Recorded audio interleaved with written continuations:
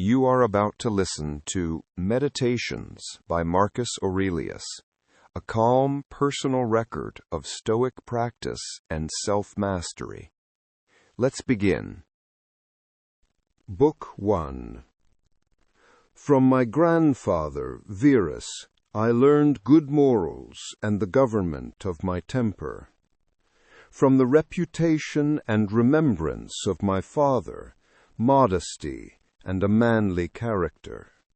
From my mother, piety and beneficence, and abstinence not only from evil deeds, but even from evil thoughts, and further, simplicity in my way of living, far removed from the habits of the rich.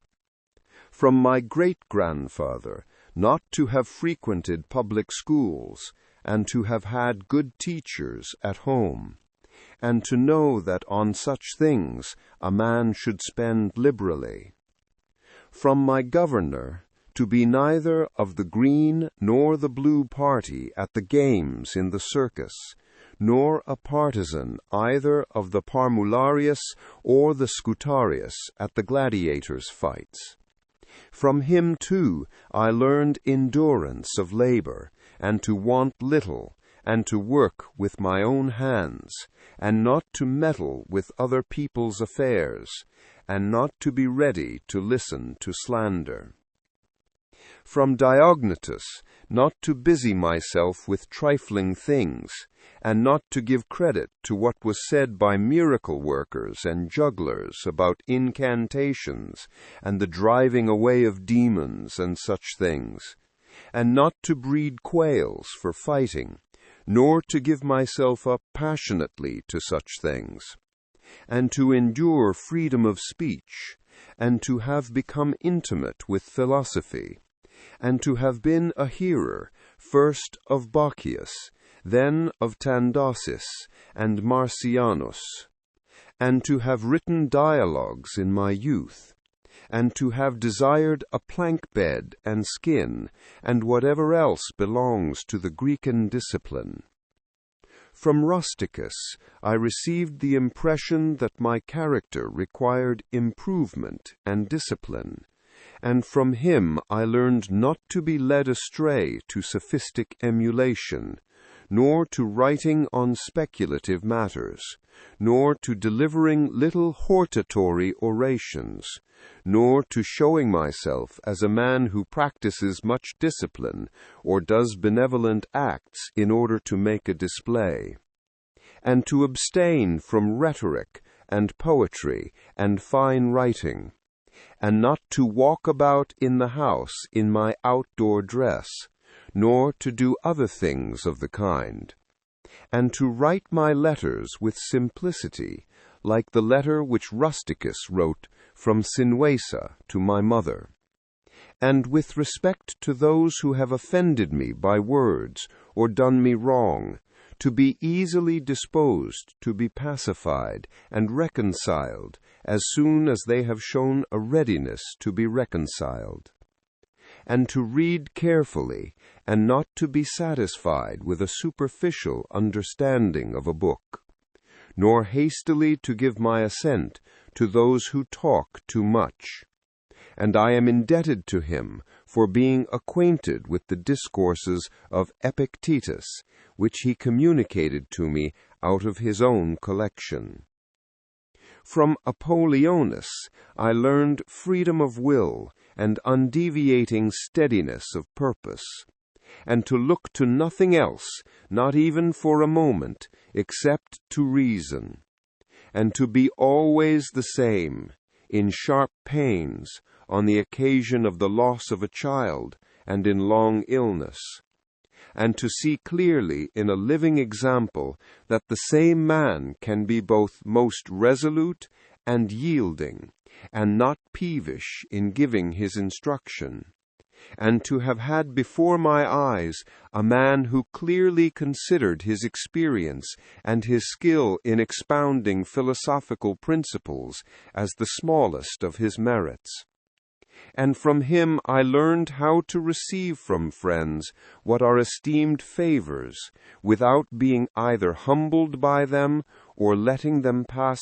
unnoticed. From Sextus, a benevolent disposition, and the example of a family governed in a fatherly manner, and the idea of living conformably to nature, and gravity without affectation, and to look carefully after the interests of friends, and to tolerate ignorant persons, and those who form opinions without consideration.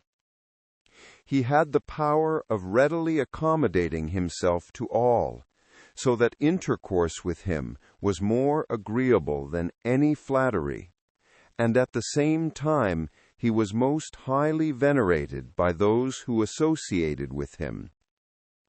And he had the faculty both of discovering and ordering in an intelligent and methodical way the principles necessary for life. And he never showed anger or any other passion, but was entirely free from passion, and also most affectionate. And he could express approbation without noisy display. And he possessed much knowledge without ostentation.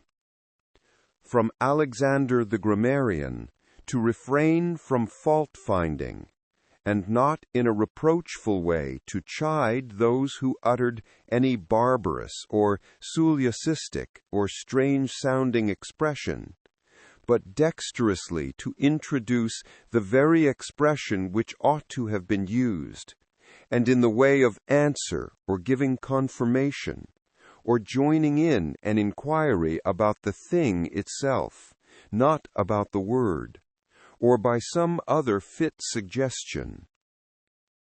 From Fronto I learned to observe what envy and duplicity and hypocrisy are in a tyrant, and that generally those among us who are called patricians are rather deficient in paternal affection. From Alexander the Platonic, not frequently, nor without necessity, to say to anyone or to write in a letter that I have no leisure, nor continually to excuse the neglect of duties required by our relation to those with whom we live, by alleging urgent occupations. From Catullus, not to be indifferent when a friend finds fault, even if he should find fault without reason, but to try to restore him to his usual disposition, and to be ready to speak well of teachers, as it is reported of Domitius and Athenodotus, and to love my children truly. From my brother Severus, to love my kin, and to love truth, and to love justice. And through him I learned to know Thrasea, Helvidius, Cato, Dion, Brutus. And from him I received the idea of a polity in which there is the same law for all, a polity administered with regard to equal rights and equal freedom of speech, and the idea of a kingly government which respects most of all the freedom of the governed. I learned from him also consistency and undeviating steadiness in my regard for philosophy, and a disposition to do good, and to give to others readily, and to cherish good hopes, and to believe that I am loved by my friends. And in him I observed no concealment of his opinions with respect to those whom he condemned, and that his friends had no need to conjecture what he wished or did not wish, but it was quite plain. From my brother Severus, to love my kin, and to love truth, and to love justice. And through him I learned to know Thrasea, Helvidius, Cato, Dion, Brutus. And from him I received the idea of a polity in which there is the same law for all, a polity administered with regard to equanimity. He was also easy in conversation, and he made himself agreeable without any offensive affectation.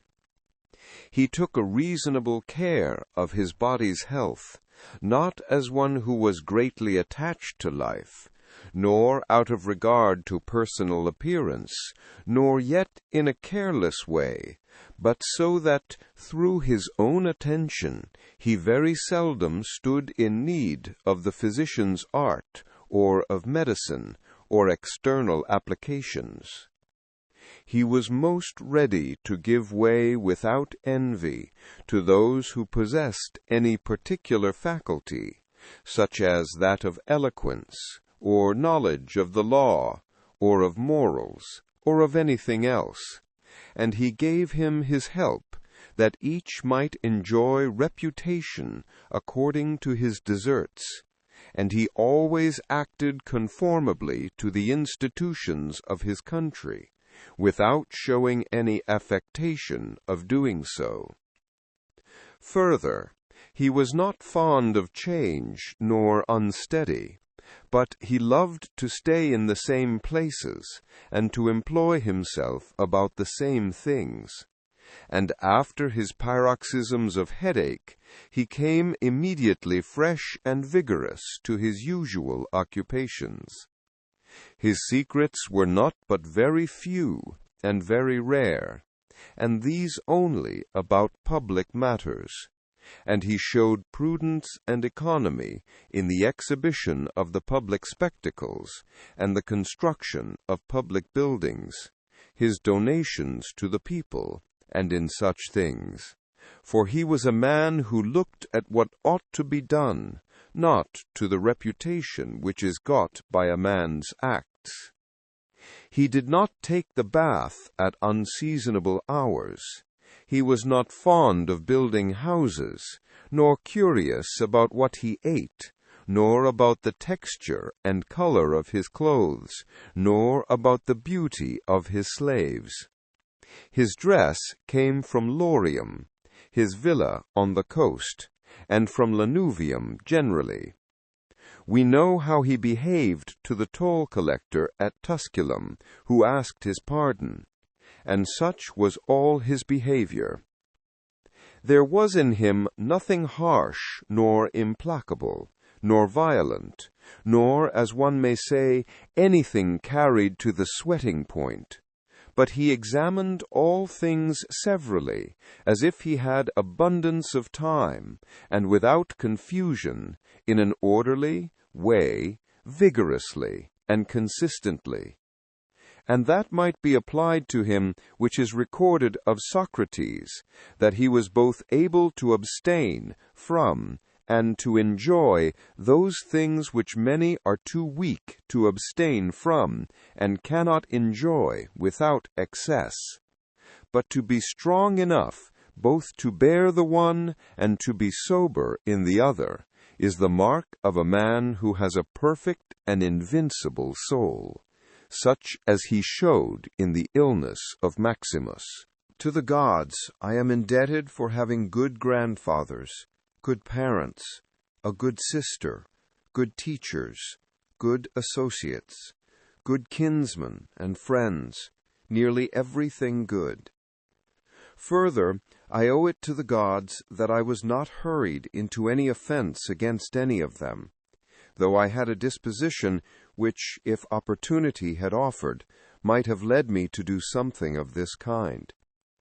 But through their favor, there never was such a concurrence of circumstances as put me to the trial. Further, I am thankful to the gods that I was not longer brought up with my grandfather's concubine, and that I preserved the flower of my youth, and that I did not make proof of my virility before the proper season, but even deferred the time. That I was subjected to a ruler and a father who was able to take away all pride from me, and to bring me to the knowledge that it is possible for a man to live in a palace without wanting either guards or embroidered dresses, or torches and statues and such like show. but that it is in such a man's power to bring himself very near to the fashion of a private person, without being for this reason either meaner in thought or more remiss in action, with respect to the things which must be done for the public interest, in a manner that befits a ruler. I thank the gods for giving me such a brother, who was able, by his moral character, to rouse me to vigilance over myself, and who at the same time pleased me by his respect and affection. That my children have not been stupid nor deformed in body, that I did not make more proficiency in rhetoric, poetry, and the other studies, in which I should perhaps have been completely engaged if I had seen that I was making progress in them. That I made haste to place those who brought me up in the station of honor which they seemed to desire, without putting them off with hope of my doing it some time after, because they were then still young. That I knew Apollonius, Rusticus, Maximus.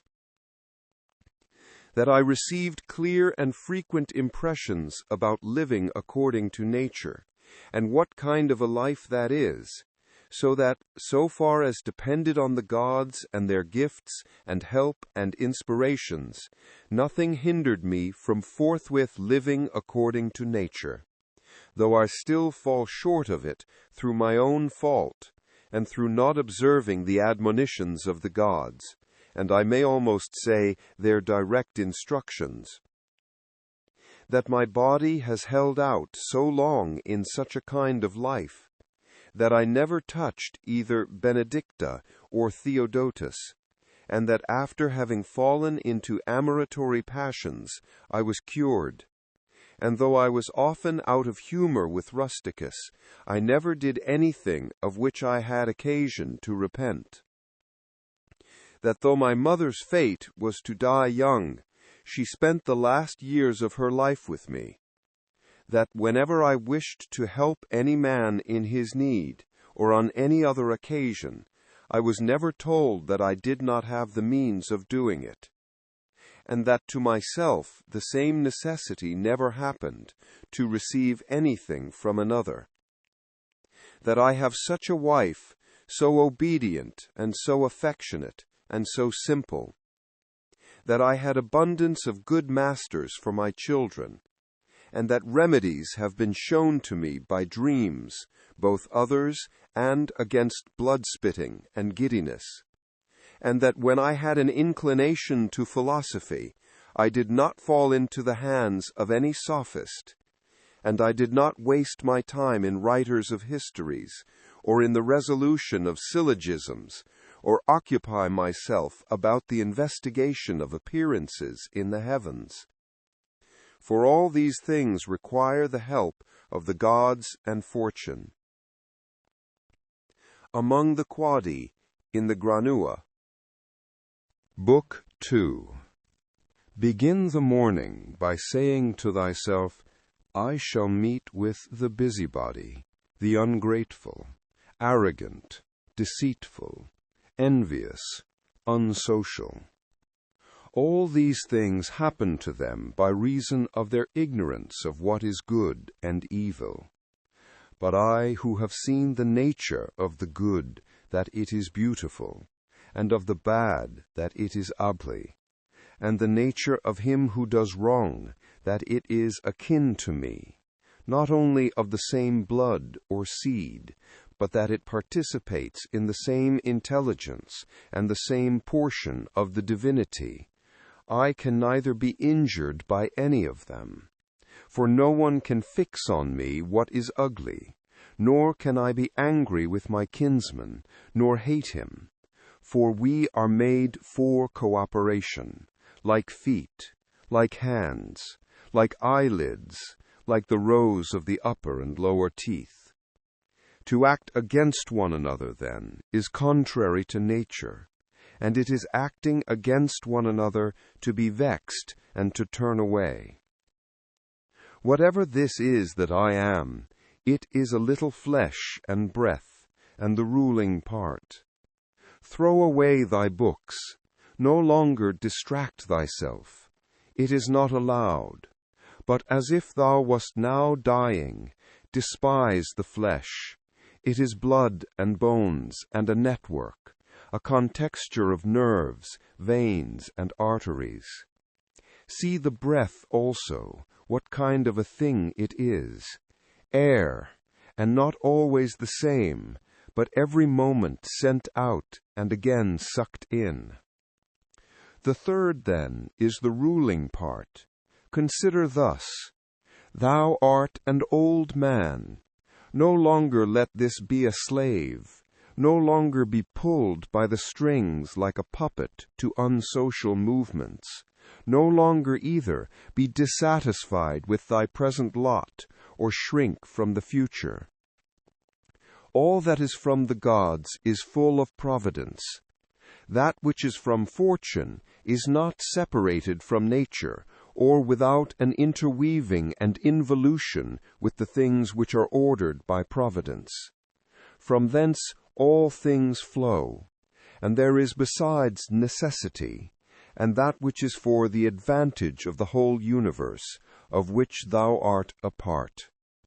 But that is good for every part of nature which the nature of the whole brings, and what serves to maintain this nature. Now the universe is preserved, as by the changes of the elements, so by the changes of things compounded of the elements. Let these principles be enough for thee. Let them always be fixed opinions. But cast away the thirst after books, that thou mayest not die murmuring, but cheerfully, truly, and from thy heart thankful to the gods. Remember how long thou hast been putting off these things, and how often thou hast received an opportunity from the gods, and yet dost not use it. Thou must now at last perceive of what universe thou art a part, and of what administrator of the universe thy existence is an efflux, and that a limit of time is fixed for thee, which if thou dost not use for clearing away the clouds from thy mind, it will go, and thou wilt go, and it will never return. Every moment think steadily as a Roman and a man, to do what thou hast in hand with perfect and simple dignity, and feeling of affection, and freedom, and justice, and to give thyself relief from all other thoughts. And thou wilt give thyself relief if thou doest every act of thy life as if it were the last, laying aside all carelessness and passionate aversion from the commands of reason, and all hypocrisy, and self-love, and discontent with the portion which has been given to thee. Thou seest how few the things are, the which if a man lays hold of, he is able to live a life which flows in quiet, and is like the existence of the gods. For the gods, on their part, will require nothing more from him who observes these things. Do wrong to thyself. Do wrong to thyself, my soul, but thou wilt no longer have the opportunity of honoring thyself. Every man's life is sufficient, but thine is nearly finished, though thy soul reverences not itself, but places thy felicity in the souls of others. Do the things external which fall upon thee distract thee? Give thyself time to learn something new and good, and cease to be whirled around. But then thou must also avoid being carried about the other way. For those too are triflers who have wearied themselves in life by their activity, and yet have no object to which to direct every movement, and, in a word, all their thoughts. Through not observing what is in the mind of another, a man has seldom been seen to be unhappy. But those who do not observe the movements of their own minds must of necessity be unhappy. This thou must always bear in mind. What is the nature of the whole, and what is my nature, and how this is related to that, and what kind of a part it is of what kind of a whole, and that there is no one who hinders thee from always doing and saying the things which are according to the nature of which thou art a part. Theophrastus, in his comparison of bad acts, such a comparison as one would make in accordance with the common notions of mankind, says, like a true philosopher, that the offenses which are committed through desire are more blamable than those which are committed through anger. For he who is excited by anger seems to turn away from reason with a certain pain and unconscious contraction. But he who offends through desire, being overpowered by pleasure, seems to be in a manner more intemperate and more womanish in his offenses. Rightly then, and in a way worthy of philosophy, he said that the offense which is committed with pleasure is more blamable than that which is committed with pain, and on the whole, the one is more like a person who has been first wronged, and through pain is compelled to be angry. But the other is moved by his own impulse to do wrong, being carried towards doing something by desire. Since it is possible that thou mayest depart from life this very moment, regulate every act and thought accordingly. But to go away from among men, if there are gods, is not a thing to be afraid of, for the gods will not involve thee in evil. But if indeed they do not exist, or if they have no concern about human affairs, what is it to me to live in a universe devoid of gods or devoid of providence? But in truth they do exist, and they do care for human things, and they have put all the means in man's power to enable him not to fall into real evils. And as to the rest, if there was anything evil, they would have provided for this also, that it should be altogether in a man's power not to fall into it.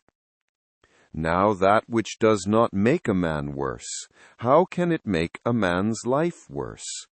But neither through ignorance, nor having the knowledge, but not the power to guard against or correct these things, is it possible that the nature of the universe has overlooked them. Nor is it possible that it has made so great a mistake, either through want of power or want of skill, that good and evil should happen indiscriminately to the good and the bad.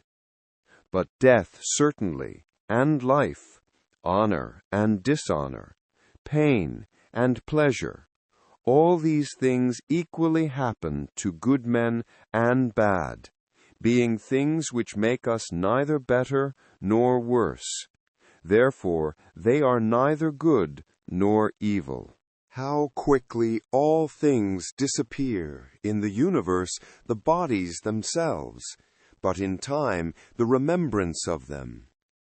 What is the nature of all sensible things, and particularly those which attract with the bait of pleasure, or terrify by pain, or are noised abroad by vapory fame?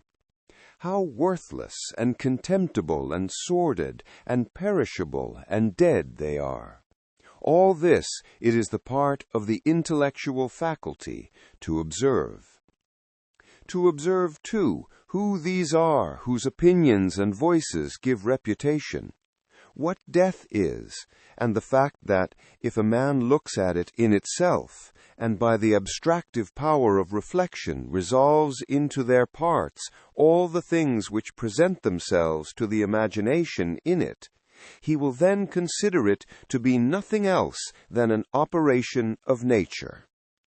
And if anyone is afraid of an operation of nature, he is a child. This, however, is not only an operation of nature, but it is also a thing which conduces to the purposes of nature.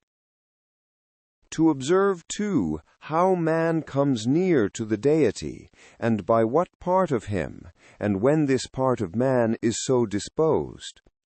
Nothing is more wretched than a man who traverses everything in a round, and pries into the things beneath the earth, as the poet says, and seeks by conjecture what is in the minds of his neighbors, without perceiving that it is sufficient to attend to the demon within him, and to reverence it sincerely.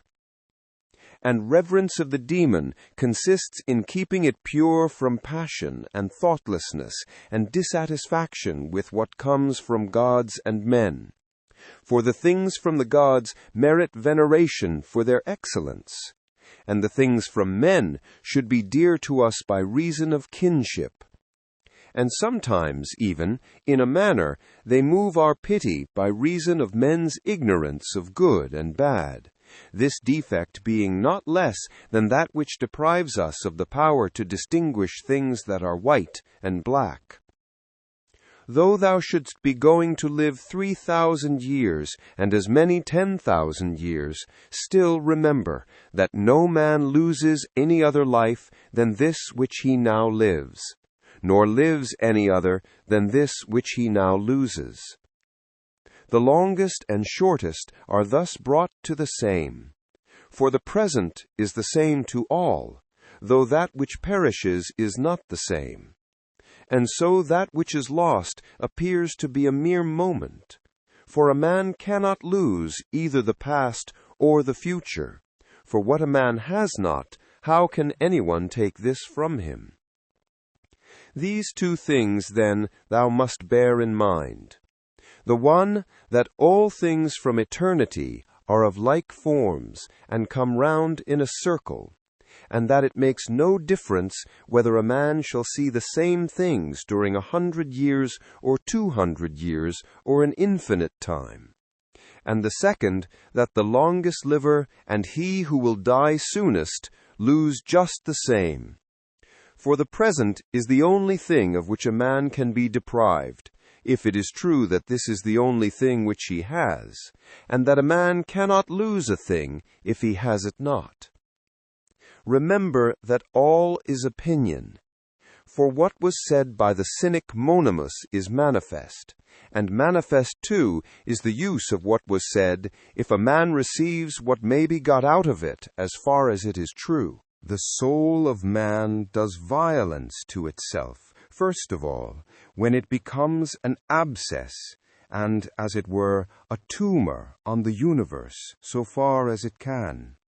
For to be vexed at anything which happens is a separation of ourselves from nature, in some part of which the natures of all other things are contained. In the next place, the soul does violence to itself when it turns away from any man, or even moves towards him with the intention of injuring, such as are the souls of those who are angry. In the third place, the soul does violence to itself when it is overpowered by pleasure or by pain. Fourthly, when it plays a part, and does or says anything insincerely and untruly. Fifthly, when it allows any act of its own and any movement to be without an aim, and does anything thoughtlessly and without considering what it is, it being right that even the smallest things be done with reference to an end. And the end of rational animals is to follow the reason and the law of the most ancient city and polity. Of human life, the time is a point, and the substance is in a flux, and the perception dull, and the composition of the whole body subject to putrefaction, and the soul a whirl, and fortune hard to divine, and fame a thing devoid of judgment. And, to say all in a word, everything which belongs to the body is a stream, and what belongs to the soul is a dream and vapor. and life is a warfare and a stranger's sojourn, and after fame is oblivion. What then is that which is able to conduct a man? One thing and only one: philosophy. But this consists in keeping the demon within a man free from violence and unharmed, superior to pains and pleasures, doing nothing without purpose, nor yet falsely and with hypocrisy, not feeling the need of another man's doing or not doing anything, and besides accepting all that happens and all that is allotted as coming from thence, wherever it is, from whence he himself came, and finally waiting for death with a cheerful mind, as being nothing else than the dissolution of the elements of which every living being is compounded. But if there is no harm to the elements themselves, in each continually changing into another, why should a man have any apprehension about the change and dissolution of all the elements? For it is according to nature, and nothing is evil which is according to nature. This Incarnuntum. Book 3. We ought to consider not only that our life is daily wasting away and a smaller part of it is left, but another thing also must be taken into the account, that if a man should live longer, it is quite uncertain whether the understanding will still continue sufficient for the comprehension of things, and retain the power of contemplation which strives to acquire the knowledge of the divine and the human. For if he shall begin to fall into dotage, perspiration and nutrition and imagination and appetite and whatever else there is of the kind will not fail, but the power of making use of ourselves and filling up the measure of our duty and clearly separating all appearances and considering whether a man should now depart from life and whatever else of the kind absolutely requires a disciplined reason, all this is already extinguished. We must make haste, then, not only because we are daily nearer to death, but also because the conception of things and the understanding of them cease first.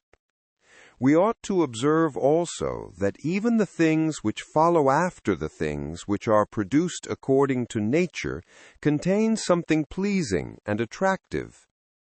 For instance, when bread is baked, some parts are split at the surface, and these parts which thus open and have a certain fashion contrary to the purpose of the baker's art are beautiful in a manner, and in a peculiar way excite a desire for eating.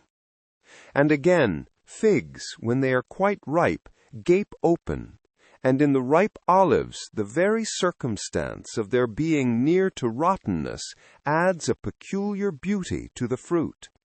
And the ears of corn bending down, and the lion's eyebrows, and the foam which flows from the mouth of wild boars, and many other things, though they are far from being beautiful if a man should examine them severally, still, because they are consequent upon the things which are formed by nature, help to adorn them, and they please the mind. So that if a man should have a feeling and deeper insight with respect to the things which are produced in the universe, there is hardly one of those which follow by way of consequence, which will not seem to him to be in a manner disposed so as to give pleasure. And so he will see even the real gaping jaws of wild beasts with no less pleasure than those which painters and sculptors show by imitation. And in an old woman and an old man he will be able to see a certain maturity and comeliness, and the attractive loveliness of young persons he will be able to look on with chaste eyes. And many such things will present themselves, not pleasing to every man, but to him only who has become truly familiar with nature and her works. Hippocrates, after curing many diseases, himself fell sick and died. The Chaldei foretold the deaths of many, and then fate caught them too. Alexander and Pompeius and Caius Caesar, after so often completely destroying whole cities and in battle cutting to pieces many 10,000s of cavalry and infantry, themselves too at last departed from life. Heraclitus, after so many speculations on the conflagration of the universe, was filled with water internally and died, smeared all over with mud. And lice destroyed Democritus, and other lice killed Socrates. What means all this? Thou hast embarked, thou hast made the voyage, thou art come to shore, get out. If indeed to another life there is no want of gods, not even there. But if to a state without sensation, thou wilt cease to be held by pains and pleasures, and to be a slave to the vessel, which is as much inferior as that which serves it is superior. For the one is intelligence and deity, the other is earth and corruption. Do not waste the remainder of thy life in thoughts about others, when thou dost not refer thy thoughts to some object of common utility, for thou losest the opportunity of doing something else when thou hast such thoughts as these. What is such a person doing, and why? And what is he saying? And what is he thinking of? And what is he contriving? And whatever else of the kind makes us wander away from the observation of our own ruling power. We ought then to check in the series of our thoughts everything that is without a purpose and useless, but most of all the over-curious feeling and the malignant. And a man should use himself to think of those things only about which, if one should suddenly ask, "What hast thou now in thy thoughts?" with perfect openness thou mightest immediately answer this or that, so that from thy words it should be plain that everything in thee is simple and benevolent, and such as befits a social animal, and one that cares not for thoughts about pleasure or sensual enjoyments at all, nor has any rivalry or envy and suspicion, or anything else for which thou wouldst blush if thou shouldest say that thou hadst it in thy mind.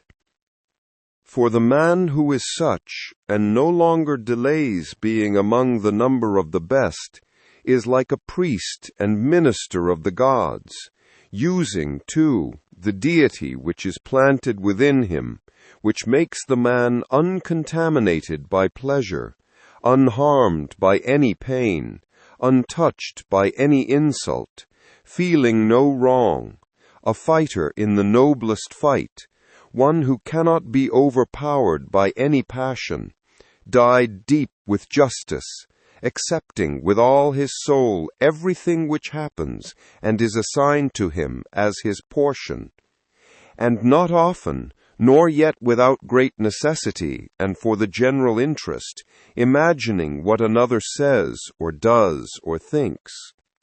For it is only what belongs to himself that he makes the matter for his activity, and he constantly thinks of that which is allotted to himself out of the sum total of things, and he makes his own acts fair, and he is persuaded that his own portion is good. For the lot which is assigned to each man is carried along with him, and carries him along with it.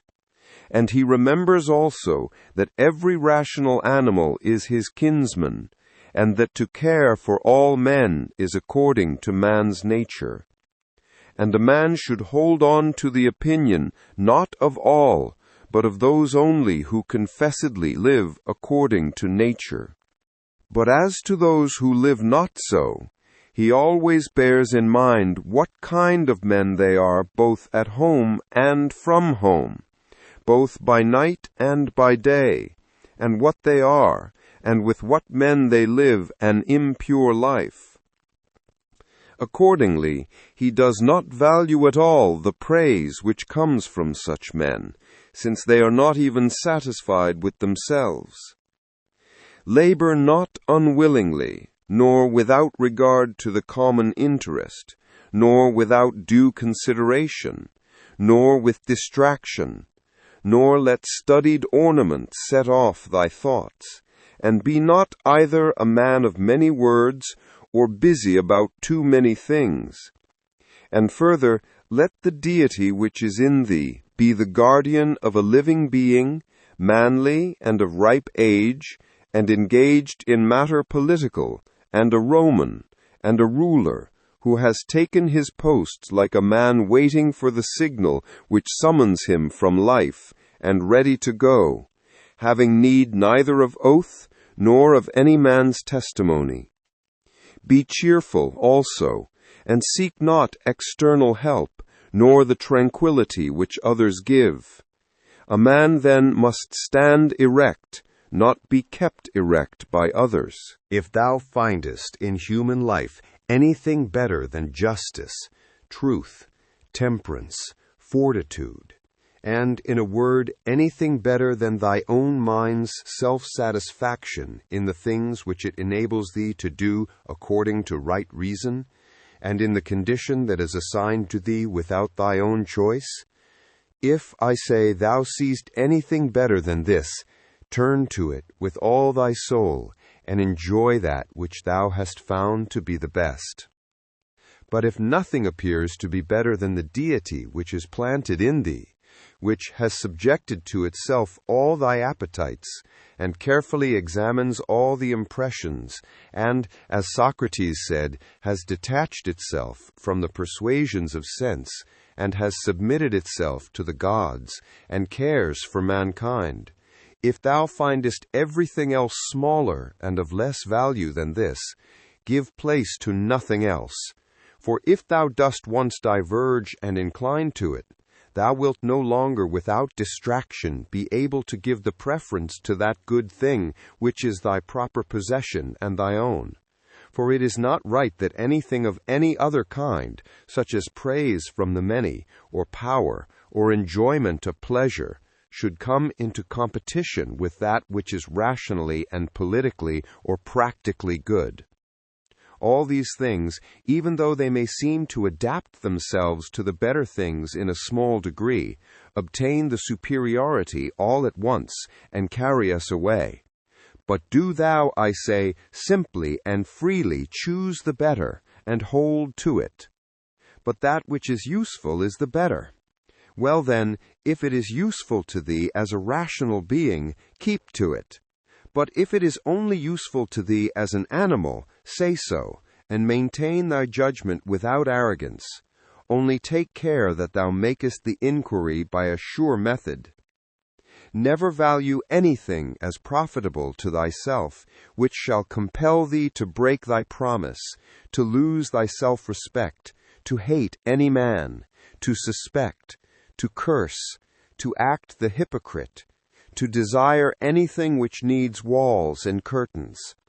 For he who has preferred to everything intelligence and daemon, and the worship of its excellence, acts no tragic part, does not groan, will not need either solitude or much company, and what is chief of all, he will live without either pursuing or flying from death.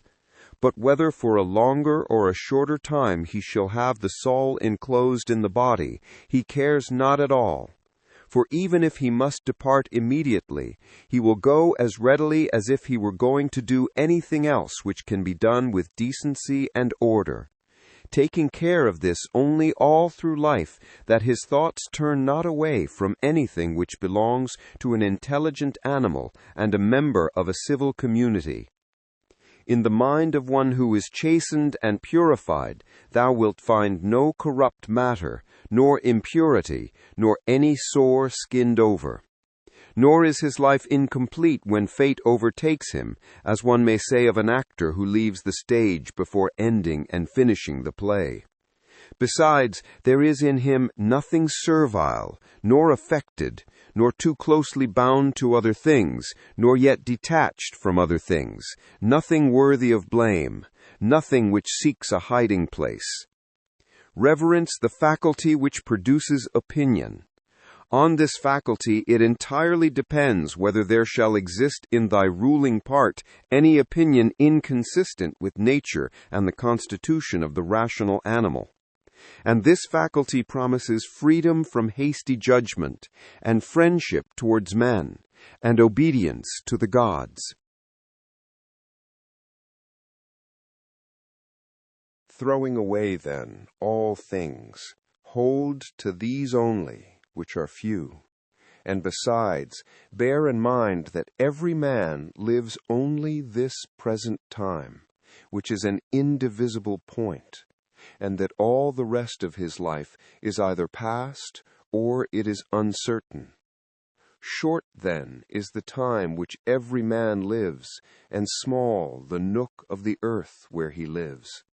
And short, too, the longest posthumous fame, and even this only continued by a succession of poor human beings, who will very soon die, and who know not even themselves, much less him who died long ago. To the aids which have been mentioned, let this one still be added. Make for thyself a definition or description of the thing which is presented to thee, so as to see distinctly what kind of a thing it is in its substance, in its nudity, in its complete entirety, and tell thyself its proper name, and the names of the things of which it has been compounded, and into which it will be resolved.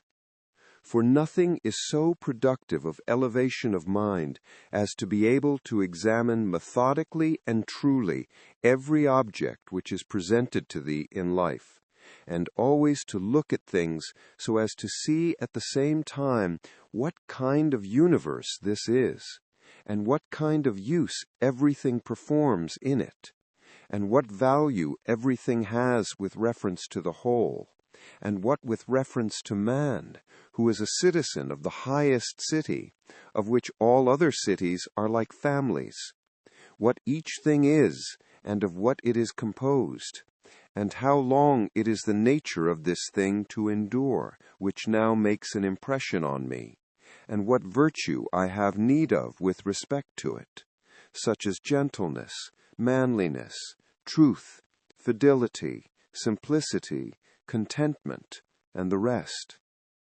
Wherefore, on every occasion, a man should say, "This comes from God," and this is according to the apportionment and spinning of the thread of destiny, and such like coincidence and chance.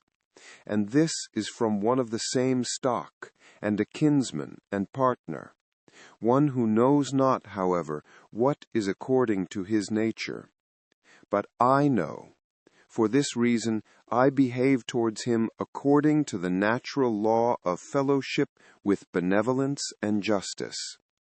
At the same time, however, in things indifferent, I attempt to ascertain the value of each.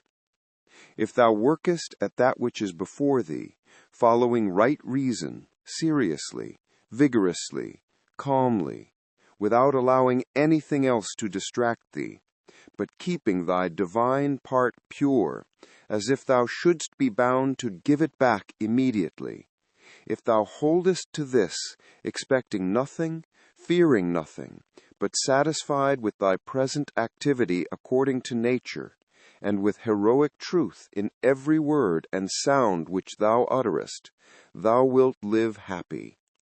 And there is no man who is able to prevent this.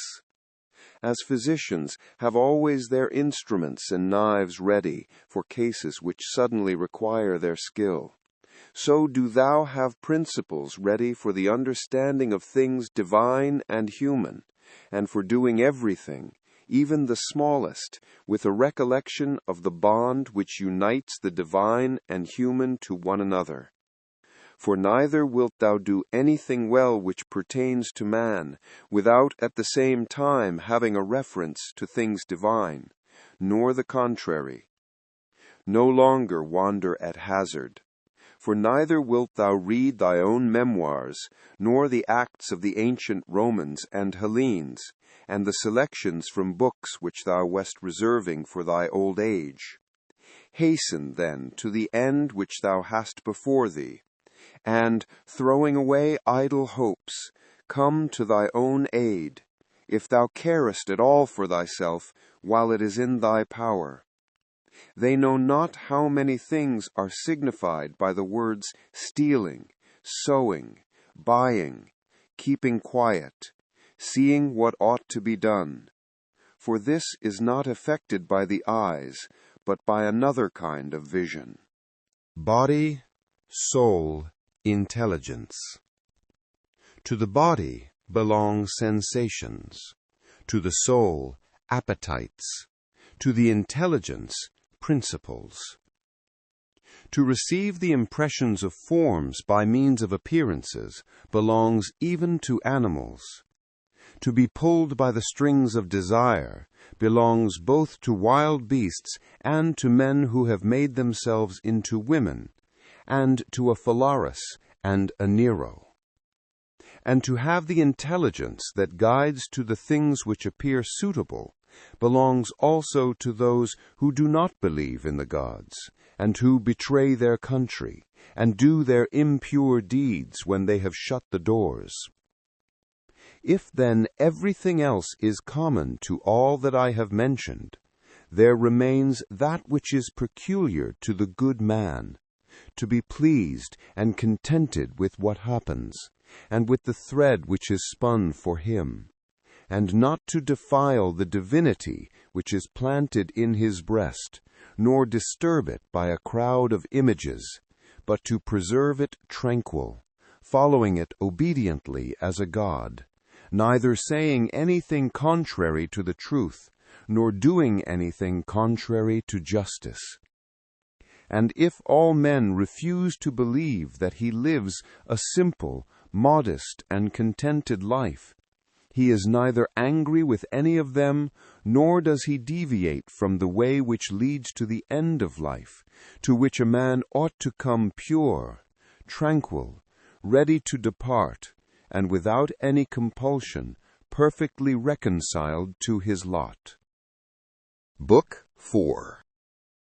That which rules within, when it is according to nature, is so affected with respect to the events which happen, that it always easily adapts itself to that which is and is presented to it, for it requires no definite material, but it moves towards its purpose under certain conditions, however, and it makes a material for itself out of that which opposes it, as fire lays hold of what falls into it, by which a small light would have been extinguished.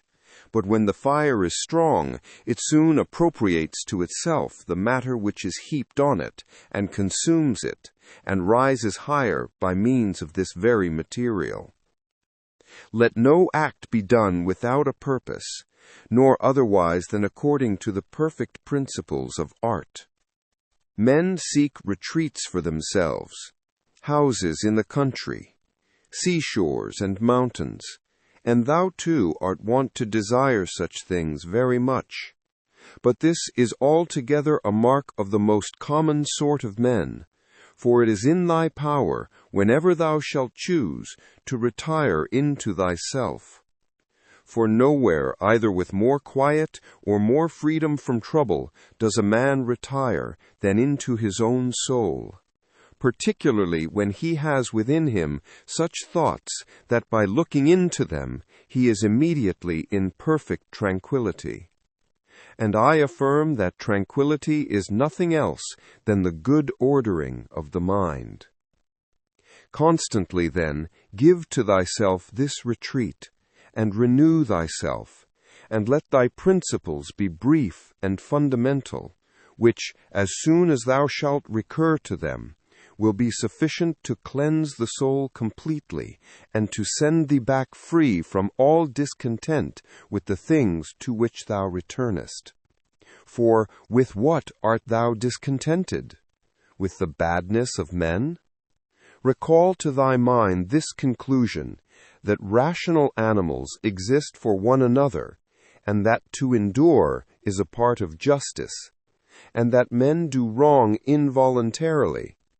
And consider how many already, after mutual enmity, suspicion, hatred, and fighting, have been stretched dead, reduced to ashes, and be quiet at last. But perhaps thou art dissatisfied with that which is assigned to thee out of the universe. Recall to thy recollection this alternative. Either there is providence, or atoms, fortuitous concurrence of things. Or remember the arguments by which it has been proved that the world is a kind of political community, and be quiet at last. But perhaps corporeal things will still fasten upon thee. Consider then further that the mind mingles not with the breath, whether moving gently or violently, when it has once drawn itself apart and discovered its own power. And think also of all that thou hast heard and assented to about pain and pleasure, and be quiet at last.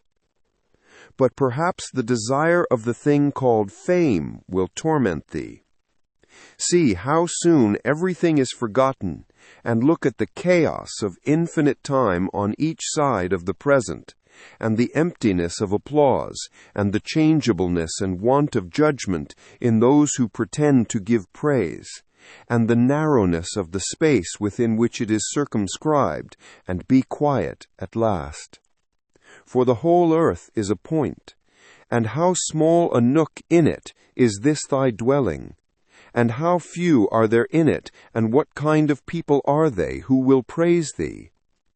This then remains. Remember to retire into this little territory of your own, and above all, do not distract or strain yourself, but be free, and look at things as a man, as a human being, as a citizen, as a mortal. But among the things readiest to thy hand to which thou shalt turn, let there be these, which are two. One is that things do not touch the soul, for they are external and remain immovable, but our perturbations come only from the opinion which is within. The other is that all these things which thou seest change immediately and will no longer be. And constantly bear in mind how many of these changes thou hast already witnessed. The universe is transformation. Life is opinion. If our intellectual part is common, the reason also, in respect of which we are rational beings, is common. If this is so, common also is the reason which commands us what to do and what not to do. If this is so, there is a common law also. If this is so, we are fellow citizens.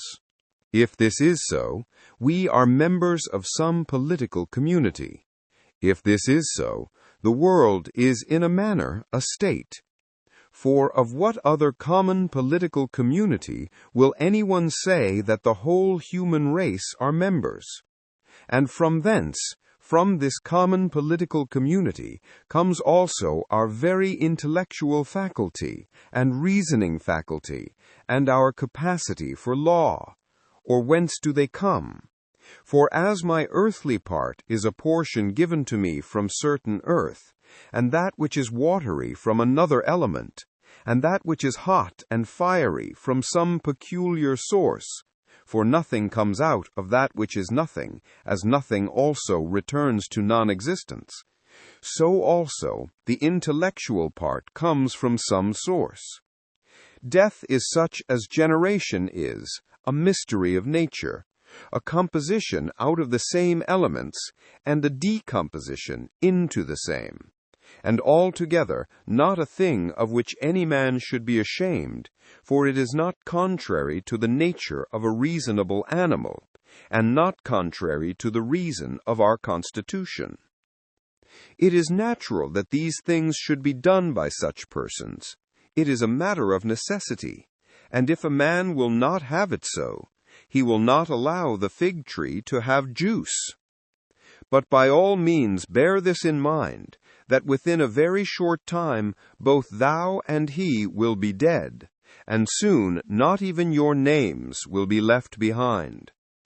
Take away thy opinion, and then there is taken away the complaint, I have been harmed. Take away the complaint, I have been harmed, and the harm is taken away. That which does not make a man worse than he was, also does not make his life worse, nor does it harm him either from without or from within. The nature of that which is universally useful has been compelled to do this. Consider that everything which happens, happens justly, and if thou observest carefully, thou wilt find it to be so. I do not say only with respect to the continuity of the series of things, but with respect to what is just, and as if it were done by one who assigns to each thing its value. Observe then as thou hast begun, and whatever thou doest, do it in conjunction with this, the being good, and in the sense in which a man is properly understood to be good. Keep to this in every action. Do not have such an opinion of things as he has who does thee wrong, or such as he wishes thee to have, but look at them as they are in truth. A man should always have these two rules in readiness. The one, to do only whatever the reason of the ruling and legislating faculty may suggest for the use of men. The other, to change thy opinion, if there is anyone at hand who sets thee right and moves thee from any opinion. But this change of opinion must proceed only from a certain persuasion, as of what is just, or of common advantage, and the like, not because it appears pleasant or brings reputation. Hast thou reason? I have. Why then dost thou not use it? For if this does its own work, what else dost thou wish? Thou hast existed as a part. Thou shalt disappear in that which produced thee, but rather thou shalt be received back into its seminal principle by transmutation. Many grains of frankincense on the same altar. One falls before, another falls after, but it makes no difference. Within 10 days thou wilt seem a god to those to whom thou art now a beast and an ape, if thou wilt return to thy principles and the worship of reason. Do not act as if thou wert going to live 10,000 years. Death hangs over thee.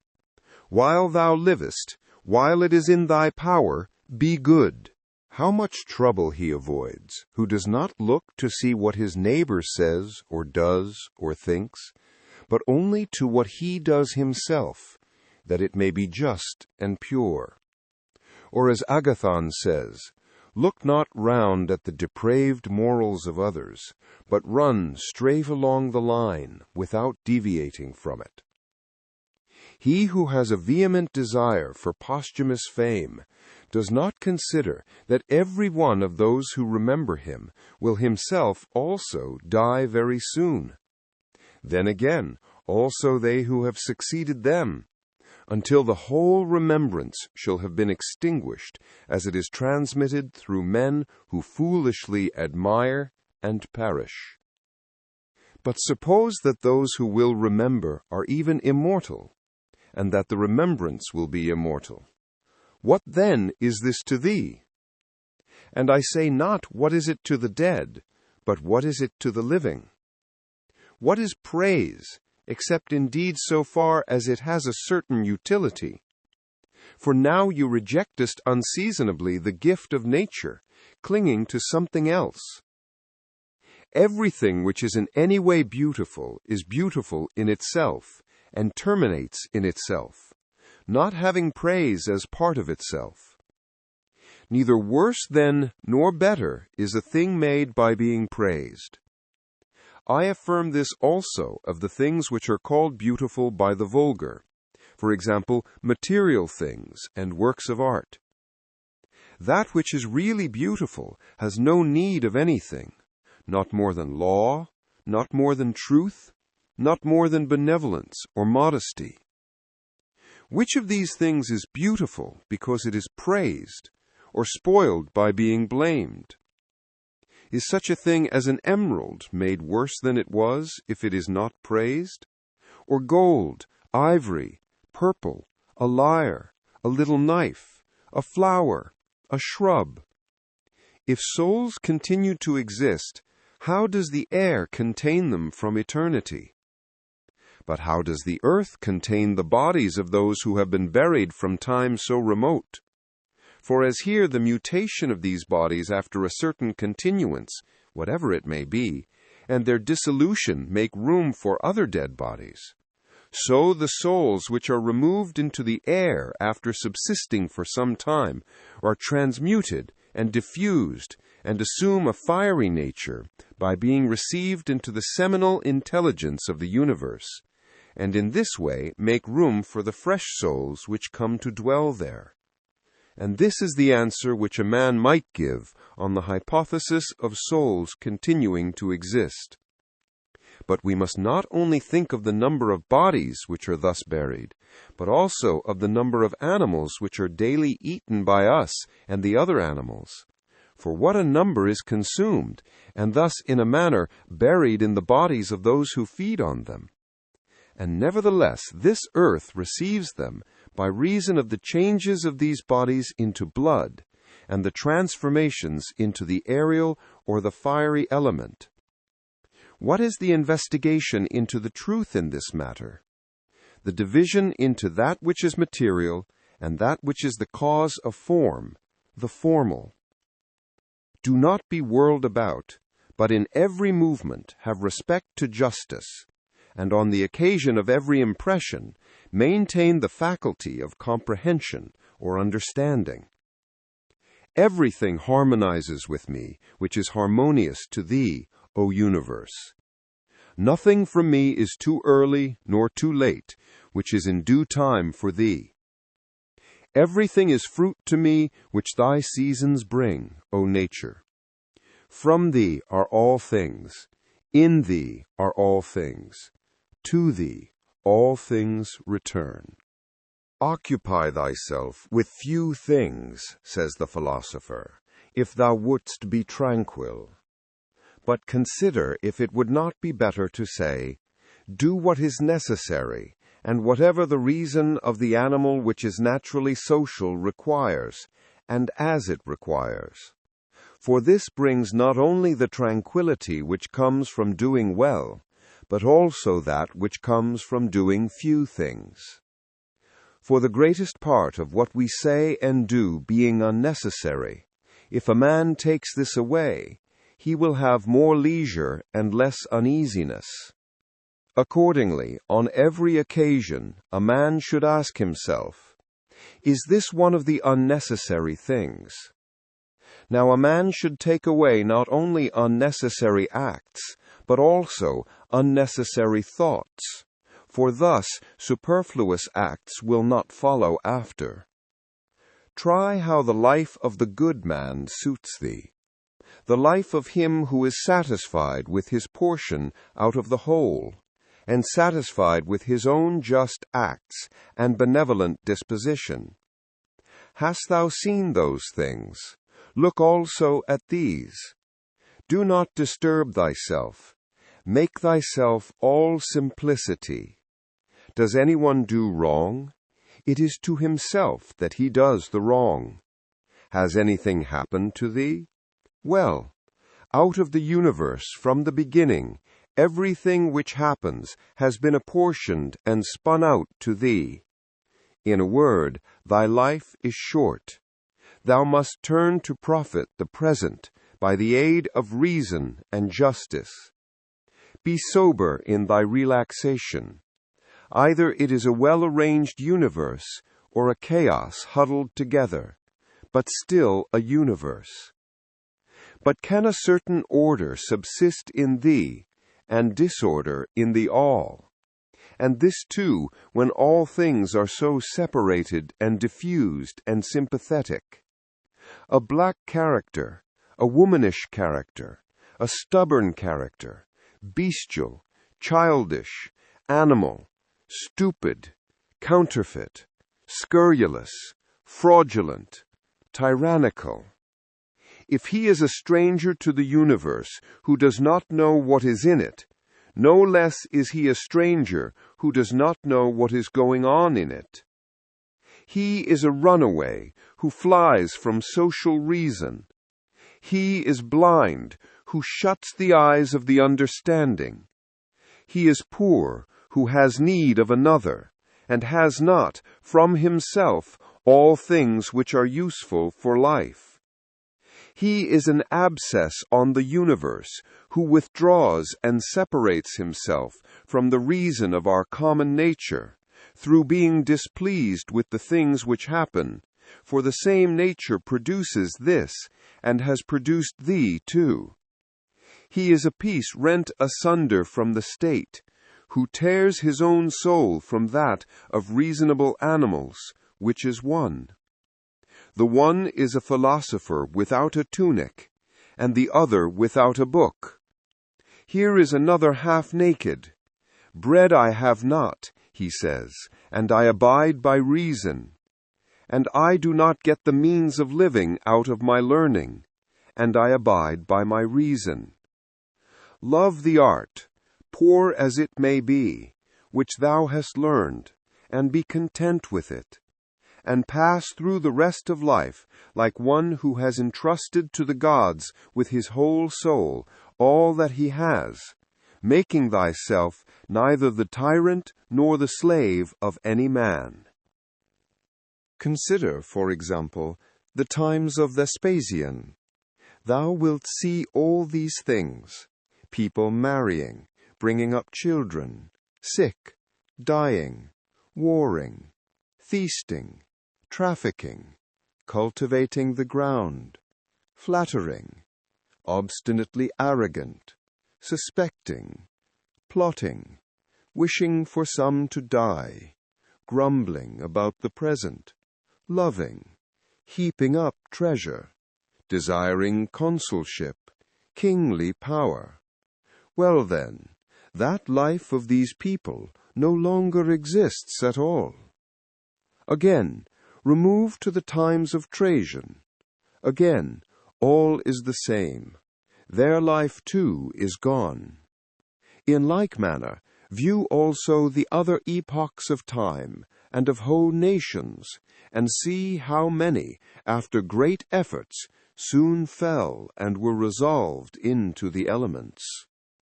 But chiefly thou shouldst think of those whom thou hast thyself known, distracting themselves about idle things, neglecting to do what was in accordance with their proper constitution, and to hold firmly to this, and to be content with it.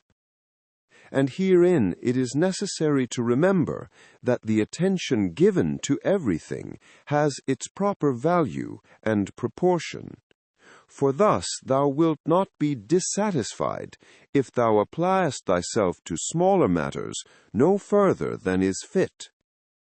The words which were formerly familiar are now antiquated.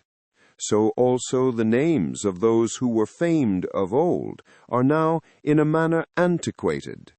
Camillus, Caeso, Volessus, Leonatus, and a little after also Scipio, and Cato, then Augustus, then also Hadrian, and Antoninus. For all things soon pass away, and become a mere tale, and complete oblivion soon buries them. And I say this of those who have shone in a wondrous way. For the rest, as soon as they have breathed out their breath, they are gone, and no man speaks of them. And, to conclude the matter, what is even an eternal remembrance? A mere nothing. What then is that about which we ought to employ our serious pains? This one thing, thoughts just, and acts social, and words which never lie, and a disposition which gladly accepts all that happens as necessary, as usual, as flowing from a principle and source of the same kind. Willingly give thyself up to Clotho, one of the Fates, allowing her to spin thy thread into whatever thing she pleases. Everything is only for a day, both that which remembers and that which is remembered. Observe constantly that all things take place by change, and accustom thyself to consider that the nature of the universe loves nothing so much as to change the things which are and to make new things like them. For everything that exists is in a manner the seed of that which will be. But thou art thinking only of seeds which are cast into the earth or into a womb. But this is a very vulgar notion. Thou wilt soon die, and thou art not yet simple, not free from perturbations, nor without suspicion of being hurt by external things, nor kindly disposed towards all. Nor dost thou yet place wisdom only in acting justly. Examine men's ruling principles, even of those of the wise, what kind of things they avoid, and what kind they pursue. What is evil to thee does not subsist in the ruling principle of another, nor yet in any turning and mutation of thy corporeal covering. Where is it then? It is in that part of thee in which subsists the power of forming opinions about evils. Let this power, then, not form such opinions, and all is well. And if that which is nearest to it, the poor body, is burnt, filled with matter and rottenness, nevertheless let the part which forms opinions about these things be quiet. That is, let it judge that nothing is either bad or good which can happen equally to the bad man and the good. For that which happens equally to him who lives contrary to nature, and to him who lives according to nature, is neither according to nature nor contrary to nature. Constantly regard the universe as one living being, having one substance and one soul, and observe how all things have reference to one perception, the perception of this one living being, and how all things act with one movement, and how all things are the cooperating causes of all things which exist. Observe, too, the continuous spinning of the thread, and the contexture of the web. Thou art a little soul bearing about a corpse, as Epictetus used to say. It is no evil for things to undergo change, and no good for things to subsist in consequence of change. Time is like a river made up of the events which happen, and a violent stream, for as soon as a thing has been seen, it is carried away, and another comes in its place, and this will be carried away too. Everything which happens is as familiar and well known as the rose in spring and the fruit in summer, for such is disease and death and calumny and treachery, and whatever else delights fools or vexes them. In the series of things, those which follow are always aptly fitted to those which have gone before. For this series is not like a mere enumeration of disjointed things, which has only a necessary sequence, but it is a rational connection, and as all existing things are arranged together harmoniously, so the things which come into existence exhibit no mere succession, but a certain wonderful relationship. Always remember the saying of Heraclitus that the death of earth is to become water, and the death of water is to become air, and the death of air is to become fire, and reversely. And think too of him who forgets whither the way leads, and that men quarrel with that with which they are most constantly in communion, the reason which governs the universe, and the things which daily meet with seem to them strange. And consider that we ought not to act and speak as if we were asleep, for even in sleep we seem to act and speak, and that we ought not, like children who learn from their parents, simply to act and speak as we have been taught. If any god told thee that thou shalt die tomorrow, or certainly on the day after tomorrow, thou wouldst not care much whether it was on the third day or on the morrow, unless thou wast in the highest degree mean-spirited. For how small is the difference? So think it no great thing to die after as many years as thou canst name, rather than tomorrow. Think continually how many physicians are dead after often contracting their eyebrows over the sick, and how many astrologers after predicting with great pretensions the deaths of others, and how many philosophers after endless discourses on death or immortality. How many heroes after killing thousands, and how many tyrants who have used their power over men's lives with terrible insolence as if they were immortal, and how many cities are entirely dead, so to speak, Helicity, and Pompeii, and Herculaneum, and others innumerable. Add to the reckoning all whom thou hast known, one after another.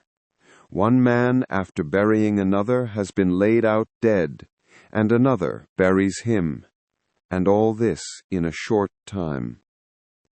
To conclude, always observe how ephemeral and worthless human things are, and what was yesterday a little mucus, tomorrow will be a mummy or ashes.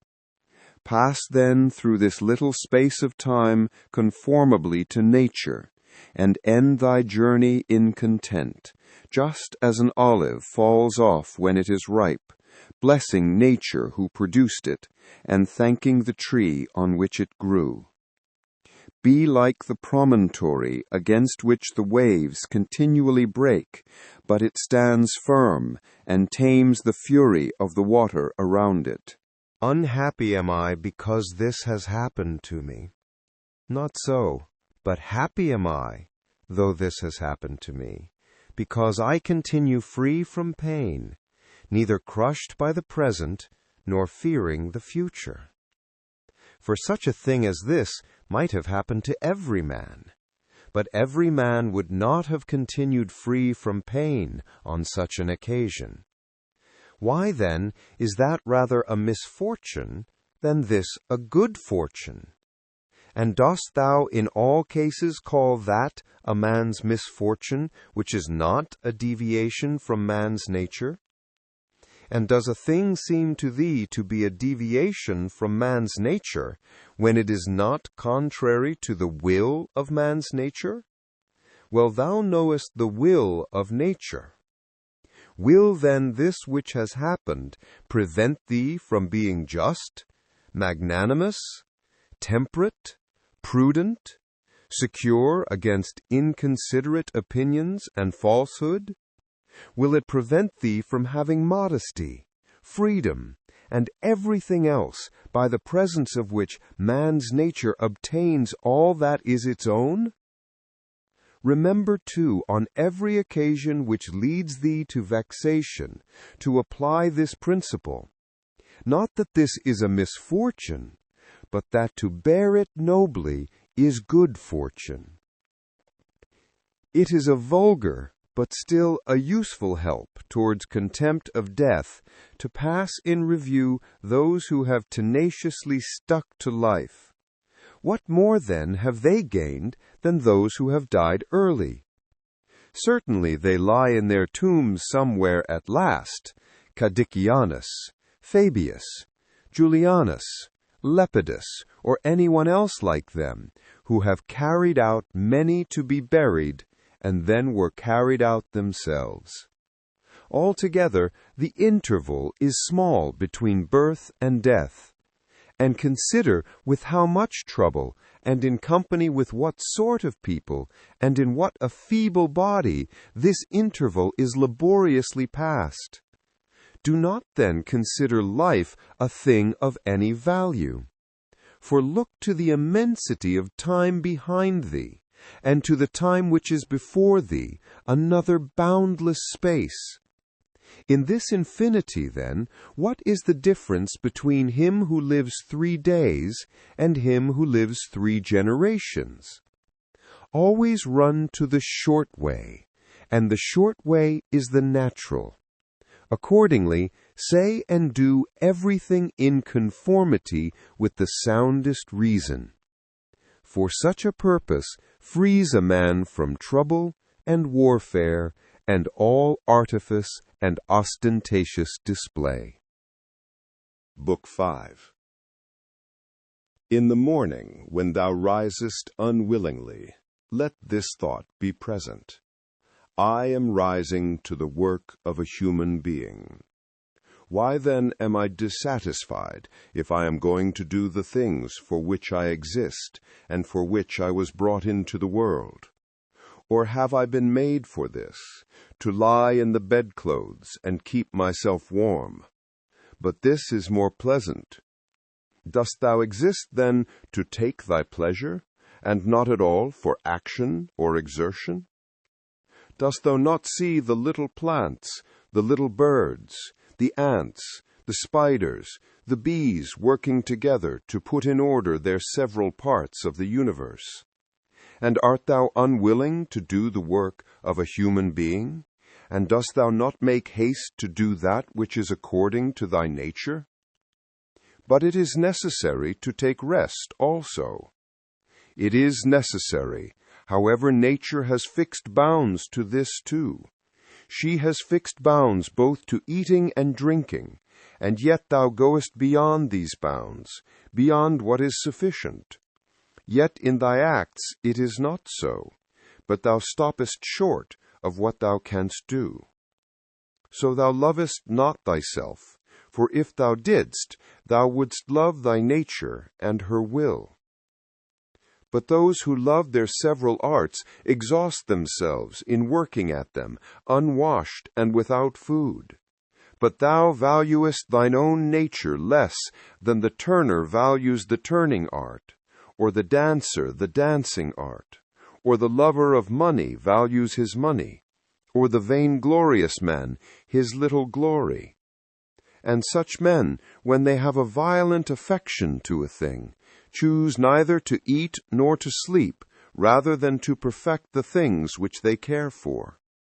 But are the acts which concern society more vile in thy eyes, and less worthy of thy labor?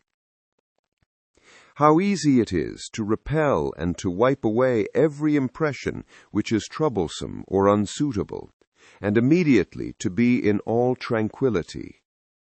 Judge every word and deed which are according to nature to be fit for thee, and be not diverted by the blame which follows from any people, nor by their words. But if a thing is good to be done or said, do not consider it unworthy of thee. For those persons have their peculiar leading principle, and follow their peculiar movement, which things do not thou regard, but go straight on, following thine own nature and the common nature, and the way of both is one.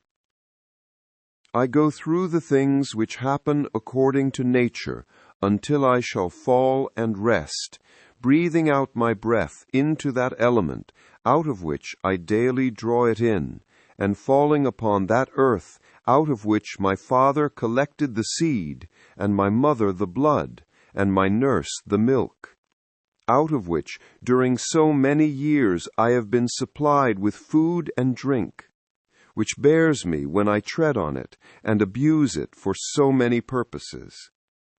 Thou sayest, men cannot admire the sharpness of thy wits. Be it so. But there are many other things of which thou canst not say, I am not formed for them by nature. Show those qualities, then, which are altogether in thy power: sincerity, gravity, endurance of labor, aversion to pleasure, contentment with thy portion and with few things, benevolence, frankness, no love of superfluity, freedom from trifling, magnanimity.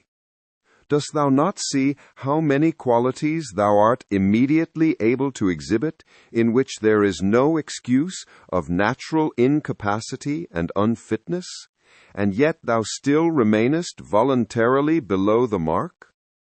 Or art thou compelled through being defectively furnished by nature to murmur, and to be stingy, and to flatter, and to find fault with thy poor body, and to try to please men, and to make great display, and to be so restless in thy mind? No, by the gods, but thou mightest have been delivered from these things long ago. Only if in truth thou canst be charged with being rather slow and dull of comprehension, thou must exert thyself about this also, not neglecting it, nor yet taking pleasure in thy dullness. One man, when he has done a service to another, is ready to set it down to his account as a favor conferred. Another is not ready to do this, but still in his own mind he thinks of the man as his debtor, and he knows what he has done. A third, in a manner, does not even know what he has done, but he is like a vine which has produced grapes and seeks for nothing more after it has once produced its proper fruit. As a horse when he has run, a dog when it has tracked the game, a bee when it has made the honey, so a man, when he has done a good act, does not call out for others to come and see, but he goes on to another act, as a vine goes on to produce again the grapes in season. Must a man then be one of these, who in a manner act thus without observing it? Yes. But this very thing is necessary, the observation of what a man is doing. For, it may be said, it is characteristic of the social animal to perceive that he is working in a social manner, and indeed to wish that his social partner also should perceive it. It is true what thou sayest, but thou dost not rightly understand what is now said, and for this reason thou wilt become one of those of whom I spoke before, for even they are misled by a certain show of reason. But if thou wilt choose to understand the meaning of what is said, do not fear that for this reason thou wilt omit any social act. A prayer of the Athenians. Rain, rain, O dear Zeus, down on the plowed fields of the Athenians and on the plains. In truth, we ought not to pray at all, or we ought to pray in this simple and noble fashion. Just as we must understand when it is said that Asclepius prescribed to this man horse exercise, or bathing in cold water, or going without shoes, so we must understand it when it is said that the nature of the universe prescribed to this man disease, or mutilation, or loss, or anything else of the kind. For in the first case, prescribed means something like this: he prescribed this for this man as a thing adapted to procure health. And in the second case, it means that which happens to, or suits, every man is fixed in a manner for him suitably to his destiny. For this is what we mean when we say that things are suitable to us, as the workmen say of squared stones in walls or the pyramids, that they are suitable, when they fit them to one another in some kind of connection.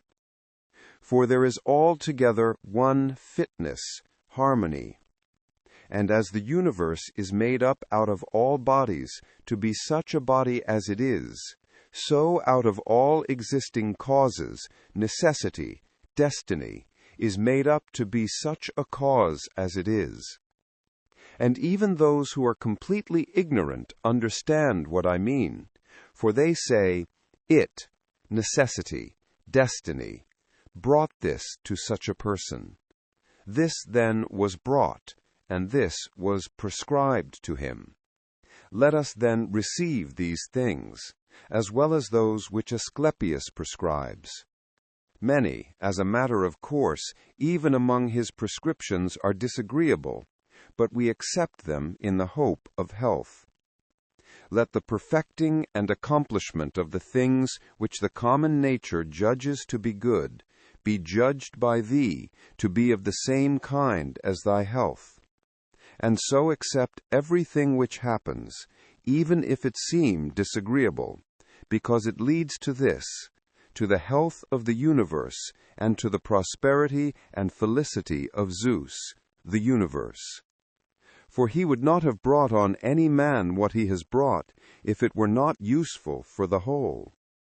Neither does the nature of anything, whatever it may be, cause anything which is not suitable to that which is directed by it. For 2 reasons, then, it is right to be content with that which happens to thee. The one, because it was done for thee, and prescribed for thee, and, in a manner, had reference to thee, originally from the most ancient causes, spun with thy destiny. And the other, because even that which comes severally to every man is to the power which administers the universe a cause of felicity and perfection, nay, even of its very continuance. For the integrity of the whole is mutilated if thou cuttest off anything whatever from the conjunction and the continuity of either the parts or of the causes.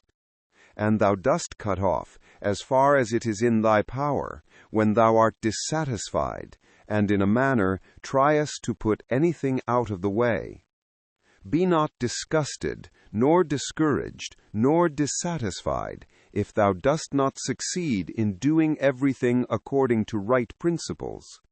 But when thou hast failed, return back again, and be content if the greater part of what thou dost is consistent with man's nature, and love this to which thou returnest, and do not return to philosophy as if she were a master, but act like those who have sore eyes, and apply a bit of sponge and egg, or as another applies a plaster, or drenching with water.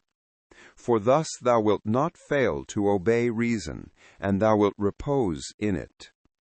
And remember that philosophy requires only the things that thy nature requires.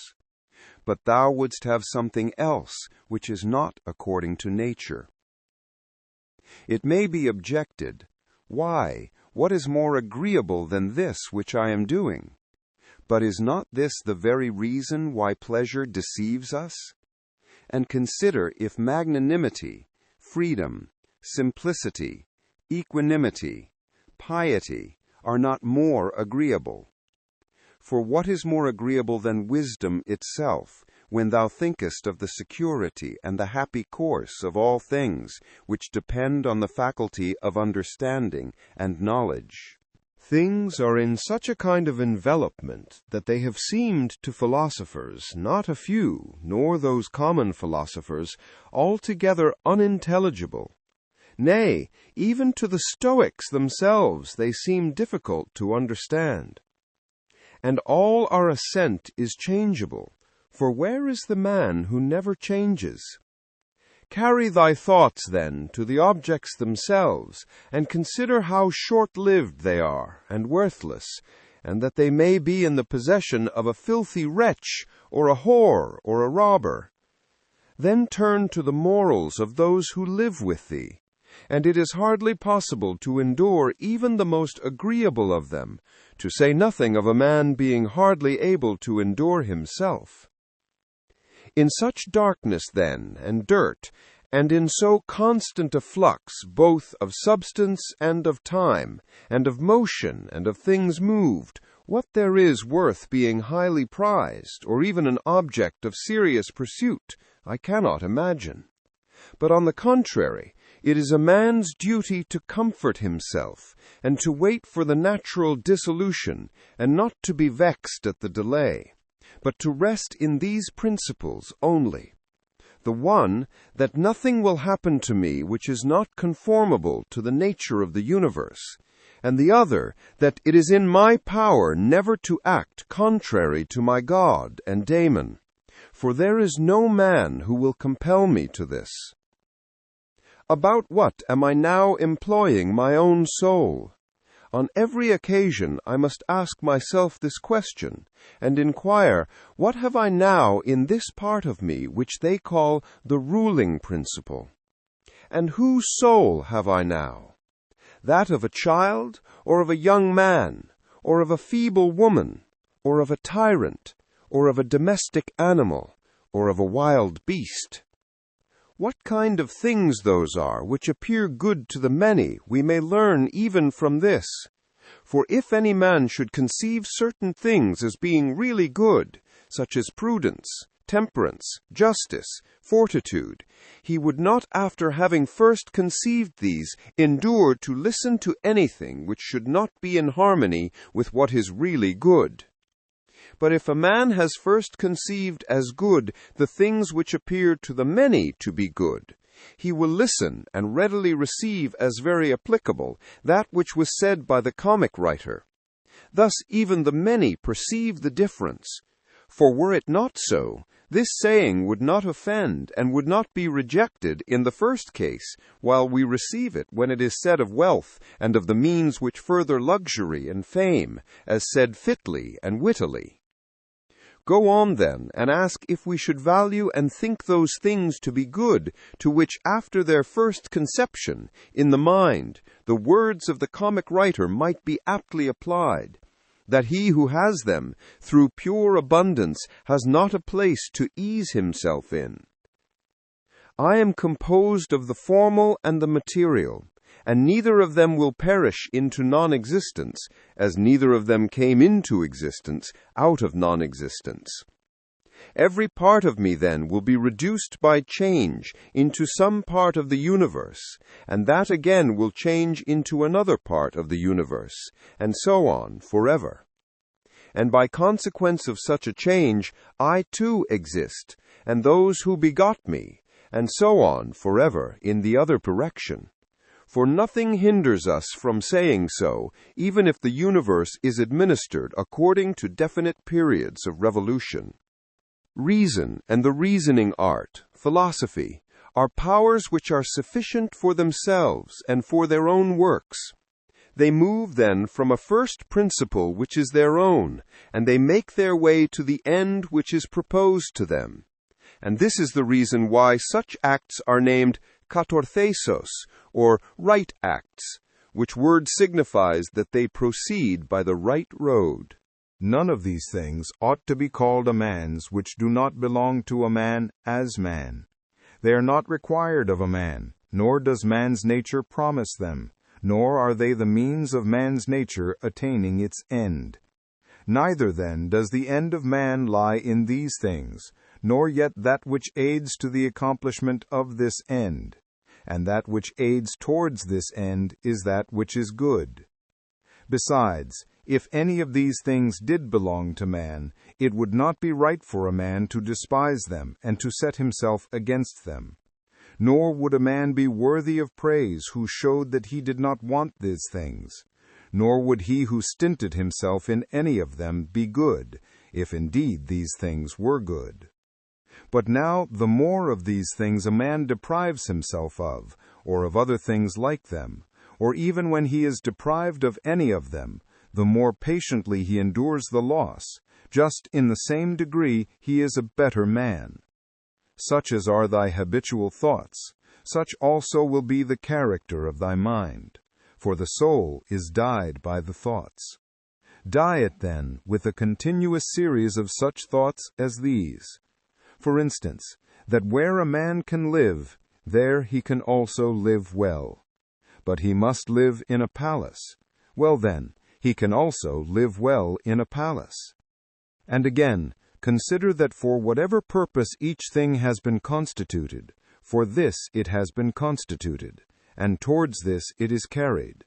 And its end is in that towards which it is carried. And where the end is, there also is the advantage and the good of each thing. Now the good for the reasonable animal is society, for that we are made for society has been shown above. Is it not plain that the inferior exist for the sake of the superior? But the things which have life are superior to those which have not life, and of those which have life, the superior are those which have reason. To seek what is impossible is madness, and it is impossible that the bad should not do something of this kind. Nothing happens to any man which he is not formed by nature to bear. The same things happen to another, and either because he does not see that they have happened, or because he would show a great spirit, he is firm and remains unharmed. It is a shame, then, that ignorance and conceit should be stronger than wisdom. Things themselves touch not the soul, not in the least degree, nor have they admission to the soul, nor can they turn or move the soul. But the soul turns and moves itself alone, and whatever judgments it may think proper to make, such it makes for itself the things which present themselves to it. In one respect, man is the nearest thing to me, so far as I must do good to men and endure them. But so far as some men make themselves obstacles to my proper acts, man becomes to me one of the things which are indifferent, no less than the sun or wind or a wild beast. Now it is true that these may impede my action, but they are no impediments to my effects and dispositions, which have the power of acting conditionally and changing. For the mind converts and changes every hindrance to its activity into an aid, and so that which is a hindrance is made a furtherance to an act, and that which is an obstacle on the road helps us on this road. Reverence that which is best in the universe, and this is that which makes use of all things and directs all things. And in like manner also reverence that which is best in thyself, and this is of the same kind as that. For in thyself also that which makes use of everything else is this, and thy life is directed by this. That which does no harm to the state does no harm to the citizen. In the case of every appearance of harm, apply this rule: if the state is not harmed by this, neither am I harmed. But if the state is harmed, thou must not be angry with him who does harm to the state. Show him where his error is. Often think of the rapidity with which things pass by and disappear, both the things which are and the things which are produced. For substance is like a river in a continual flow, and the activities of things are in constant change, and the causes work in infinite varieties, and there is hardly anything which stands still. And consider this which is near to thee, this boundless abyss of the past and of the future, in which all things disappear. How then is he not a fool who is puffed up with such things, or plagued about them, and makes himself miserable? For they vex him only for a time, and a short time. Think of the universal substance, of which thou hast a very small portion, and of universal time, of which a short and indivisible interval has been assigned to thee, and of that which is fixed by destiny, and how small a part of it thou art. Does another do me wrong? Let him look to it. He has his own disposition, his own activity. I now have what the universal nature wills me to have, and I do what my nature now wills me to do. Let the part of thy soul which leads and governs be undisturbed by the movements in the flesh, whether of pleasure or of pain, and let it not unite with them, but let it circumscribe itself, and limit those affects to their parts. But when these affects rise up to the mind by virtue of that other sympathy that naturally exists in a body which is all one, then thou must not strive to resist the sensation, for it is natural. But let not the ruling part of itself add to the sensation the opinion that it is either good or bad.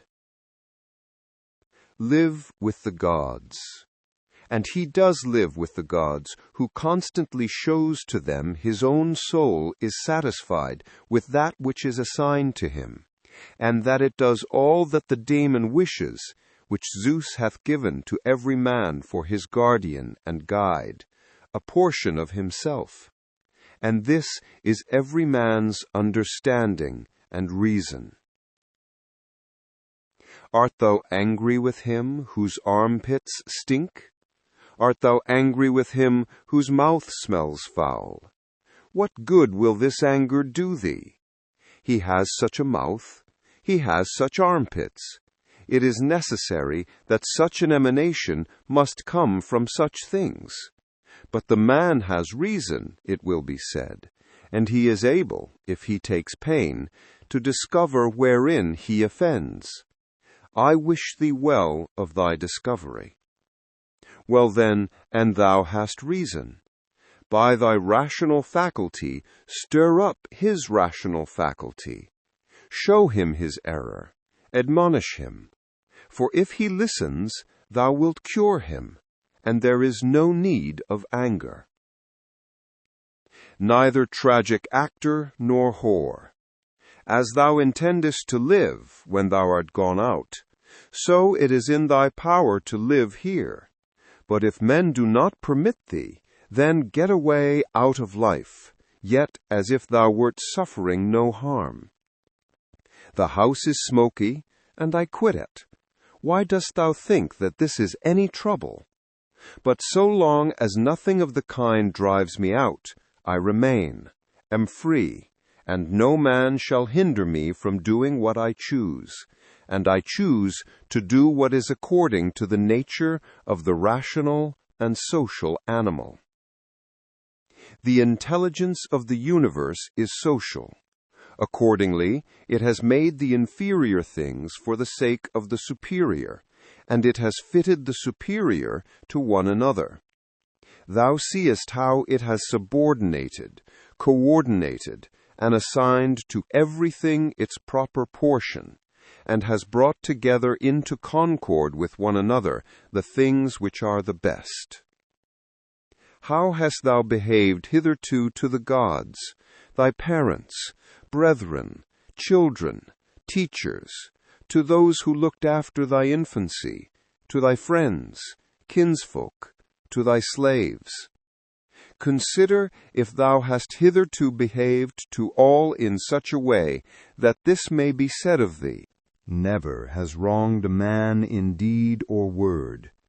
And call to recollection both how many things thou hast passed through, and how many things thou hast been able to endure, and that the history of thy life is now complete, and thy service is ended, and how many beautiful things thou hast seen, and how many pleasures and pains thou hast despised, and how many things called honorable thou hast spurned, and to how many ill-minded folks thou hast shown a kind disposition. Why do unskilled and ignorant souls disturb him who has skill and knowledge? What soul, then, has skill and knowledge? That which knows beginning and end, and knows the reason which pervades all substance, and through all time by fixed periods, revolutions, administers the universe. Soon, very soon, thou wilt be ashes or a skeleton, and either a name or not even a name. But name is sound and echo. And the things which are much valued in life are empty and rotten and trifling, and like little dogs biting one another, and little children quarreling, laughing, and then straightway weeping. But fidelity and modesty and justice and truth are fled up to Olympus from the widespread earth. What then is there which still detains thee here? If the objects of sense are easily changed and never stand still, and the organs of perception are dull and easily receive false impressions, and the poor soul itself is an exhalation from blood, but to have good repute amidst such a world as this is an empty thing. Why then dost thou not wait in tranquillity for thy end, whether it is extinction or removal to another state? And until that time comes, what is sufficient? Why, what else than to venerate the gods and bless them, and to do good to men, and to practice tolerance and self-restraint? But as to everything which is beyond the limits of the poor flesh and breath, to remember that this is neither thine nor in thy power.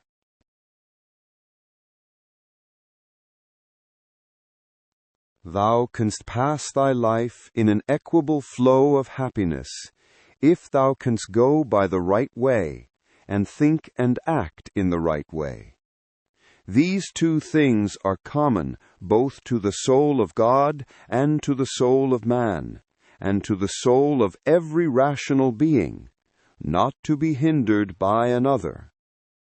And to hold good to consist in the disposition to justice and the practice of it, and in this to let thy desire find its termination. If this is neither my own badness, nor an effect of my own badness, and the common weal is not injured, why am I troubled about it? And what is the harm to the common weal?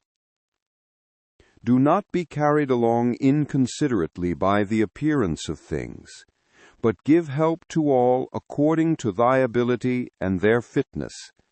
And if they should have sustained loss in matters which are indifferent, do not imagine this to be a damage, for it is a bad habit. But as the old man, when he went away, asked back his foster child's top, remembering that it was a top, so do thou in this case also. When thou art calling out on the rostra, hast thou forgotten, man, what these things are? Yes, but they are objects of great concern to these people. Wilt thou, too, then, be made a fool for these things? I was once a fortunate man, but I lost it, I know not how. But fortunate means that a man has assigned to himself a good fortune, and a good fortune is good disposition of the soul, good emotions, good actions. Book 6. The substance of the universe is obedient and compliant, and the reason which governs it has in itself no cause for doing evil, for it has no malice, nor does it do evil to anything, nor is anything harmed by it.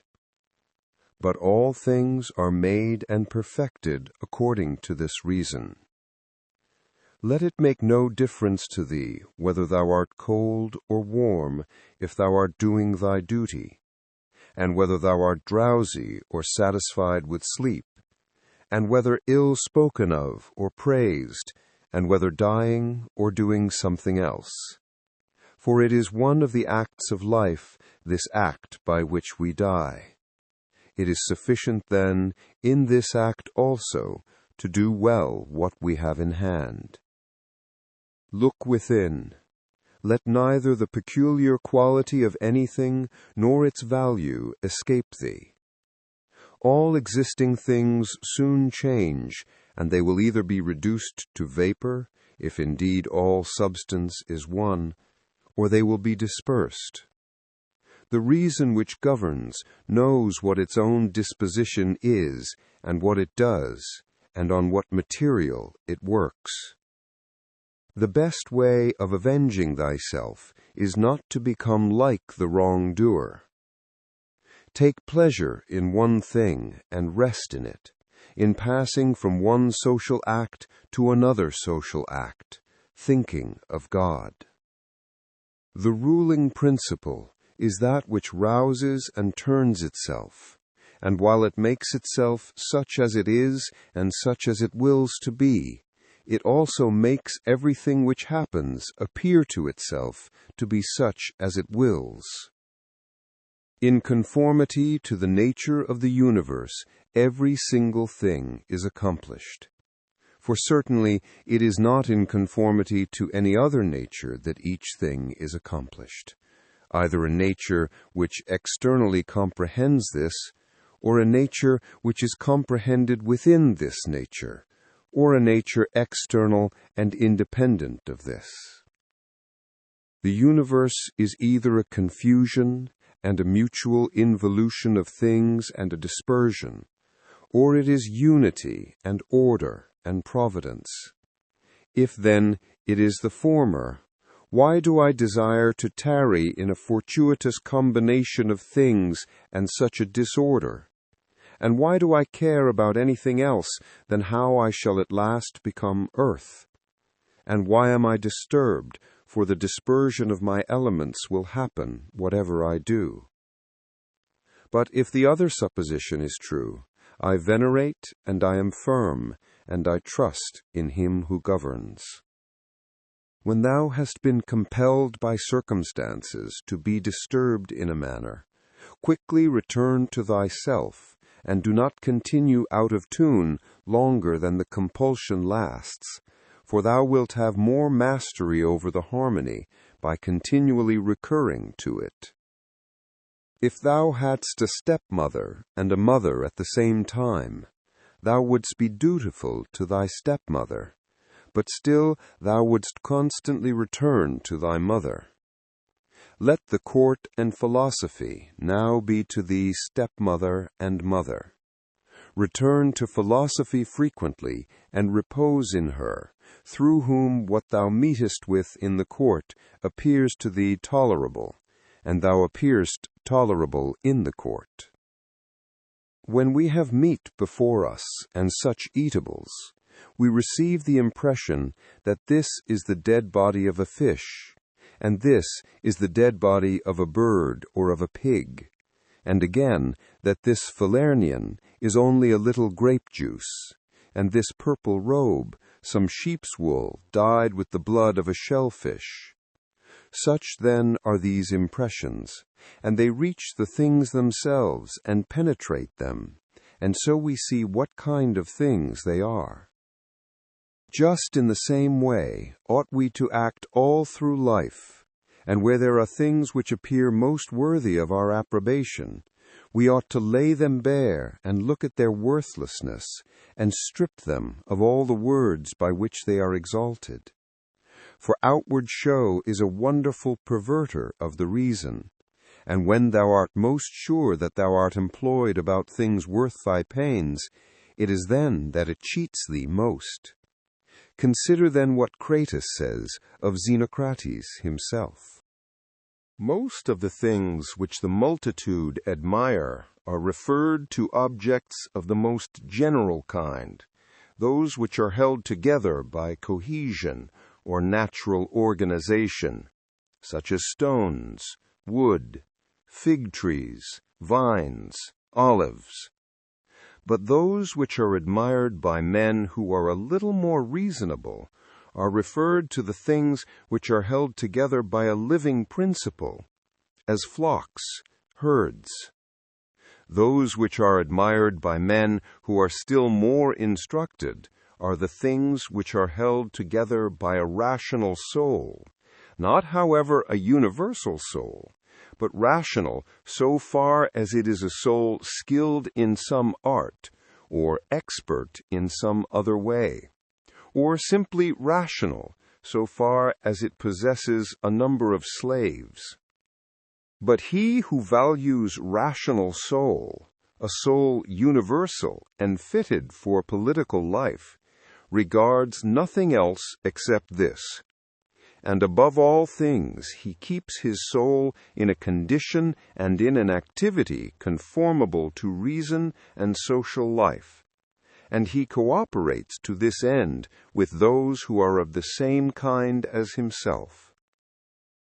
Some things are hurrying into existence, and others are hurrying out of it, and of that which is coming into existence, part is already extinguished.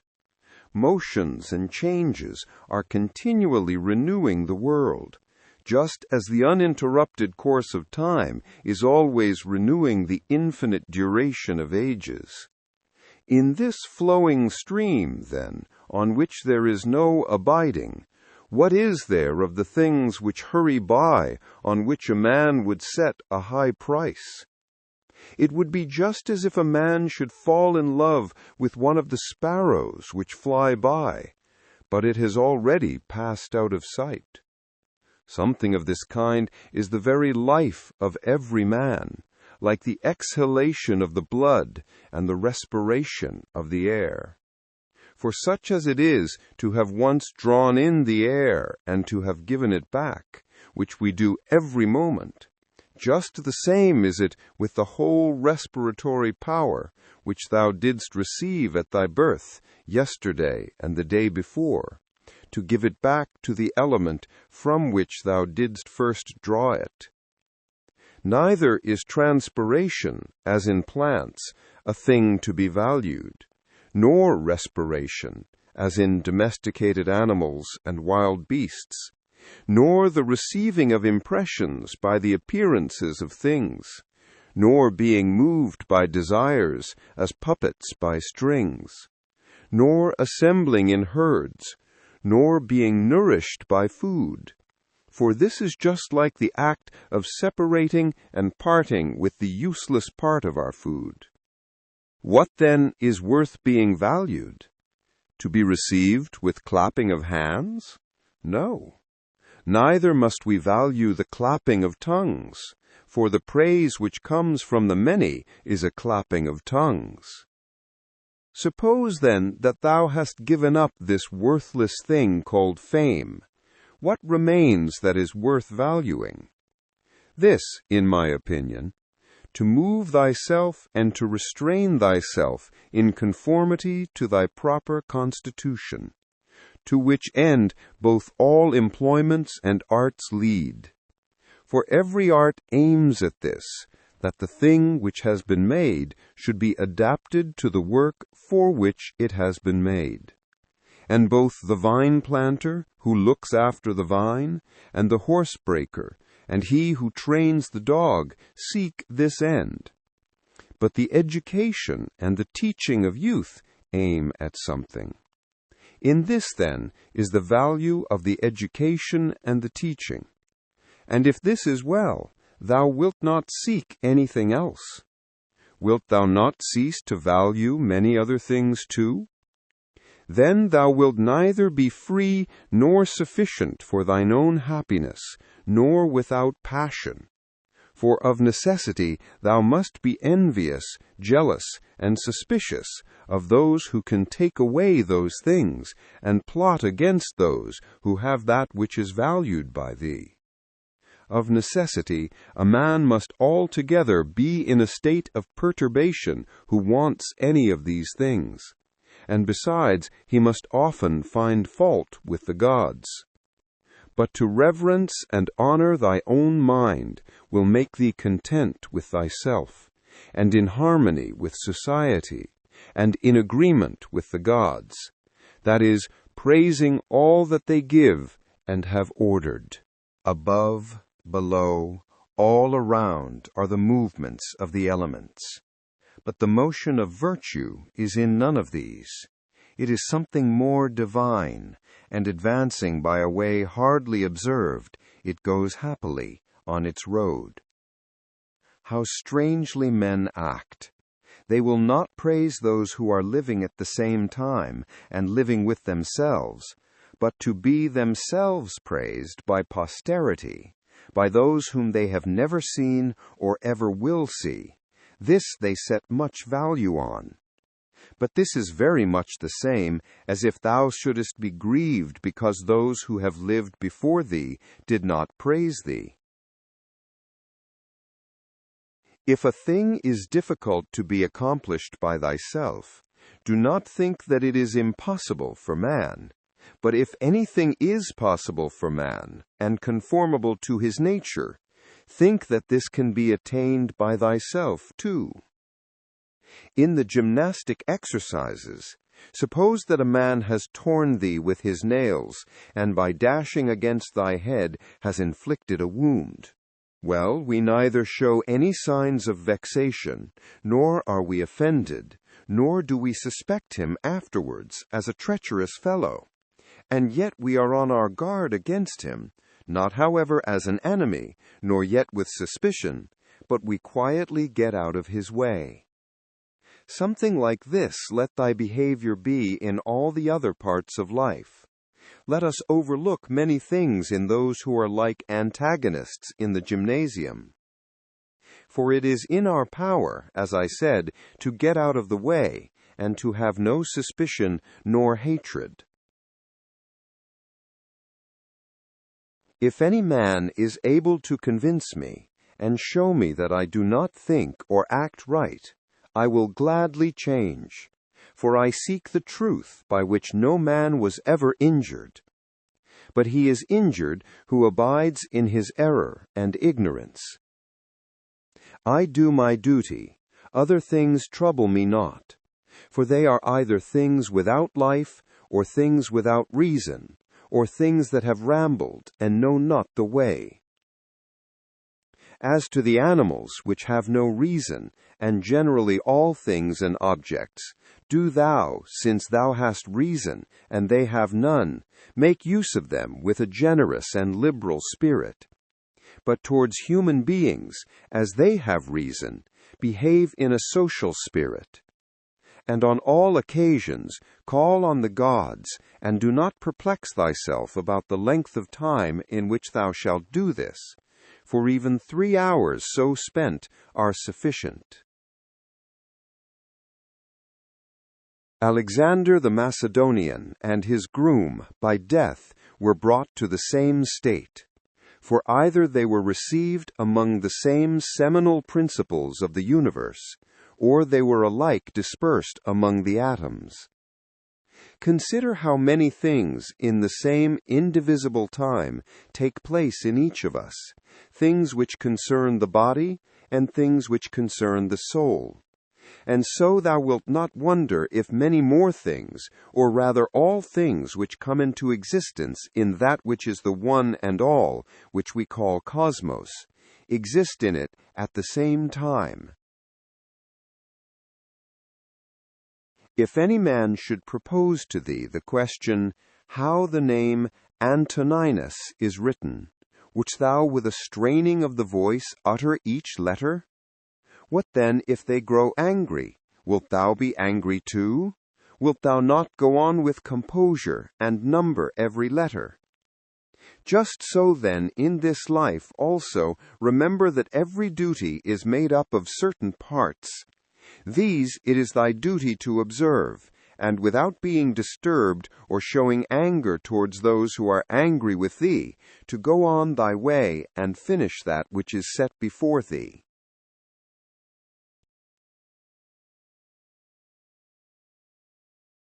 How cruel it is not to allow men to strive after the things which appear to them to be suitable to their nature and profitable. And yet in a manner thou dost not allow them to do this, when thou art vexed because they do wrong. For they are certainly moved towards things because they suppose them to be suitable to their nature and profitable to them. But it is not so. Teach them then, and show them, without being angry.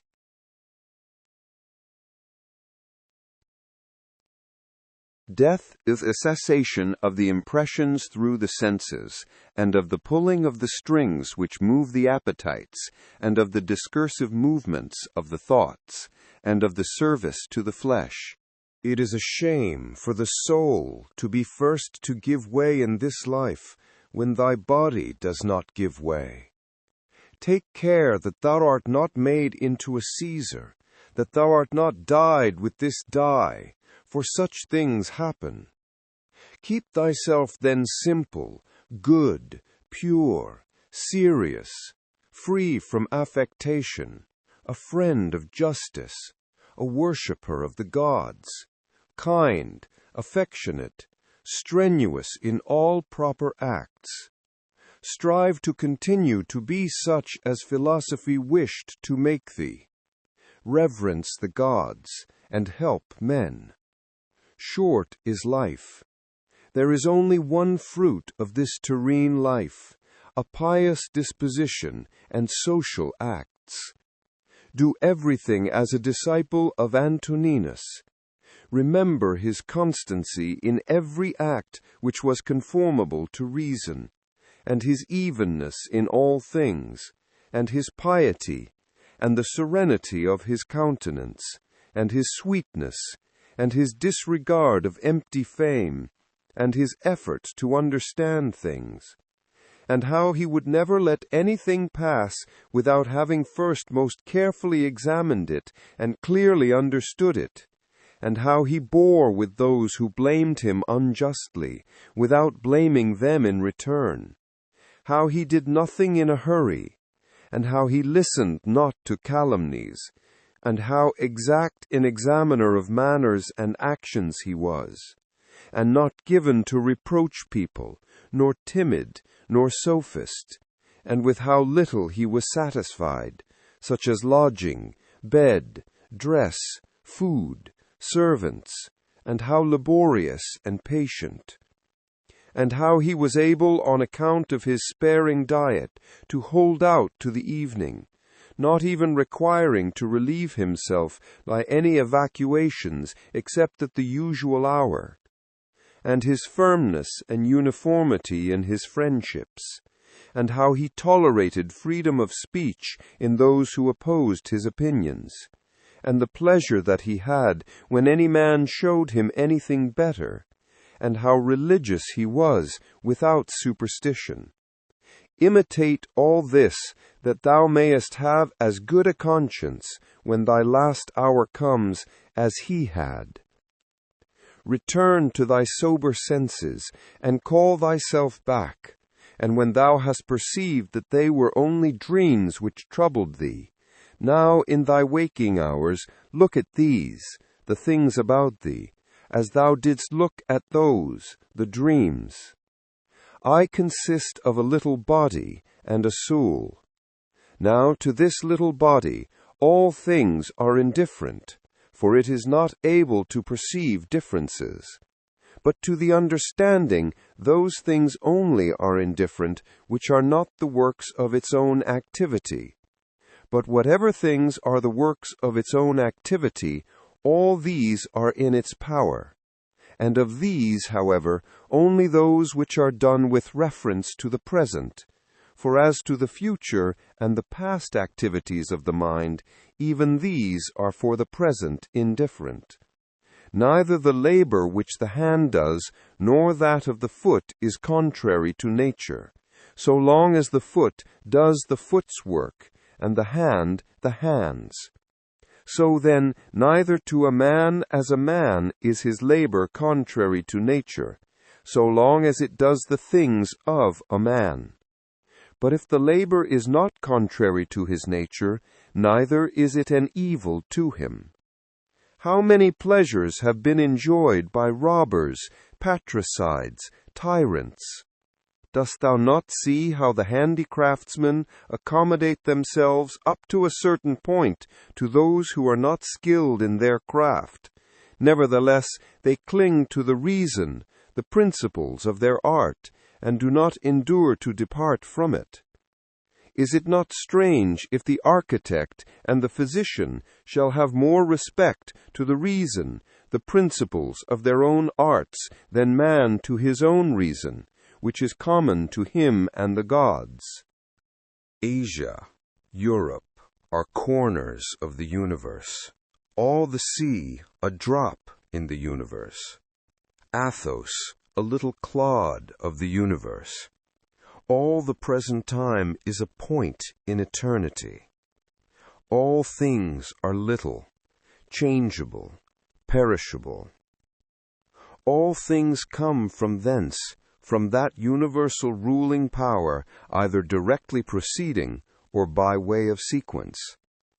And accordingly, the lion's gaping jaws, and that which is poisonous, and every harmful thing, as a thorn, as mud, are after-products of the grand and beautiful.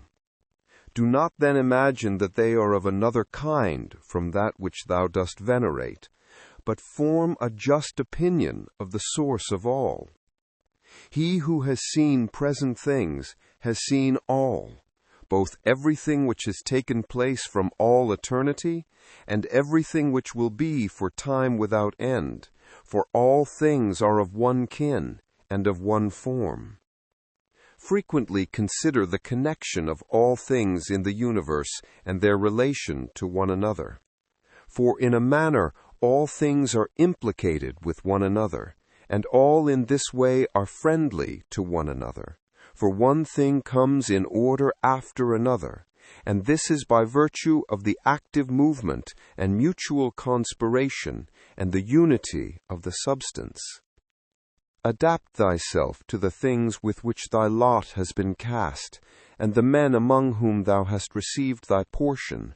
Love them, but do it truly, sincerely. Every instrument, tool, vessel, if it does that for which it has been made, is well, and yet he who made it is not there. But in the things which are held together by nature, there is within, and there abides in them, the power which made them. Wherefore the more is it fit to reverence this power, and to think that, if thou dost live and act according to its will, everything in thee is in conformity to intelligence. And thus also in the universe, the things which belong to it are in conformity to intelligence.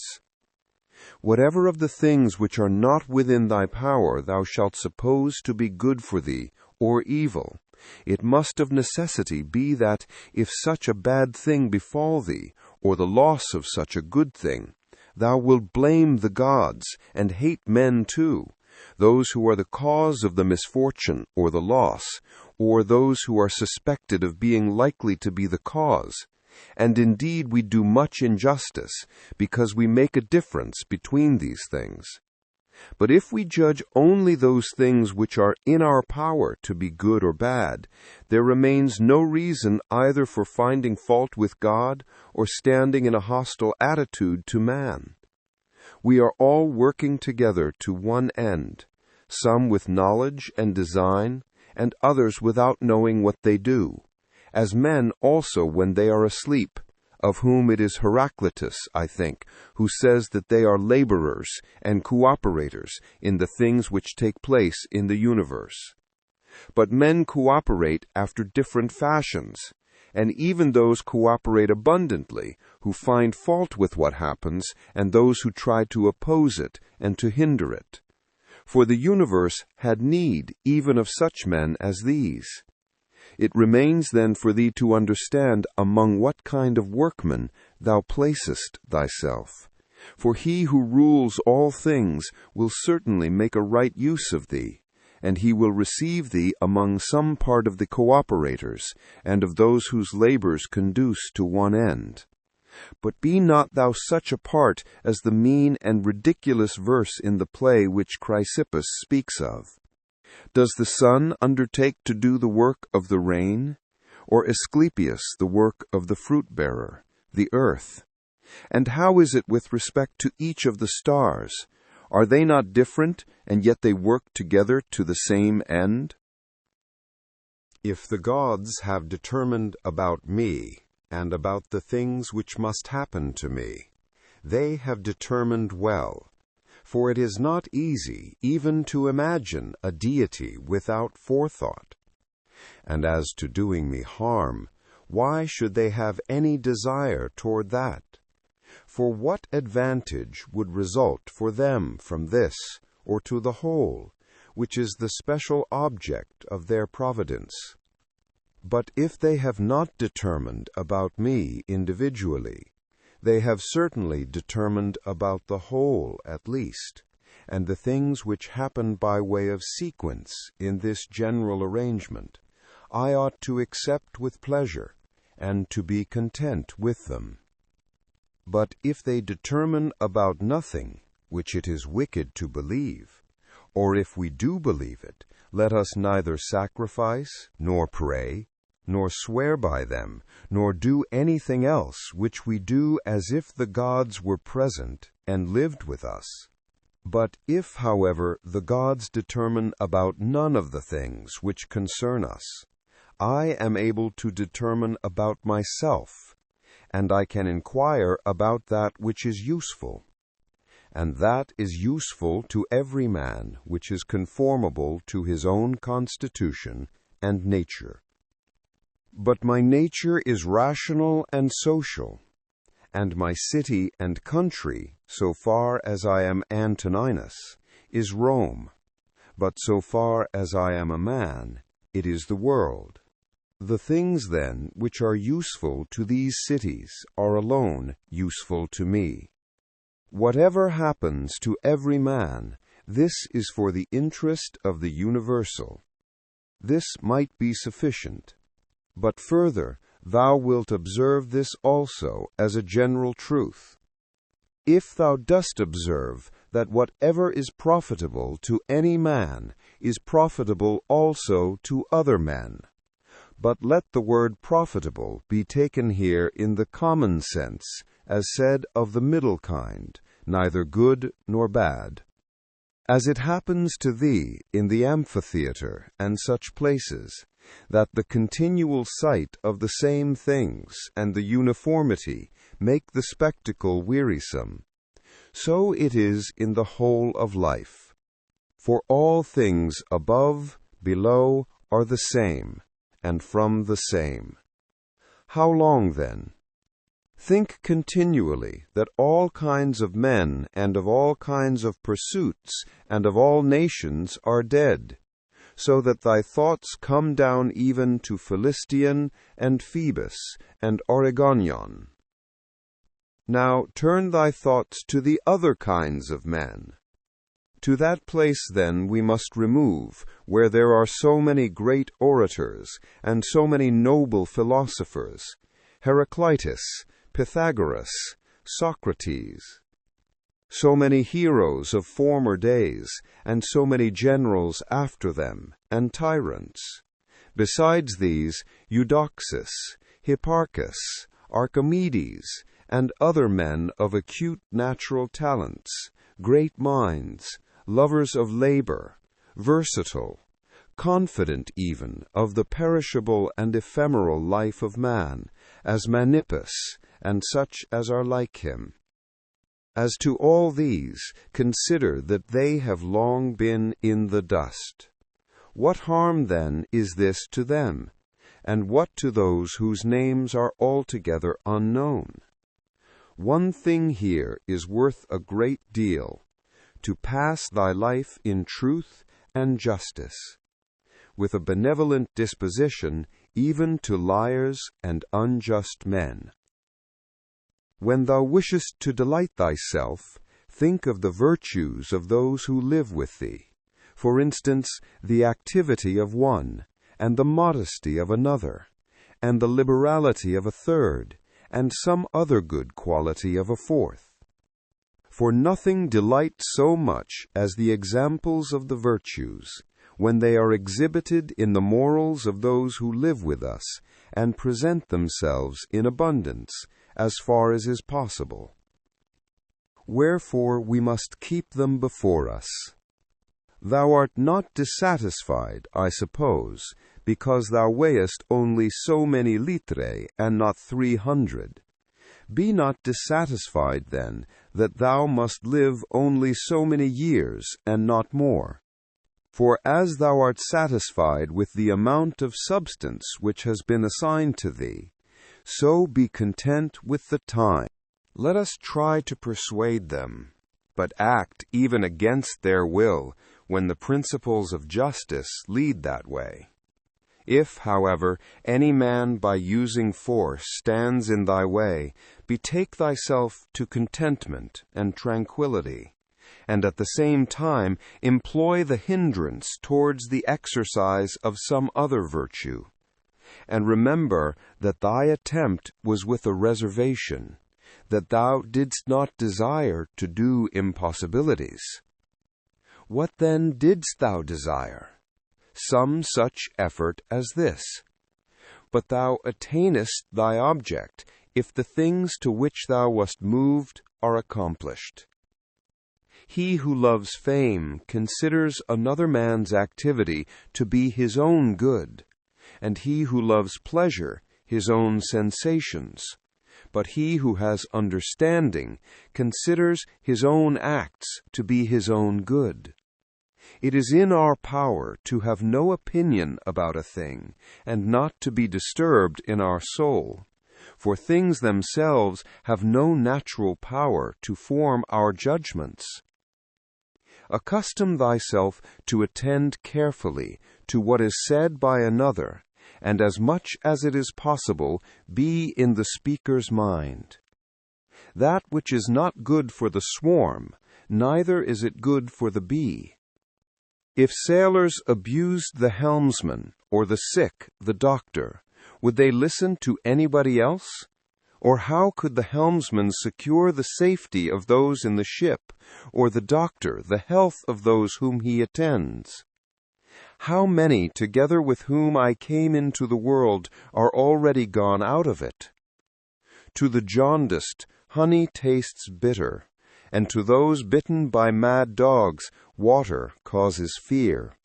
And to little children, the ball is a fine thing. Why then am I angry? Dost thou think that a false opinion has less power than the bile in the jaundiced, or the poison in him who is bitten by a mad dog? No man will hinder thee from living according to the reason of thy own nature. Nothing will happen to thee contrary to the reason of the universal nature. What kind of people are those whom men wish to please? And for what objects, and by what kind of acts? How soon will time cover all things, and how many it has covered already? Book 7. What is badness? It is that which thou hast often seen. And on the occasion of everything which happens, keep this in mind, that it is that which thou hast often seen. Everywhere, up and down, thou wilt find the same things, with which the old histories are filled, those of the Middle Ages and those of our own day, with which cities and houses are filled now. There is nothing new. All things are both familiar and short-lived. How can our principles become dead, unless the impressions, thoughts, which correspond to them are extinguished? But it is in thy power continuously to fan these thoughts into a flame. I can have that opinion about anything which I ought to have. If I can, why am I disturbed? The things which are external to my mind have no relation at all to my mind. Let this be the state of thy affects, and thou standest erect. To recover thy life is in thy power. Look at things again as thou didst use to look at them, for in this consists the recovery of thy life. The idle business of show, plays on the stage, flocks of sheep, herds, exercises with spears, a bone cast to little dogs, a bit of bread into fish ponds, laborings of ants and burden-carrying, runnings about of frightened little mice, puppets pulled by strings, all alike. It is thy duty, then, in the midst of such things, to show good humor and not a proud air. To understand, however, that every man is worth just so much as the things are worth about which he busies himself.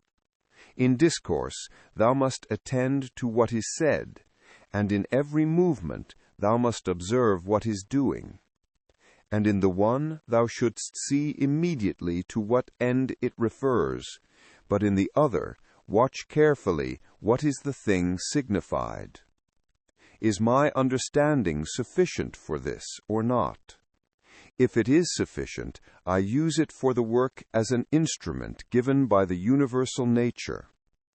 But if it is not sufficient, then either I retire from the work and give way to him who is able to do it better, unless there be some reason why I ought not to do so, or I do it as well as I can, taking to help me the man who with the aid of my ruling principle can do what is now fit and useful for the general good.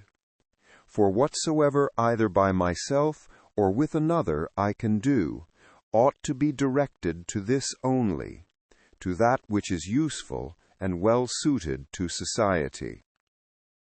How many, after being celebrated by fame, have been given up to oblivion, and how many who have celebrated the fame of others have long been dead? Be not ashamed to be helped, for it is thy business to do thy duty like a soldier in the assault on a town. How then, if being lame, thou canst not mount up on the battlements alone, but with the help of another it is possible? Let not future things disturb thee, for thou wilt come to them, if it shall be necessary, having with thee the same reason which now thou usest for present things. All things are implicated with one another, and the bond is holy, and there is hardly anything unconnected with any other thing. For things have been coordinated, and they combine to form the same universe, order. For there is one universe made up of all things, and one God who pervades all things, and one substance, and one law, one common reason in all intelligent animals, and one truth, if indeed there is also one perfection for all animals which are of the same stock and participate in the same reason. Everything material soon disappears in the substance of the whole, and everything formal or causal is very soon taken back into the universal reason, and the memory of everything is very soon overwhelmed in time. To the rational animal, the same act is according to nature and according to reason. Be thou erect, or be made erect. Just as it is with the members in those bodies which are united in one, so it is with rational beings which exist separate, for they have been constituted for one cooperation. And the perception of this will be more apparent to thee, if thou often sayest to thyself that I am a member, melos, of the system of rational beings. But if, using the letter R, thou sayest that thou art apart, meros, thou dost not yet love men from thy heart. Beneficence does not yet delight thee for its own sake. Thou still doest it barely as a thing of propriety, and not yet as doing good to thyself. Let there fall externally what will on the parts which can feel the effects of this fall. For those parts which have felt will complain if they choose. But I, unless I think that what has happened is an evil, am not injured, and it is in my power not to think so. Whatever anyone does or says, I must be good, just as if the gold or the emerald or the purple were always saying this: whatever anyone does or says, I must be emerald and keep my color. The ruling faculty does not disturb itself. Does not frighten itself or cause itself pain. But if anyone else can frighten or pain it, let him do so. For the faculty itself will not by its own opinion turn itself into such ways. Let the body itself take care, if it can, that is, suffer nothing, and let it speak if it suffers. But the soul itself, that which is subject to fear, to pain, which has completely the power of forming an opinion about these things, will suffer nothing, for it will never deviate into such a judgment. The leading principle in itself wants nothing, unless it makes a want for itself, and therefore it is both free from perturbation and unimpeded, if it does not disturb and impede itself. Eudaimonia, happiness, is a good daemon, or a good thing. What then art thou doing here, O imagination? Go away, I entreat thee by the gods, as thou didst come, for I want thee not. But thou art come according to thy old fashion. I am not angry with thee, only go away. Is any man afraid of change? Why, what can take place without change? What then is more pleasing or more suitable to the universal nature? And canst thou take a bath unless the wood undergoes a change? And canst thou be nourished unless the food undergoes a change? And can anything else that is useful be accomplished without change? Dost thou not see, then, that for thyself also to change is just the same and equally necessary for the universal nature? Through the universal substance, as if through a furious torrent, all bodies are carried, being by their nature united and cooperating with the whole, as the parts of our body with one another. How many a Chrysippus, how many a Socrates, how many an Epictetus has time already swallowed up? And let the same thought occur to thee with reference to every man and thing. One thing only troubles me, lest I should do something which the constitution of man does not allow, or in the way which it does not allow, or what it does not allow, now. Near is thy forgetfulness of all things, and near the forgetfulness of thee by all. It is peculiar to man to love even those who do wrong, and this happens if when they do wrong it occurs to thee that they are kinsmen, and that they do wrong through ignorance and unintentionally, and that soon both of you will die. And above all, that the wrongdoer has done thee no harm, for he has not made thy ruling faculty worse than it was before. The universal nature, out of the universal substance, as if it were wax, now molds a horse, and when it has broken this up, it uses the material for a tree, then for a man, then for something else, and each of these things subsists for a very short time. But it is no hardship for the vessel to be broken up, just as there was none in its being fastened together. A scowling look is altogether unnatural. When it is often assumed, the result is that all comeliness dies away, and at last is so completely extinguished that it cannot be again lighted up at all. Try to conclude from this very fact that it is contrary to reason. For if even the perception of doing wrong shall depart, what reason is there for living any longer? Nature, which governs the whole, will soon change all things which thou seest, and out of their substance will make other things, and again other things from the substance of them, in order that the world may be ever new. When a man has done thee any wrong, immediately consider with what opinion about good or evil he has done wrong. For when thou hast seen this, thou wilt pity him, and wilt neither wonder nor be angry. For either thou thyself thinkest the same thing to be good that he does, or another thing of the same kind. It is thy duty, then, to pardon him. But if thou dost not think such things to be good or evil, thou wilt more readily be well disposed to him who is in error. Think not so much of what thou hast not, as of what thou hast. But of the things which thou hast, select the best, and then reflect how eagerly they would have been sought, if thou hadst them not. At the same time, however, take care that thou dost not, through being so pleased with them, accustom thyself to overvalue them, so as to be disturbed if ever thou shouldst not have them. Retire into thyself. The rational principle which rules has this nature, that it is content with itself when it does what is just, and so secures tranquillity. Wipe out the imagination. Stop the pulling of the strings. Confine thyself to the present.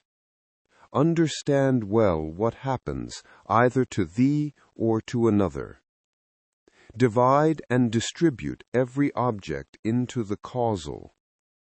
Think of thy last hour. Let the wrong which is done by a man stay there where the wrong was done.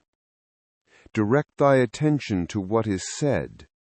Let thy understanding enter into the things that are doing, and the things which do them. Adorn thyself with simplicity and modesty, and with indifference toward the things which lie between virtue and vice. Love mankind. Follow God.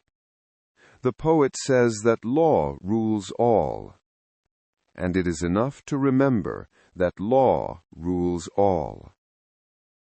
About death, whether it is a dispersion or a resolution into atoms or annihilation, it is either extinction or change. About pain, the pain which is intolerable carries us off, but that which lasts a long time is tolerable, and the mind maintains its own tranquillity by retiring into itself, and the ruling faculty is not made worse. But the parts which are harmed by pain, let them, if they can, give their opinion about it. About fame, look at the minds of those who seek fame, observe what they are, and what kind of things they avoid, and what kind of things they pursue. And consider that as the heaps of sand piled on one another hide the former sands, so in life the events which go before are soon covered by those which come after. From Plato. The man who has an elevated mind and takes a view of all time and of all substance, dost thou suppose it possible for him to think that human life is anything great? It is not possible, he said. Such a man then will think that death also is no evil. Certainly not. From Antisthenes. It is royal to do good and to be abused. It is a base thing for the countenance to be obedient, and to regulate and compose itself as the mind commands, and for the mind not to be regulated and composed by itself. It is not right to vex ourselves at things, for they care not about it. To the immortal gods and us give joy. Life must be reaped like the ripe ears of corn. One man is born, another dies. If gods care not for me and for my children, there is a reason for it. For the good is with me, and the just. No joining others in their wailing, no violent emotion. From Plato. But I would make this man a sufficient answer, which is this: Thou sayest not well, if thou thinkest that a man who is good for anything at all ought to compute the hazard of life or death, and should not rather look to this only in all that he does, whether he is doing what is just or unjust, and the works of a good or a bad man. For thus it is, men of Athens, in truth, wherever a man has placed himself, thinking it the best place for him, or has been placed by a commander, there, in my opinion, he ought to stay and to abide the hazard, taking nothing into the reckoning, either death or anything else, before the baseness of deserting his post. But, my good friend, reflect whether that which is noble and good is not something different from saving and being saved. For as to a man living such or such a time, at least one who is really a man, consider if this is not a thing to be dismissed from the thoughts, and there must be no love of life. But as to these matters, a man must entrust them to the deity, and believe what the women say, that no man can escape his destiny, the next inquiry being how he may best live the time that he has to live. Look round at the courses of the stars, as if thou wert going along with them, and constantly consider the changes of the elements into one another, for such thoughts purge away the filth of the terrene life.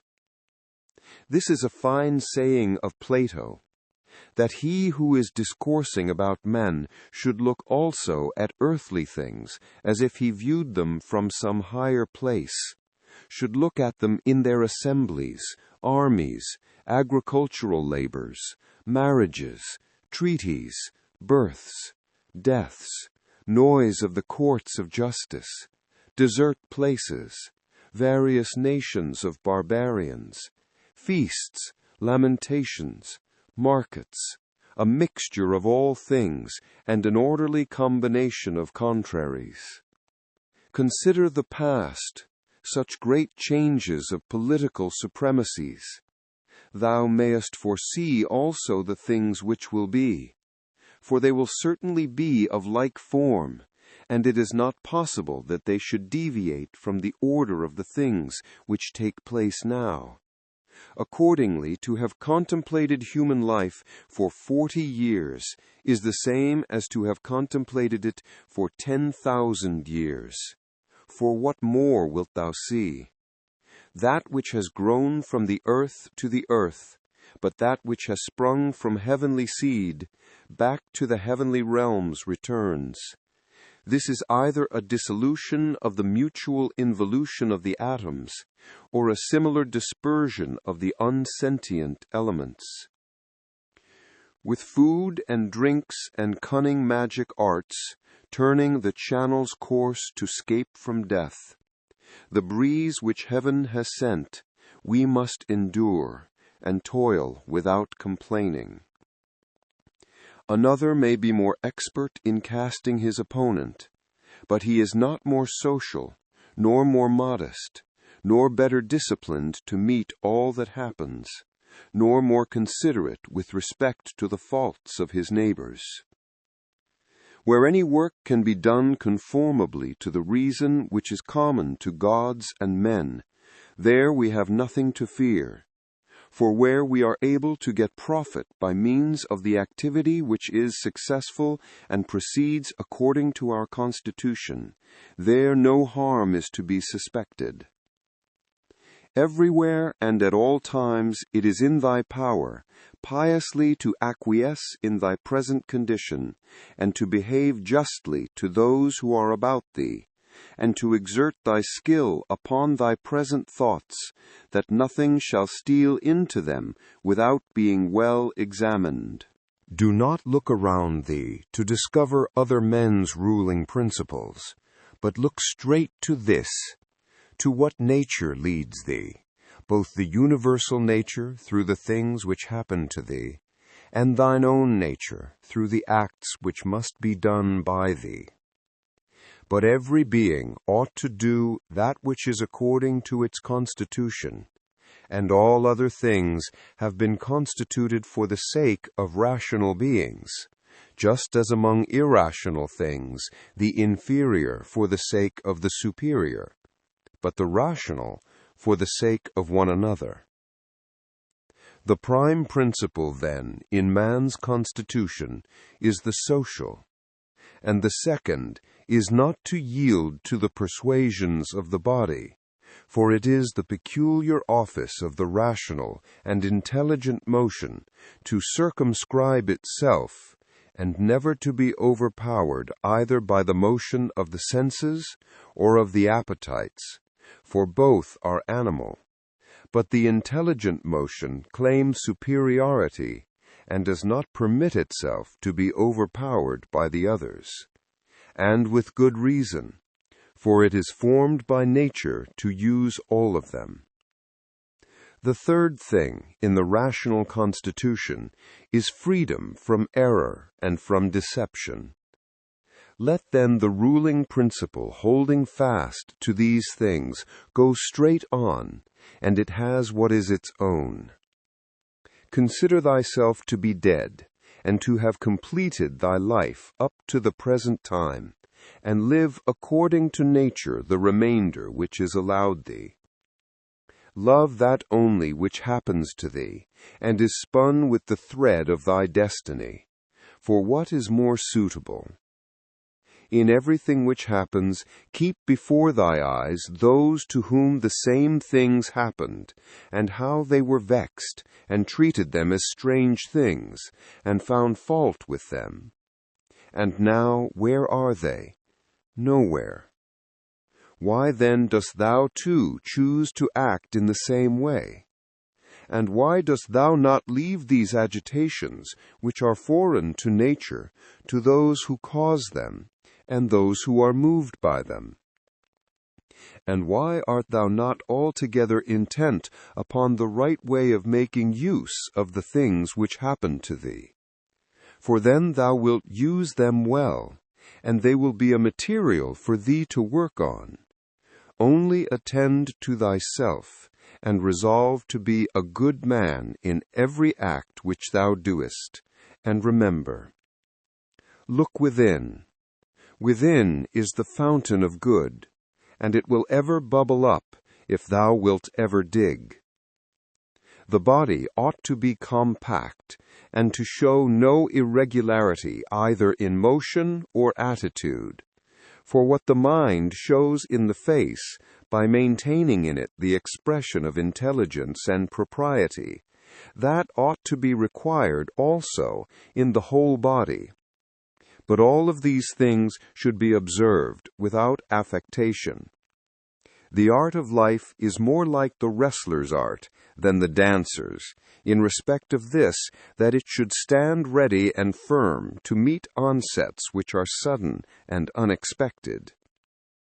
Constantly observe who those are whose approbation thou wishest to have, and what ruling principles they possess, for then thou wilt neither blame those who offend involuntarily, nor wilt thou want their approbation, if thou lookest to the sources of their opinions and appetites. Every soul, the philosopher says, is involuntarily deprived of truth. Consequently, in the same way, it is deprived of justice and temperance and benevolence and everything of the kind. It is most necessary to bear this constantly in mind, for thus thou wilt be more gentle towards all.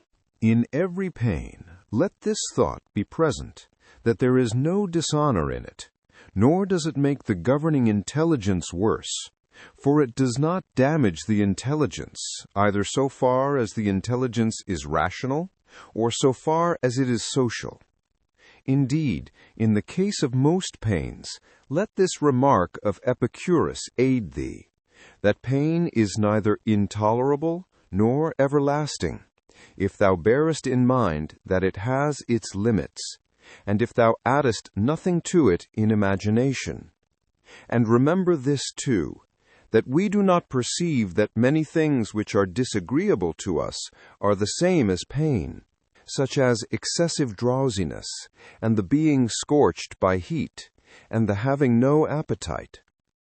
When then thou art discontented about any of these things, say to thyself that thou art yielding to pain.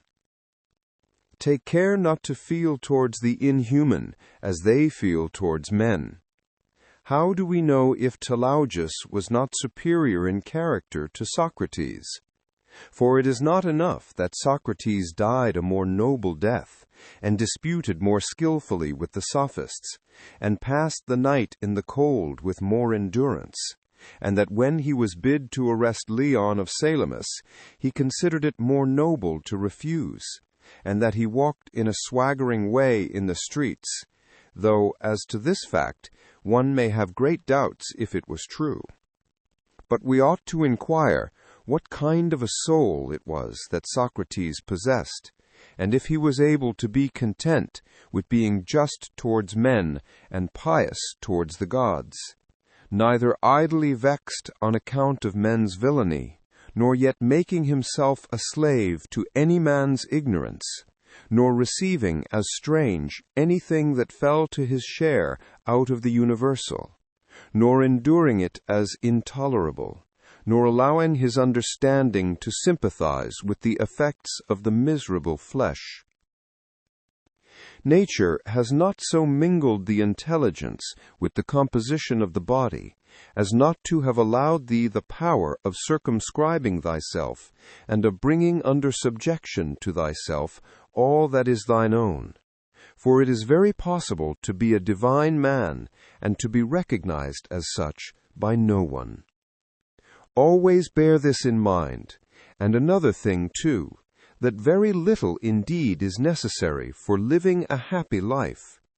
And because thou hast despaired of becoming a dialectician and skilled in the knowledge of nature, do not for this reason renounce the hope of being both free and modest and social and obedient to God. It is in thy power to live free from all compulsion in the greatest tranquillity of mind, even if all the world cry out against thee as much as they choose, and even if wild beasts tear in pieces the members of this kneaded matter which has grown around thee. For what hinders the mind, in the midst of all this, from maintaining itself in tranquillity, and in a just judgment of all surrounding things, and in a ready use of the objects which are presented to it, so that the judgment may say to the thing which falls under its observation, This thou art in substance, reality, though in men's opinion thou mayest appear to be of a different kind. And the use shall say to that which falls under the hand, Thou art the thing that I was seeking. For to me, that which presents itself is always a material for virtue, both rational and political, and in a word, for the exercise of art, which belongs to man or God. For everything which happens has a relationship either to God or man, and is neither new nor difficult to handle, but usual and apt matter to work on. The perfection of moral character consists in this, in passing every day as the last, and in being neither violently excited, nor torpid, nor playing the hypocrite. The gods, who are immortal, are not vexed because during so long a time they must tolerate continually men such as they are, and so many of them bad. And besides this, they also take care of them in all ways. But thou, who art destined to end so soon, art thou wearied of enduring the bad, and this too, when thou art one of them? It is a ridiculous thing for a man not to fly from his own badness, which is indeed possible, but to fly from other men's badness, which is impossible. Whatever the rational and political, social faculty finds to be neither intelligent nor social, it properly judges to be inferior to itself. When thou hast done a good act, and another has received it, why dost thou look for a third thing besides these, as fools do, either to have the reputation of having done a good act, or to obtain a return? No man is tired of receiving what is useful, but it is useful to act according to nature. Do not then be tired of receiving what is useful by doing it to others. The nature of the all moved to make the universe. But now, either everything that takes place comes by way of consequence or continuity, or even the chief things toward which the ruling power of the universe directs its own movement are governed by no rational principle. If this is remembered, it will make thee more tranquil in many things. Book 8.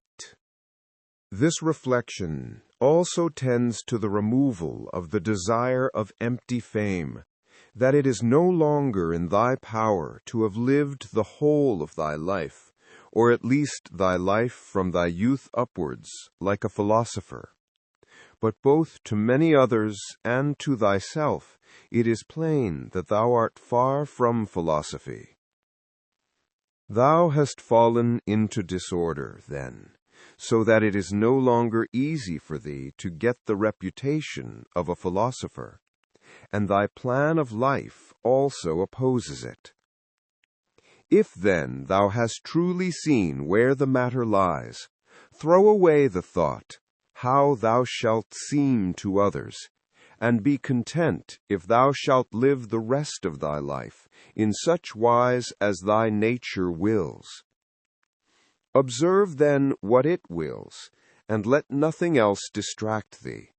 For thou hast had experience of many wanderings without having found happiness anywhere, not in syllogisms, nor in wealth, nor in reputation, nor in enjoyment, nor anywhere. Where is it then? In doing what man's nature requires. How then shall a man do this, if he has principles from which come his affects and his acts? What principles? Those which relate to good and bad. The belief that there is nothing good for man which does not make him just, temperate, manly, free, and that there is nothing bad which does not do the contrary to what has been mentioned.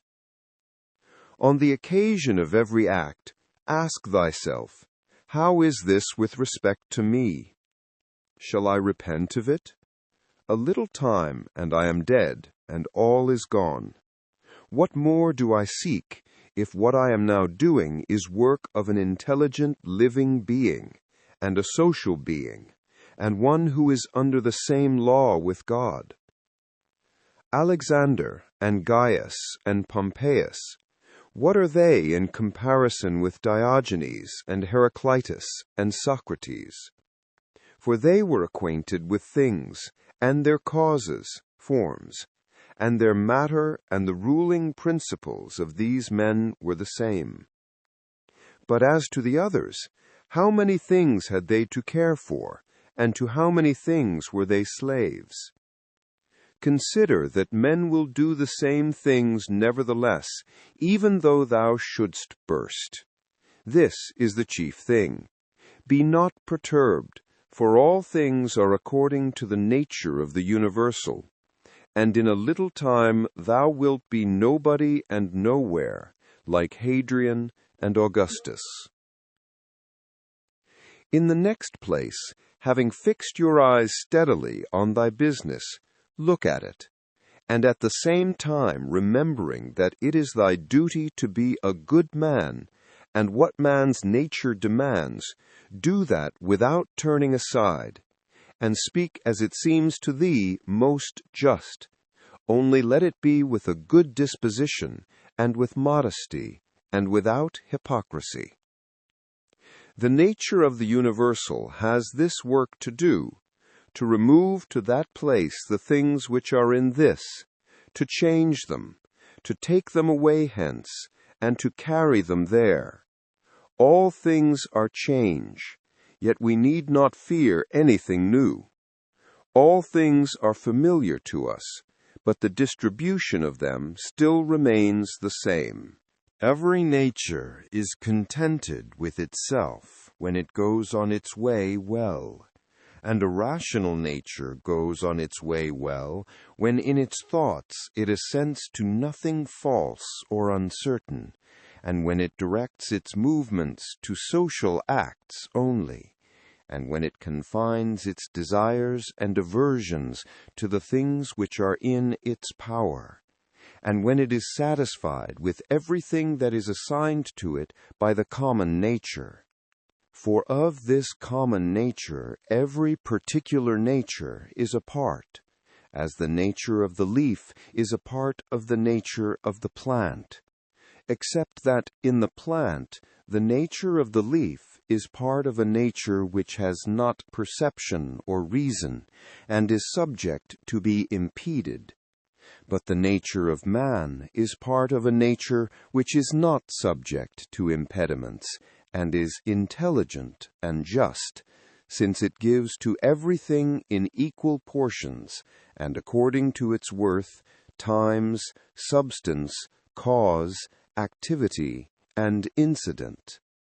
But examine, not to discover that any one thing compared with any other single thing is equal in all respects, but by taking all the parts together of one thing, and comparing them with all the parts together of another.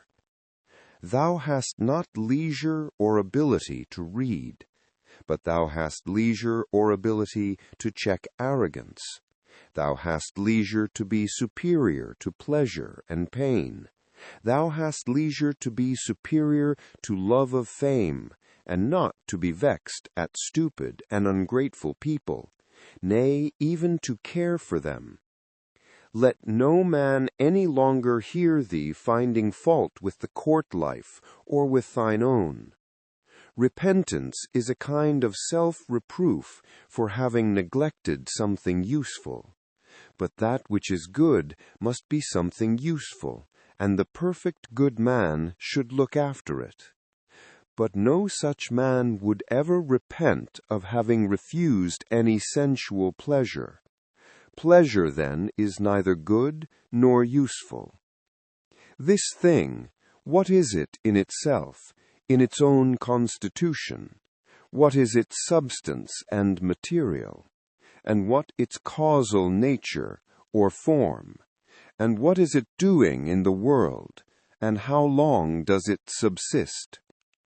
When thou risest from sleep with reluctance, remember that it is according to thy constitution and according to human nature to perform social acts, but sleeping is common also to irrational animals. But that which is according to each individual's nature is also more peculiarly its own, and more suitable to its nature, and indeed also more agreeable. Constantly, and if it be possible, on the occasion of every impression on the soul, apply to it the principles of physic, of ethic, and of dialectic. Whatever man thou meetest with, immediately say to thyself, what opinions has this man about good and bad? For if with respect to pleasure and pain and the causes of each, and with respect to fame and ignominy, death and life, he has such and such opinions, it will seem nothing wonderful or strange to me if he does such and such things, and I shall bear in mind that he is compelled to do so. Remember that as it is a shame to be surprised if the fig tree produces figs, so it is to be surprised if the world produces such and such things of which it is productive.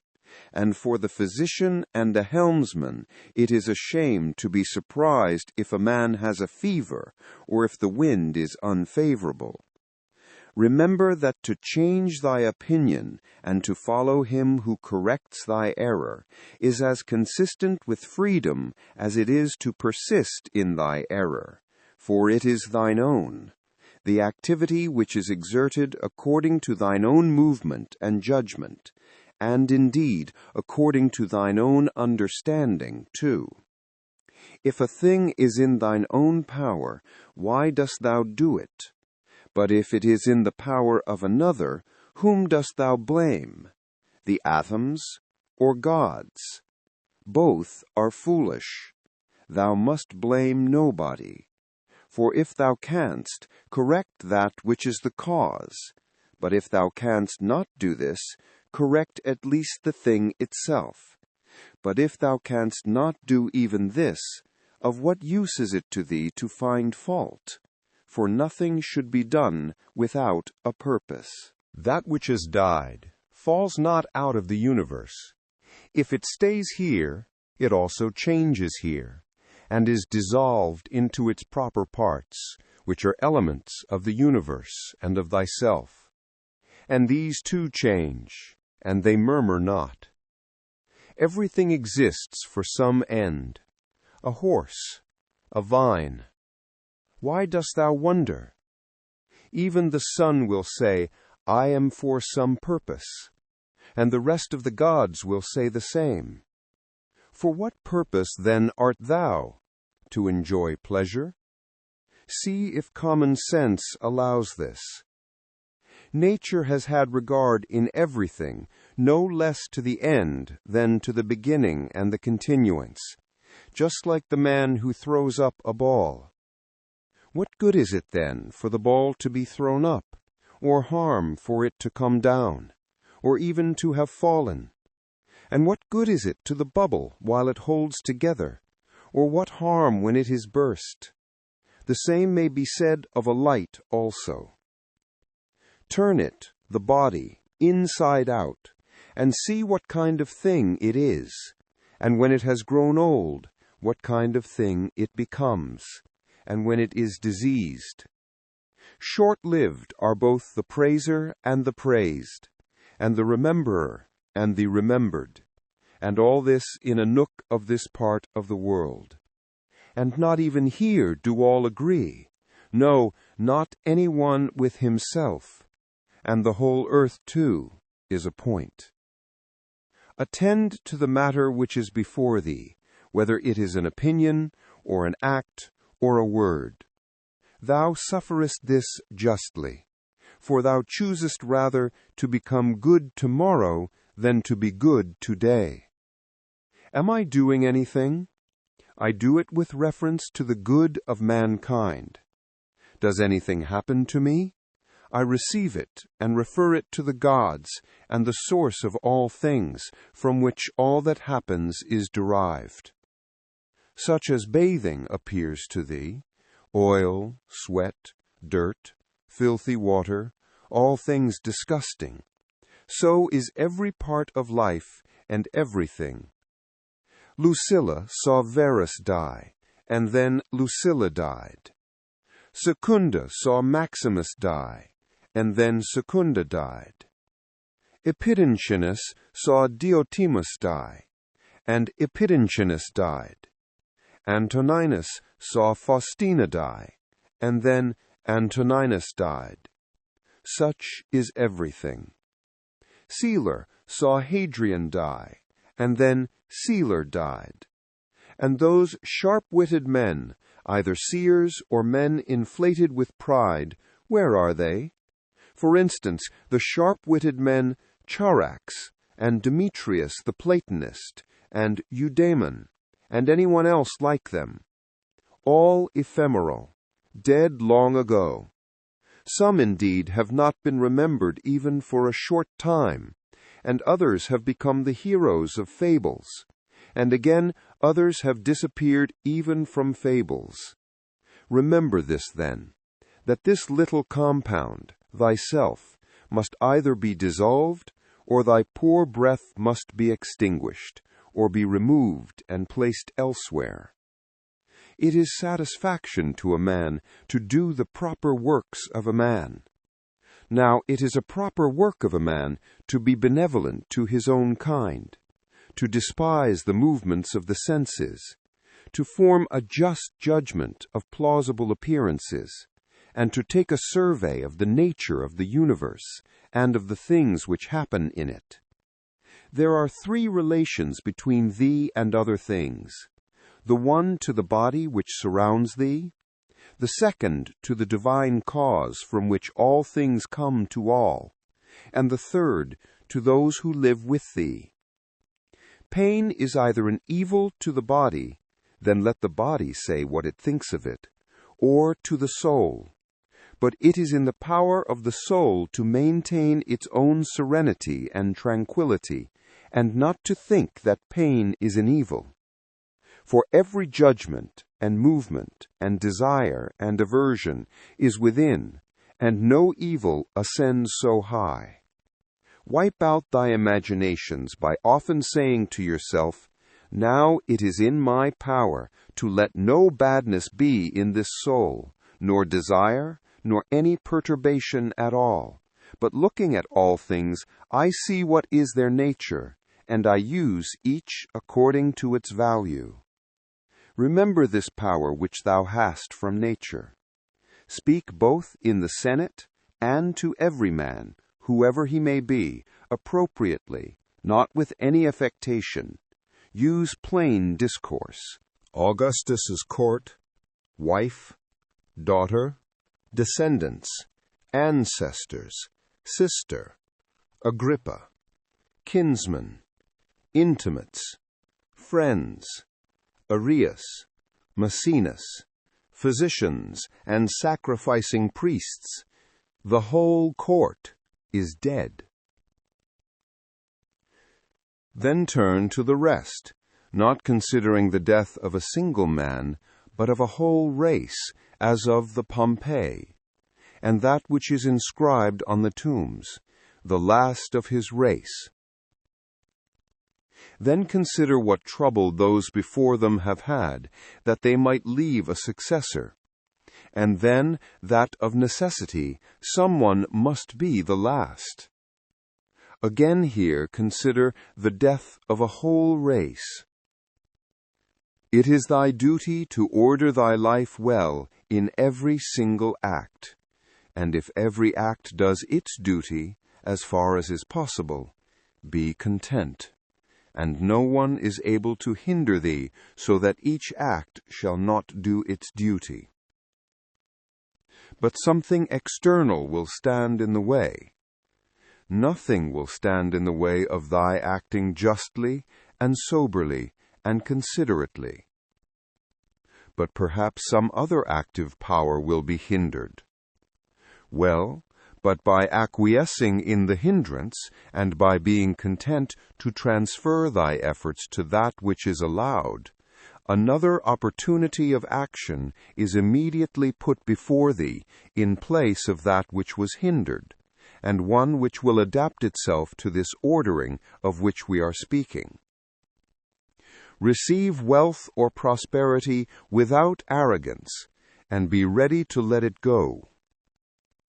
If thou didst ever see a hand cut off, or a foot, or a head lying anywhere apart from the rest of the body, such does a man make himself, as far as he can, who is not content with what happens, and separates himself from others, or does anything unsocial. Suppose that thou hast detached thyself from the natural unity, for thou wast made by nature apart, but now thou hast cut thyself off. Yet here there is this beautiful provision, that it is in thy power again to unite thyself. God has allowed this to no other part, after it has been separated and cut asunder, to come together again. But consider the kindness by which he has distinguished man, for he has put it in his power not to be separated at all from the universal. And when he has been separated, he has allowed him to return, and to be united, and to resume his place as a part. as the nature of the universal has given to every rational being all the other powers that it has, so we have received from it this power also. For as the universal nature converts and fixes in its predestined place everything which stands in the way and opposes it, and makes such things a part of itself, so also the rational animal is able to make every hindrance its own material, and to use it for such purposes as it may have designed. Do not disturb thyself by thinking of the whole of thy life. Let not thy thoughts at once embrace all the various troubles which thou mayest expect to befall thee, but on every occasion ask thyself, what is there in this which is intolerable and past bearing? For thou wilt be ashamed to confess. In the next place, remember that neither the future nor the past pains thee, but only the present. But this is reduced to a very little, if thou only circumscribes it, and chides thy mind, if it is unable to hold out against even this. Does Panthea or Pergamus now sit by the tomb of Verus? Does Chaurius or Diotimus sit by the tomb of Hadrian? That would be ridiculous. Well, suppose they did sit there. Would the dead be conscious of it? And if the dead were conscious, would they be pleased? And if they were pleased, would that make them immortal? Was it not in the order of destiny that these persons too should first become old women and old men, and then die? What then would those do after these were dead? All this is foul smell and blood in a bag. If thou canst see sharp, look and judge wisely, says the philosopher. In the constitution of the rational animal, I see no virtue which is opposed to justice, but I see a virtue which is opposed to love of pleasure, and that is temperance. If thou takest away thy opinion about that which appears to give thee pain, thou thyself standest in perfect security. Who is this self? The reason. But I am not reason. Be it so. Let then the reason itself not trouble itself. But if any other part of thee suffers, let it have its own opinion about itself. Hindrance to the perceptions of sense is an evil to the animal nature. Hindrance to the movements, desires, is equally an evil to the animal nature. And something else also is equally an impediment and an evil to the constitution of plants. So then, that which is a hindrance to the intelligence is an evil to the intelligent nature. Apply all these things then to thyself. Does pain or sensuous pleasure affect thee? The senses will look to that. Has any obstacle opposed thee in thy efforts towards an object? If indeed thou wast making this effort absolutely, or without any reservation, certainly this obstacle is an evil to thee, considered as a rational animal. But if thou takest into consideration the usual course of things, thou hast not yet been injured, nor even impeded. The things, however, which are proper to the understanding, no other man is used to impede. For neither fire, nor iron, nor tyrant, nor abuse touches it in any way. When it has been made a sphere, it continues a sphere. It is not fit that I should give myself pain, for I have never intentionally given pain even to another.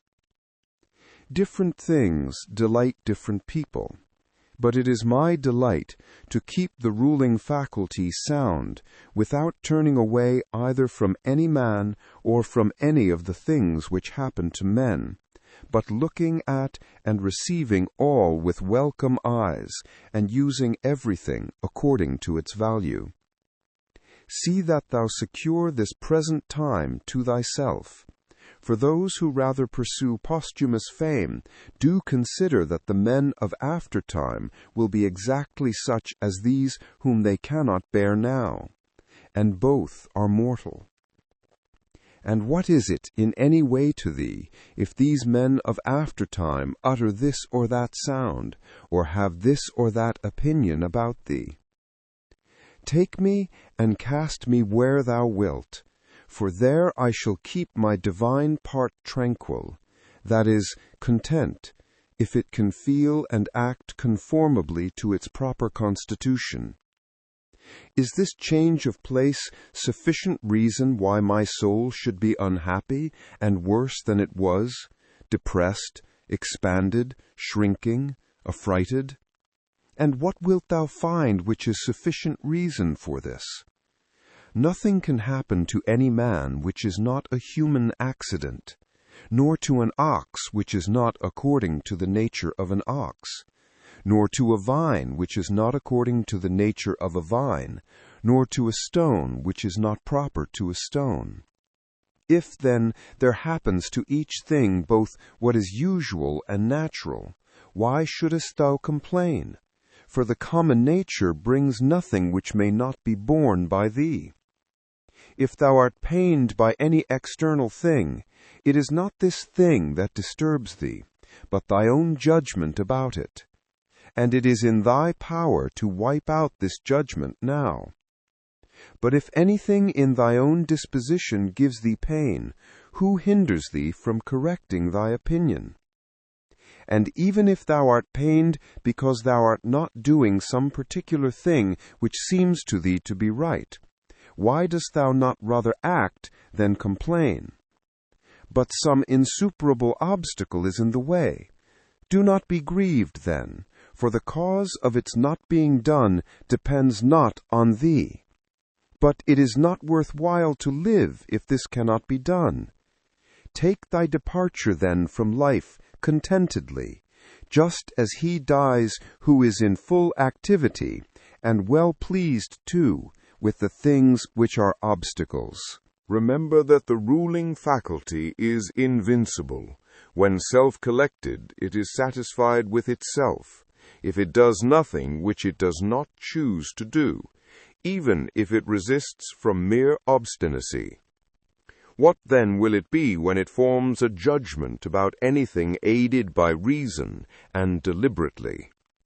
Therefore the mind which is free from passions is a citadel, for man has nothing more secure to which he can fly for refuge, and for the future be inexpugnable. He then who has not seen this is an ignorant man, but he who has seen it and does not fly to this refuge is unhappy. Say nothing more to thyself than what the first appearances report. Suppose that it has been reported to thee that a certain person speaks ill of thee. This has been reported, but that thou hast been injured, that has not been reported. I see that my child is sick. I do see, but that he is in danger, I do not see. Thus then always abide by the first appearances, and add nothing thyself from within, and then nothing happens to thee. Or rather, add something like a man who knows everything that happens in the world. A cucumber is bitter. Throw it away. There are briars in the road. Turn aside from them. This is enough. Do not add, and why were such things made in the world? For thou wilt be ridiculed by a man who is acquainted with nature, as thou wouldst be ridiculed by a carpenter and shoemaker, if thou didst find fault, because thou seest in their workshop shavings and cuttings from the things which they make. And yet they have places into which they can throw these shavings and cuttings, and the universal nature has no external space. But the wondrous part of her art is that though she has circumscribed herself, everything within her which appears to decay and to grow old and to be useless, she changes into herself, and again makes other new things from these very same, so that she requires neither substance from without, nor wants a place into which she may cast that which decays. She is content then with her own space, and her own matter, and her own art.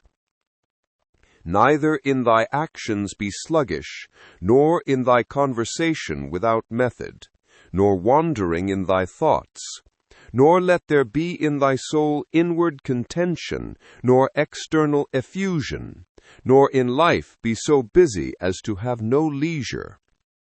Suppose that men kill thee, cut thee in pieces, curse thee. What then can these things do to prevent thy mind from remaining pure, wise, sober, just? For instance, if a man should stand by a limpid, pure spring and curse it, the spring never ceases sending up potable water. And if he should cast clay into it or filth, it will speedily disperse them and wash them out, and will not be at all polluted. How then shalt thou possess a perpetual fountain, and not a mere well? By forming thyself hourly to freedom conjoined with contentment, simplicity, and modesty. He who does not know what the world is, does not know where he is. And he who does not know for what purpose the world exists, does not know who he is, nor what the world is. But he who has failed in any one of these things could not even say for what purpose he exists himself. What then dost thou think of him who avoids or seeks the praise of those who applaud, of men who know not either where they are or who they are? Dost thou wish to be praised by a man who curses himself thrice every hour? Wouldst thou wish to please a man who does not please himself? Does a man please himself who repents of nearly everything that he does? No longer let thy breathing only act in concert with the air which surrounds thee, but let thy intelligence also now be in harmony with the intelligence which embraces all things.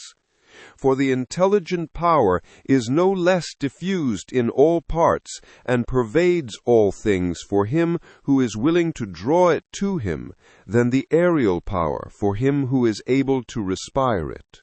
Generally, wickedness does no harm at all to the universe, and particularly the wickedness of one man does no harm to another. It is only harmful to him who has it in his power to be released from it as soon as he shall choose.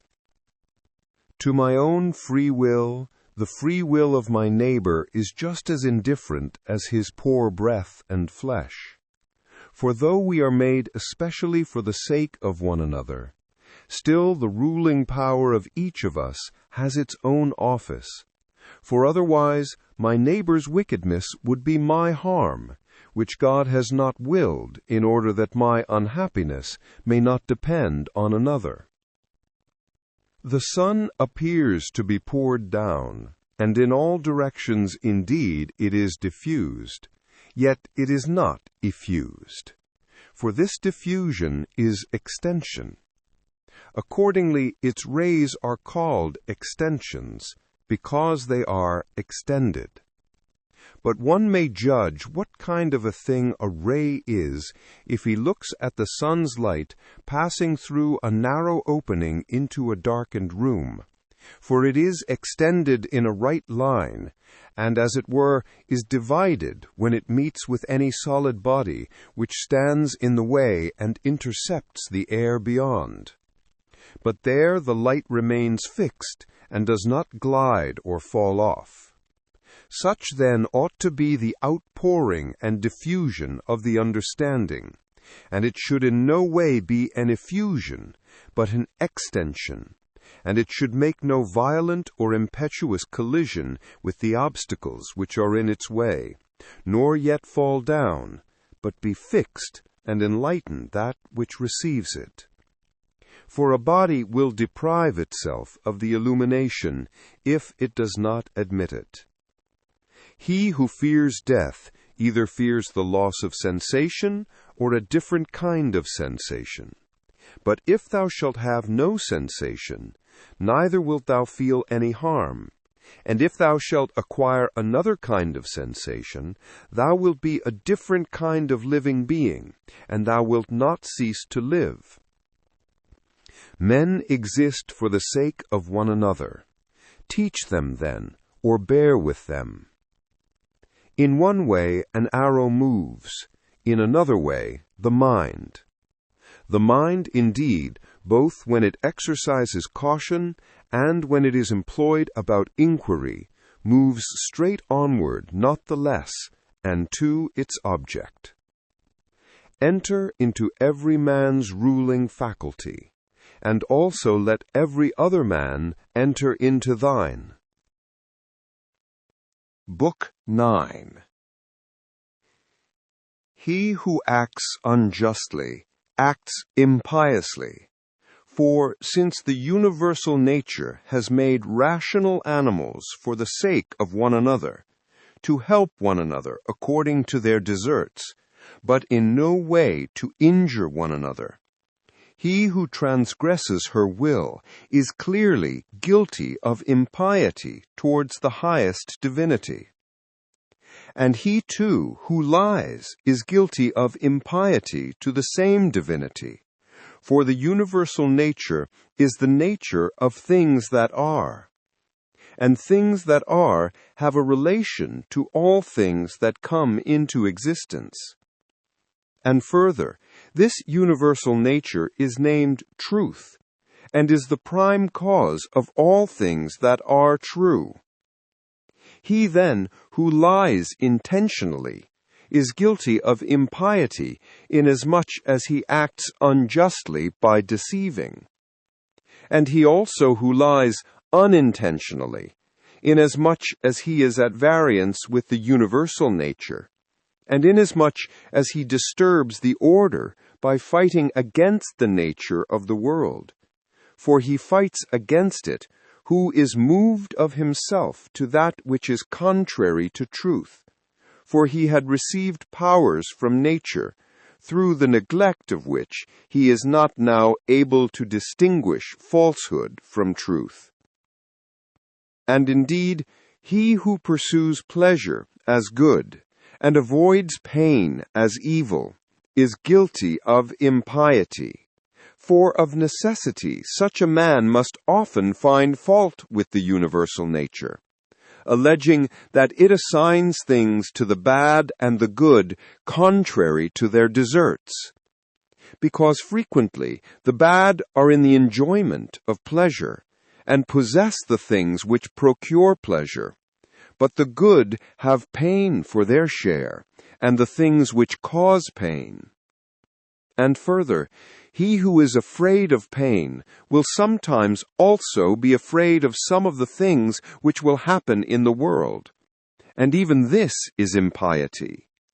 And he who pursues pleasure will not abstain from injustice, and this is plainly impiety.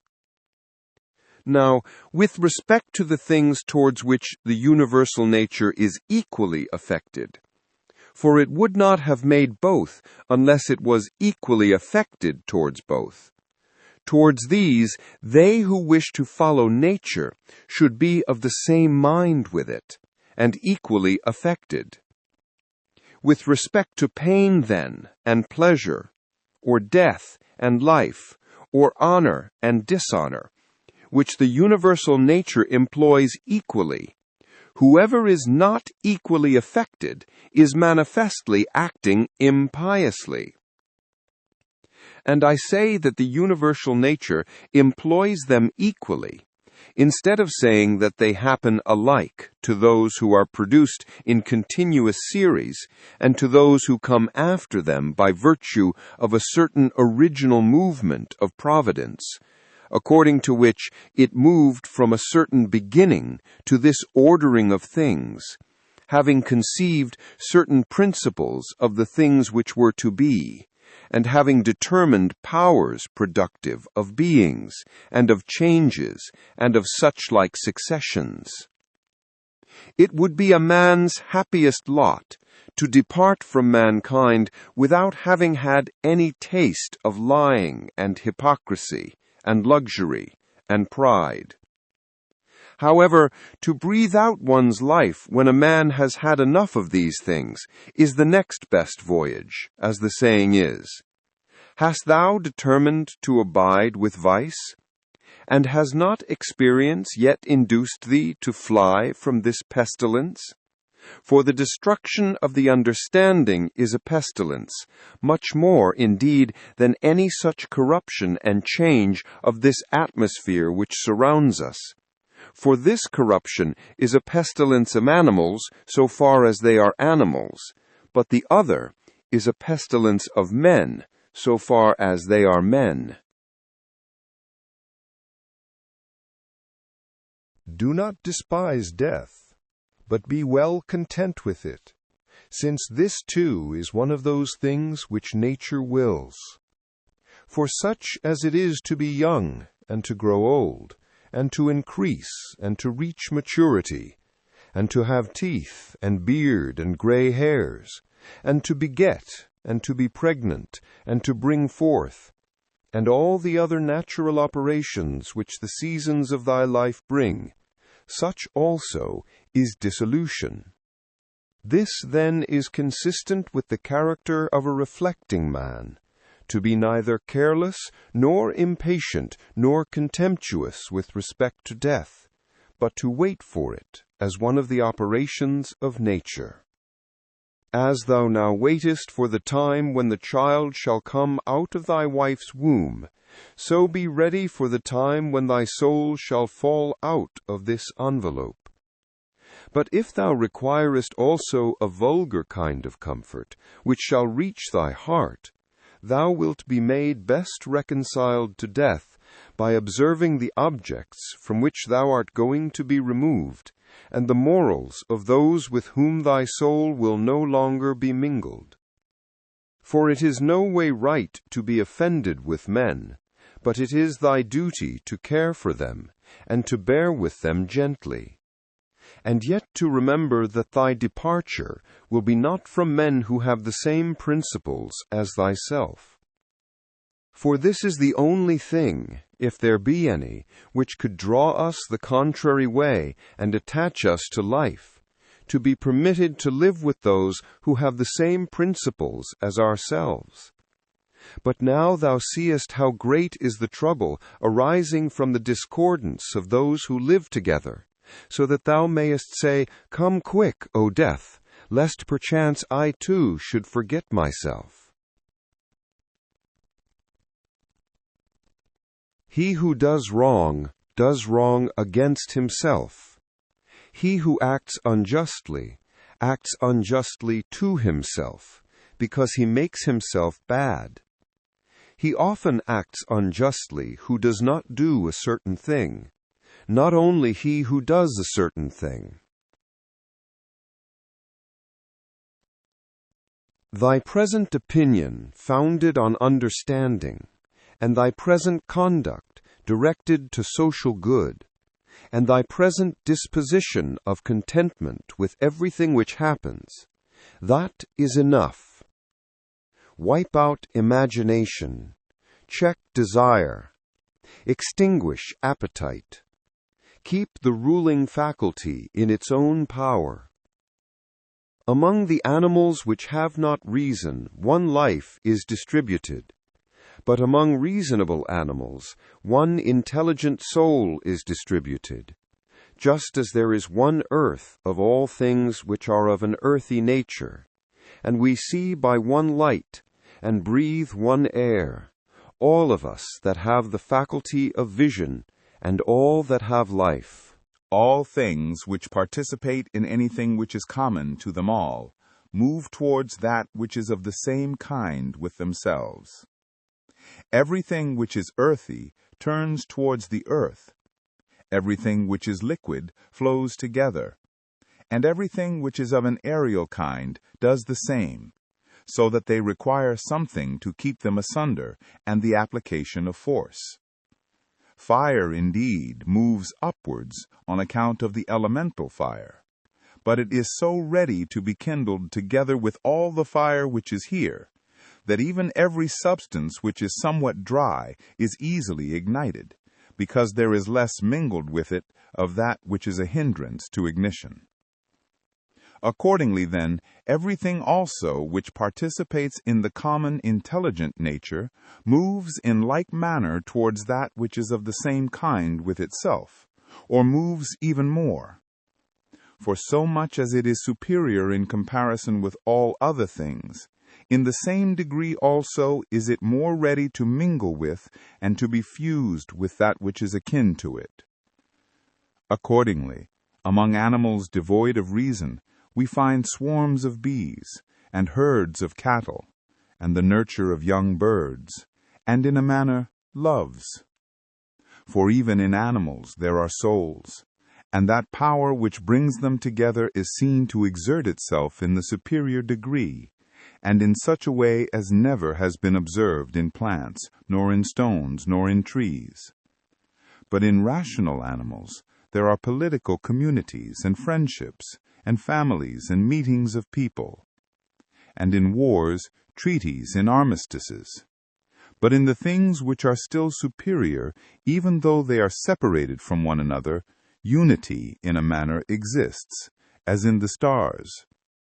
Thus, the ascent to the higher degree is able to produce a sympathy even in things which are separated.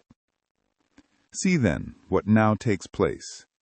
For only intelligent animals have now forgotten this mutual desire and inclination, and in them alone the property of flowing together is not seen. But still, though men strive to avoid this union, they are caught and held by it, for their nature is too strong for them. And thou wilt see what I say, if thou only observest. Sooner, then, will one find anything earthy which comes in contact with no earthy thing than a man altogether separated from other men. Both man and God and the universe produce fruit. At the proper seasons each produces it. But if usage has especially fixed these terms to the vine and like things, this is nothing. Reason produces fruit both for all and for itself, and there are produced from it other things of the same kind as reason itself. If thou art able, correct by teaching those who do wrong. But if thou canst not, remember that indulgence is given to thee for this purpose. And the gods too are indulgent to such persons, and for some purposes they even help them to get health, wealth, reputation, so kind they are. And it is in thy power also, or say, who hinders thee? Labor not as one who is wretched, nor yet as one who would be pitied or admired, but direct thy will to one thing only, to put thyself in motion, and to check thyself as the social reason requires. Today I have got out of all trouble, or rather I have cast out all trouble, for it was not outside, but within, and in my opinions. All things are the same, familiar in experience, and ephemeral in time, and worthless in the matter. Everything now is just as it was in the time of those whom we have buried.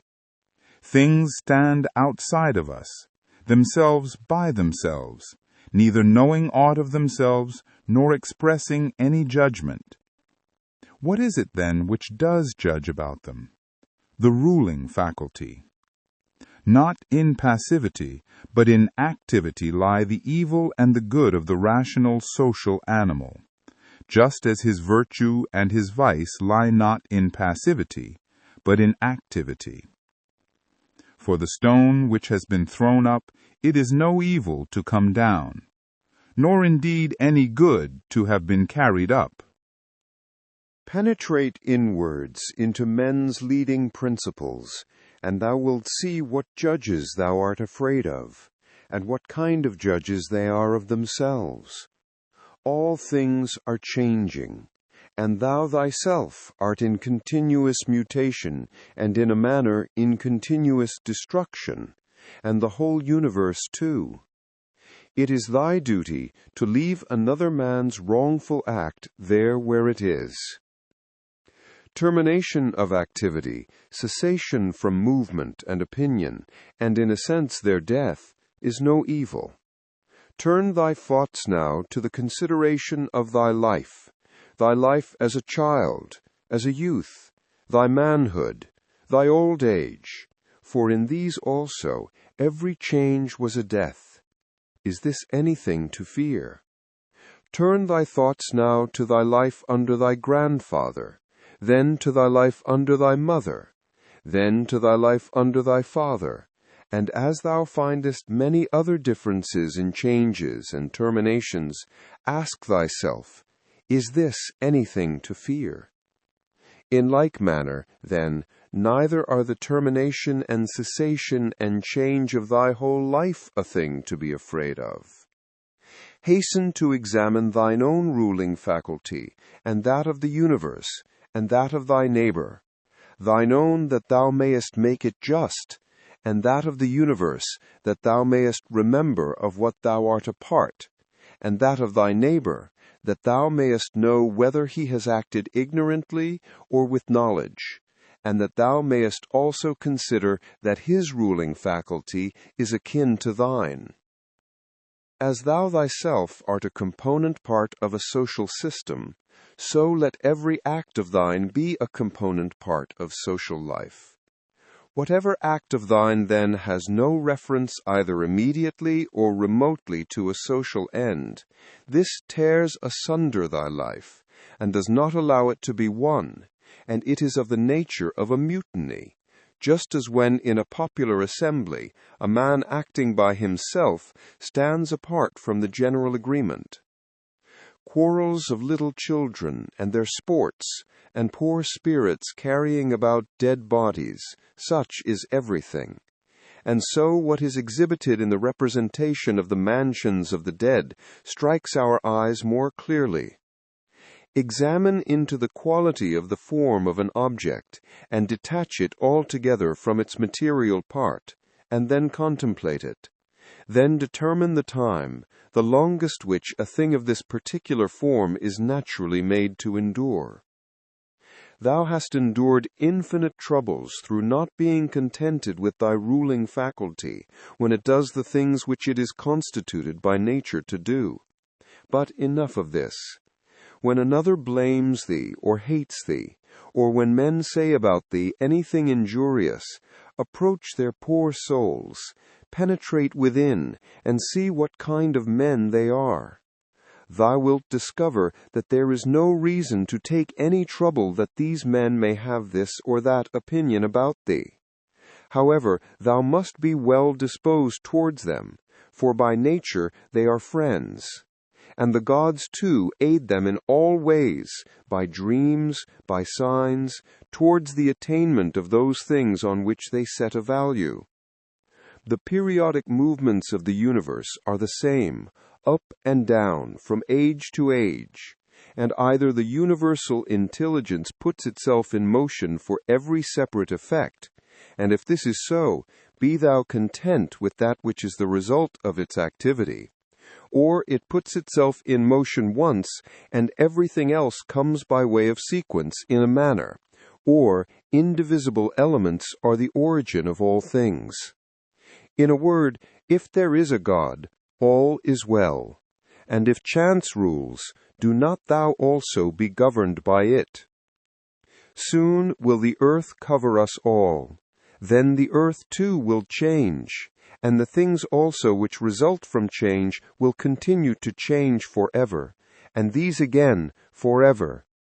For if a man reflects on the changes and transformations which follow one another like wave after wave and their rapidity, he will despise everything which is perishable.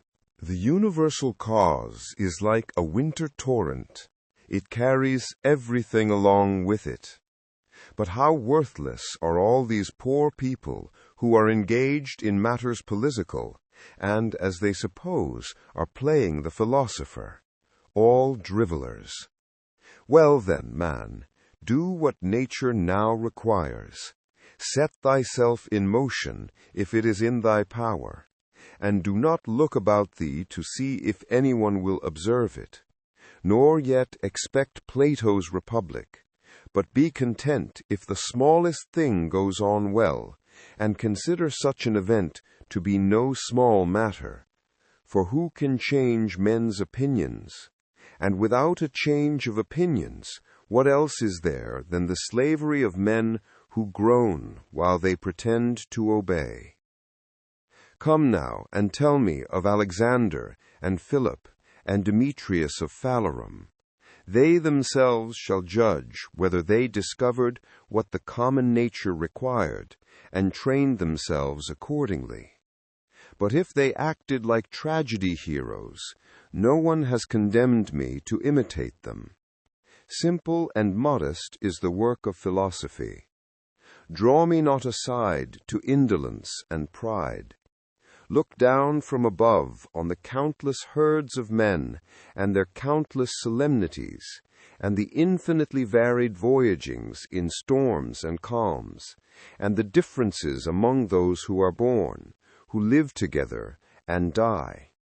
And consider, too, the life lived by others in olden time, and the life of those who will live after thee, and the life now lived among barbarous nations, and how many know not even thy name, and how many will soon forget it, and how they who perhaps now are praising thee will very soon blame thee, and that neither a posthumous name is of any value, nor reputation, nor anything else.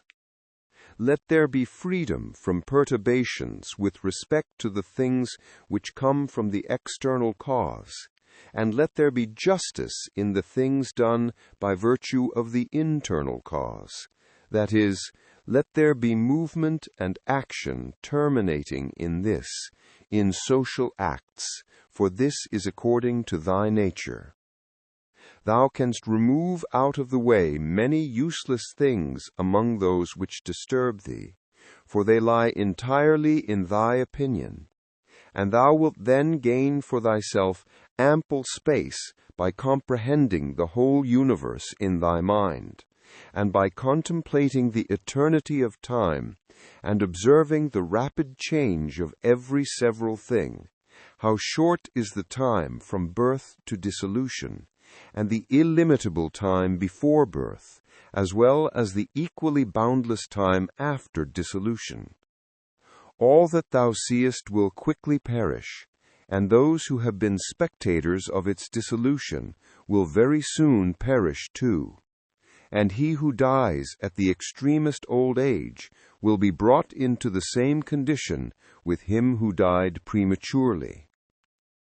What are these men's leading principles, and about what kind of things are they busy, and for what kind of reasons do they love and honor? Imagine that thou seest their poor souls laid bare. When they think that they do harm by their blame, or good by their praise, what an idea! Loss is nothing else than change. But the universal nature delights in change, and in obedience to her, all things are now done well, and from eternity have been done in like form, and will be such to time without end. What then dost thou say? That all things have been and all things always will be bad, and that no power has ever been found in so many gods to rectify these things, but the world has been condemned to be found in never-ceasing evil? The rottenness of the matter which is the foundation of everything. Water, dust, bones, filth. Or again, marble rocks, the callosities of the earth, and gold and silver, the sediments, and garments, only bits of hair, and purple dye, blood, and everything else is of the same kind, and that which is of the nature of breath is also another thing of the same kind, changing from this to that. Enough of this wretched life and murmuring and apish tricks. Why art thou disturbed? What is there new in this? What unsettles thee? Is it the form of the thing? Look at it. Or is it the matter? Look at it. But besides these there is nothing. Towards the gods, then, now become at last more simple and better. It is the same whether we examine these things for 100 years or 3. If any man has done wrong, the harm is his own. But perhaps he has not done wrong. Either all things proceed from one intelligent source and come together as in one body, and the part ought not to find fault with what is done for the benefit of the whole. Or there are only atoms, and nothing else than mixture and dispersion. Why then art thou disturbed? Say to the ruling faculty, art thou dead? Art thou corrupted? Art thou playing the hypocrite? Art thou become a beast? Dost thou herd and feed with the rest? Either the gods have no power, or they have power. If then they have no power, why dost thou pray to them? But if they have power, why dost thou not pray for them to give thee the faculty of not fearing any of the things which thou fearest, or of not desiring any of the things which thou desirest, or of not being pained at anything, rather than pray that any of these things should not happen, or happen? For certainly, if they can cooperate with men, they can cooperate for these purposes. But perhaps thou wilt say, the gods have placed them in thy power. Well then, is it not better to use what is in thy power like a free man, than to desire in a slavish and abject way what is not in thy power? And who has told thee that the gods do not aid us even in the things which are in our power? Begin then to pray for such things, and thou wilt see.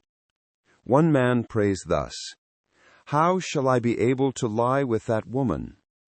Do thou pray thus, How shall I not desire to lie with her? Another prays thus, How shall I be released from this? Another prays, How shall I not desire to be released? Another thus, How shall I not lose my little son? Thou thus, How shall I not be afraid to lose him? In fine, turn thy prayers this way, and see what comes. Epicurus says, In my sickness, my conversation was not about my bodily sufferings, nor, says he, did I talk on such subjects to those who visited me, but I continued to discourse on the nature of things as before, keeping to this main point, how the mind, while participating in such movements as go on in the poor flesh, shall be free from perturbations and maintain its proper good. Nor did I, he says, give the physicians an opportunity of putting on solemn looks as if they were doing something great, but my life went on well and happily. Do then the same that he did both in sickness, if thou art sick, and in any other circumstances, for never to desert philosophy in any events that may befall us, nor to hold trifling talk either with an ignorant man or with one unacquainted with nature, is a principle of all schools of philosophy. But to be intent only on that which thou art now doing, and on the instrument by which thou doest it. When thou art offended with any man's shameless conduct, immediately ask thyself, Is it possible, then, that shameless men should not be in the world? It is not possible.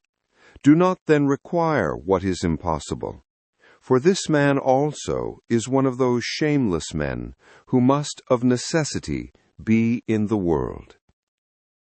Let the same considerations be present to thy mind in the case of the knave and the faithless man, and of every man who does wrong in any way. For at the same time that thou dost remind thyself that it is impossible that such kind of men should not exist, thou wilt become more kindly disposed towards everyone individually. It is useful to perceive this, too, immediately when the occasion arises, what virtue nature has given to man to oppose to every wrongful act. For she has given to man as an antidote against the stupid man mildness, and against another kind of man some other power. And in all cases it is possible for thee to correct by teaching the man who has gone astray. For every man who errs misses his object, and is gone astray. Besides, wherein hast thou been injured? For thou wilt find that no one, among those against whom thou art irritated, has done anything by which thy mind could be made worse, but that which is evil to thee and harmful has its foundation only in the mind. And what harm is done, or what is there strange, if the man who has not been instructed does the acts of an uninstructed man? Consider whether thou shouldst not rather blame thyself, because thou didst not expect such a man to err in such a way. For thou hadst means given thee by thy reason to suppose that it was likely that he would commit this error, and yet thou hast forgotten, and art amazed that he has erred. But most of all, when thou blames a man as faithless or ungrateful, turn to thyself, for the fault is manifestly thine own, whether thou didst trust that a man who had such a disposition would keep his promise, or when conferring thy kindness thou didst not confer it absolutely, nor yet in such way as to have received from thy very act all the profit. For what more dost thou want when thou hast done a man a service? Art thou not content that thou hast done something conformable to thy nature, and dost thou seek to be paid for it? Just as if the eye demanded a recompense for seeing, or the feet for walking. For as these members are formed for a particular purpose, and by working according to their several constitutions obtain what is their own, so also as man is formed by nature to acts of benevolence, when he has done anything benevolent, or in any other way conducive to the common interest, he has acted conformably to his constitution, and he gets what is his own. Book 10. Wilt thou then, my soul, never be good and simple, and one, and naked, more manifest than the body which surrounds thee? Wilt thou never enjoy an affectionate and contented disposition? Wilt thou never be full and without a want of any kind, longing for nothing more, nor desiring anything, either animate or inanimate, for the enjoyment of pleasures? Nor yet desiring time wherein thou shalt have longer enjoyment, or place, or pleasant climate, or society of men with whom thou mayst live in harmony? But wilt thou be satisfied with thy present condition, and pleased with all that is about thee? And wilt thou convince thyself that thou hast everything, and that it comes from the gods? That everything is well for thee, and will be well whatever shall please them, and whatever they shall give for the conservation of the perfect living being, the good and just and beautiful, which generates and holds together all things, and contains and embraces all things which are dissolved for the production of other like things? Wilt thou never be such that thou shalt so dwell in community with gods and men as neither to find fault with them at all, nor to be condemned by them? Observe what thy nature requires, so far as thou art governed by nature only. Then do it and accept it, if thy nature, so far as thou art a living being, shall not be made worse by it. And next thou must observe what thy nature requires so far as thou art a living being. And all this thou mayst allow thyself, if thy nature, so far as thou art a rational animal, shall not be made worse by it. but the rational animal is consequently also a political, social animal. Use these rules, then, and trouble thyself about nothing else. Everything which happens either happens in such wise as thou art formed by nature to bear it, or as thou art not formed by nature to bear it. If then it happens to thee in such way as thou art formed by nature to bear it, do not complain, but bear it as thou art formed by nature to bear it. But if it happens in such wise as thou art not formed by nature to bear it, do not complain, for it will perish after it has consumed thee. Remember, however, that thou art formed by nature to bear everything, with respect to which it depends on thy own opinion to make it endurable and tolerable, by thinking that it is either thy interest or thy duty to do this. If a man is mistaken, instruct him kindly, and show him his error. But if thou art not able, blame thyself, or blame not even thyself. Whatever may happen to thee, it was prepared for thee from all eternity, and the implication of causes was from eternity spinning the thread of thy being, and of that which is incident to it. Whether the universe is a concourse of atoms, or nature is a system, let this first be established, that I am a part of the whole which is governed by nature. Next, I am in a manner intimately related to the parts which are of the same kind with myself. For remembering this, inasmuch as I am a part, I shall be discontented with none of the things which are assigned to me out of the whole. For nothing is injurious to the part, if it is for the advantage of the whole. For the whole contains nothing which is not for its advantage.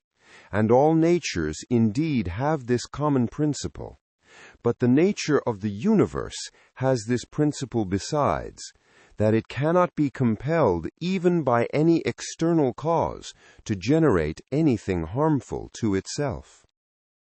By remembering, then, that I am a part of such a whole, I shall be content with everything that happens. And inasmuch as I am in a manner intimately related to the parts which are of the same kind with myself, I shall do nothing unsocial, but I shall rather direct myself to the things which are of the same kind with myself, and I shall turn all my efforts to the common interest and divert them from the contrary.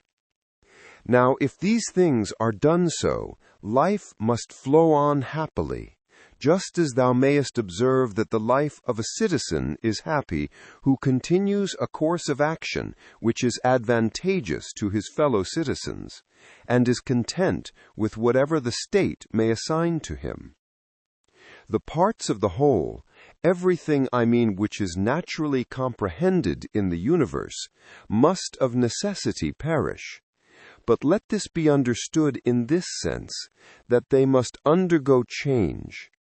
But if this is naturally both an evil and a necessity for the parts, the whole would not continue to exist in a good condition, the parts being subject to change and constituted so as to perish in various ways.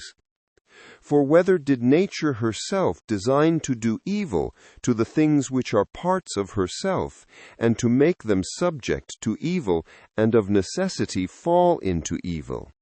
Or have such results happened without her knowing it? Both these suppositions indeed are incredible.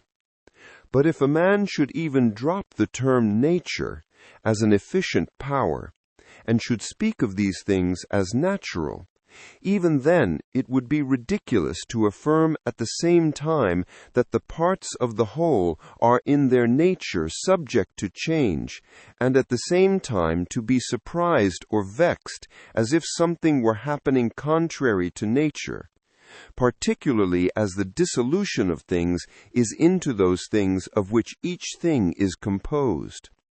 For there is either a dispersion of the elements out of which everything has been compounded, or a change from the solid to the earthy, and from the airy to the aerial, so that these parts are taken back into the universal reason, whether at this period it is consumed by fire, or renewed by eternal changes. And do not imagine that the solid part and the airy part belong to thee from the time of generation. For all this received its accretion only yesterday, and the day before, as one may say, from the food and the air which is inspired. This, then, which has received the accretion, changes, not that which thy mother brought forth. But suppose that this which thy mother brought forth implicates thee very much with that other part which has the peculiar quality of change. This is nothing, in fact, in the way of objection to what is said. When thou hast assumed these names, good, modest, true, rational, a man of equanimity, and magnanimous, take care that thou dost not change these names. And if thou shouldst lose them, quickly return to them. And remember that the term rational was intended to signify a discriminating attention to every several thing, and freedom from negligence, and that equanimity is the voluntary acceptance of the things which are assigned to thee by the common nature, and that magnanimity is the elevation of the intelligent part above the pleasurable or painful sensations of the flesh, and above that poor thing called fame, and death, and all such things. If, then, thou maintainest thyself in the possession of these names, without desiring to be called by these names by others, thou wilt be another person, and wilt enter on another life. For to continue to be such as thou hast hitherto been, and to be torn in pieces and defiled in such a life, is the character of a very stupid man, and one over-fond of his life, and like those half-devoured fighters with wild beasts, who, though covered with wounds and gore, still entreat to be kept to the following day, though they will be exposed in the same state to the same claws and bites. Therefore, fix thyself in the possession of these few names, and if thou art able to abide in them, abide as if thou wast removed to certain islands of the happy. But if thou shalt perceive that thou fallest out of them, and dost not maintain thy hold, go courageously into some nook where thou shalt maintain them, or even depart at once from life, not in passion, but with simplicity and freedom and modesty, after doing this one laudable thing at least in thy life, to have gone out of it thus. In order, however, to the remembrance of these names, it will greatly help thee if thou rememberest the gods, and that they wish not to be flattered, but wish all reasonable beings to be made like themselves. And if thou rememberest that what does the work of a fig tree is a fig tree, and that what does the work of a dog is a dog, and that what does the work of a bee is a bee, and that what does the work of a man is a man.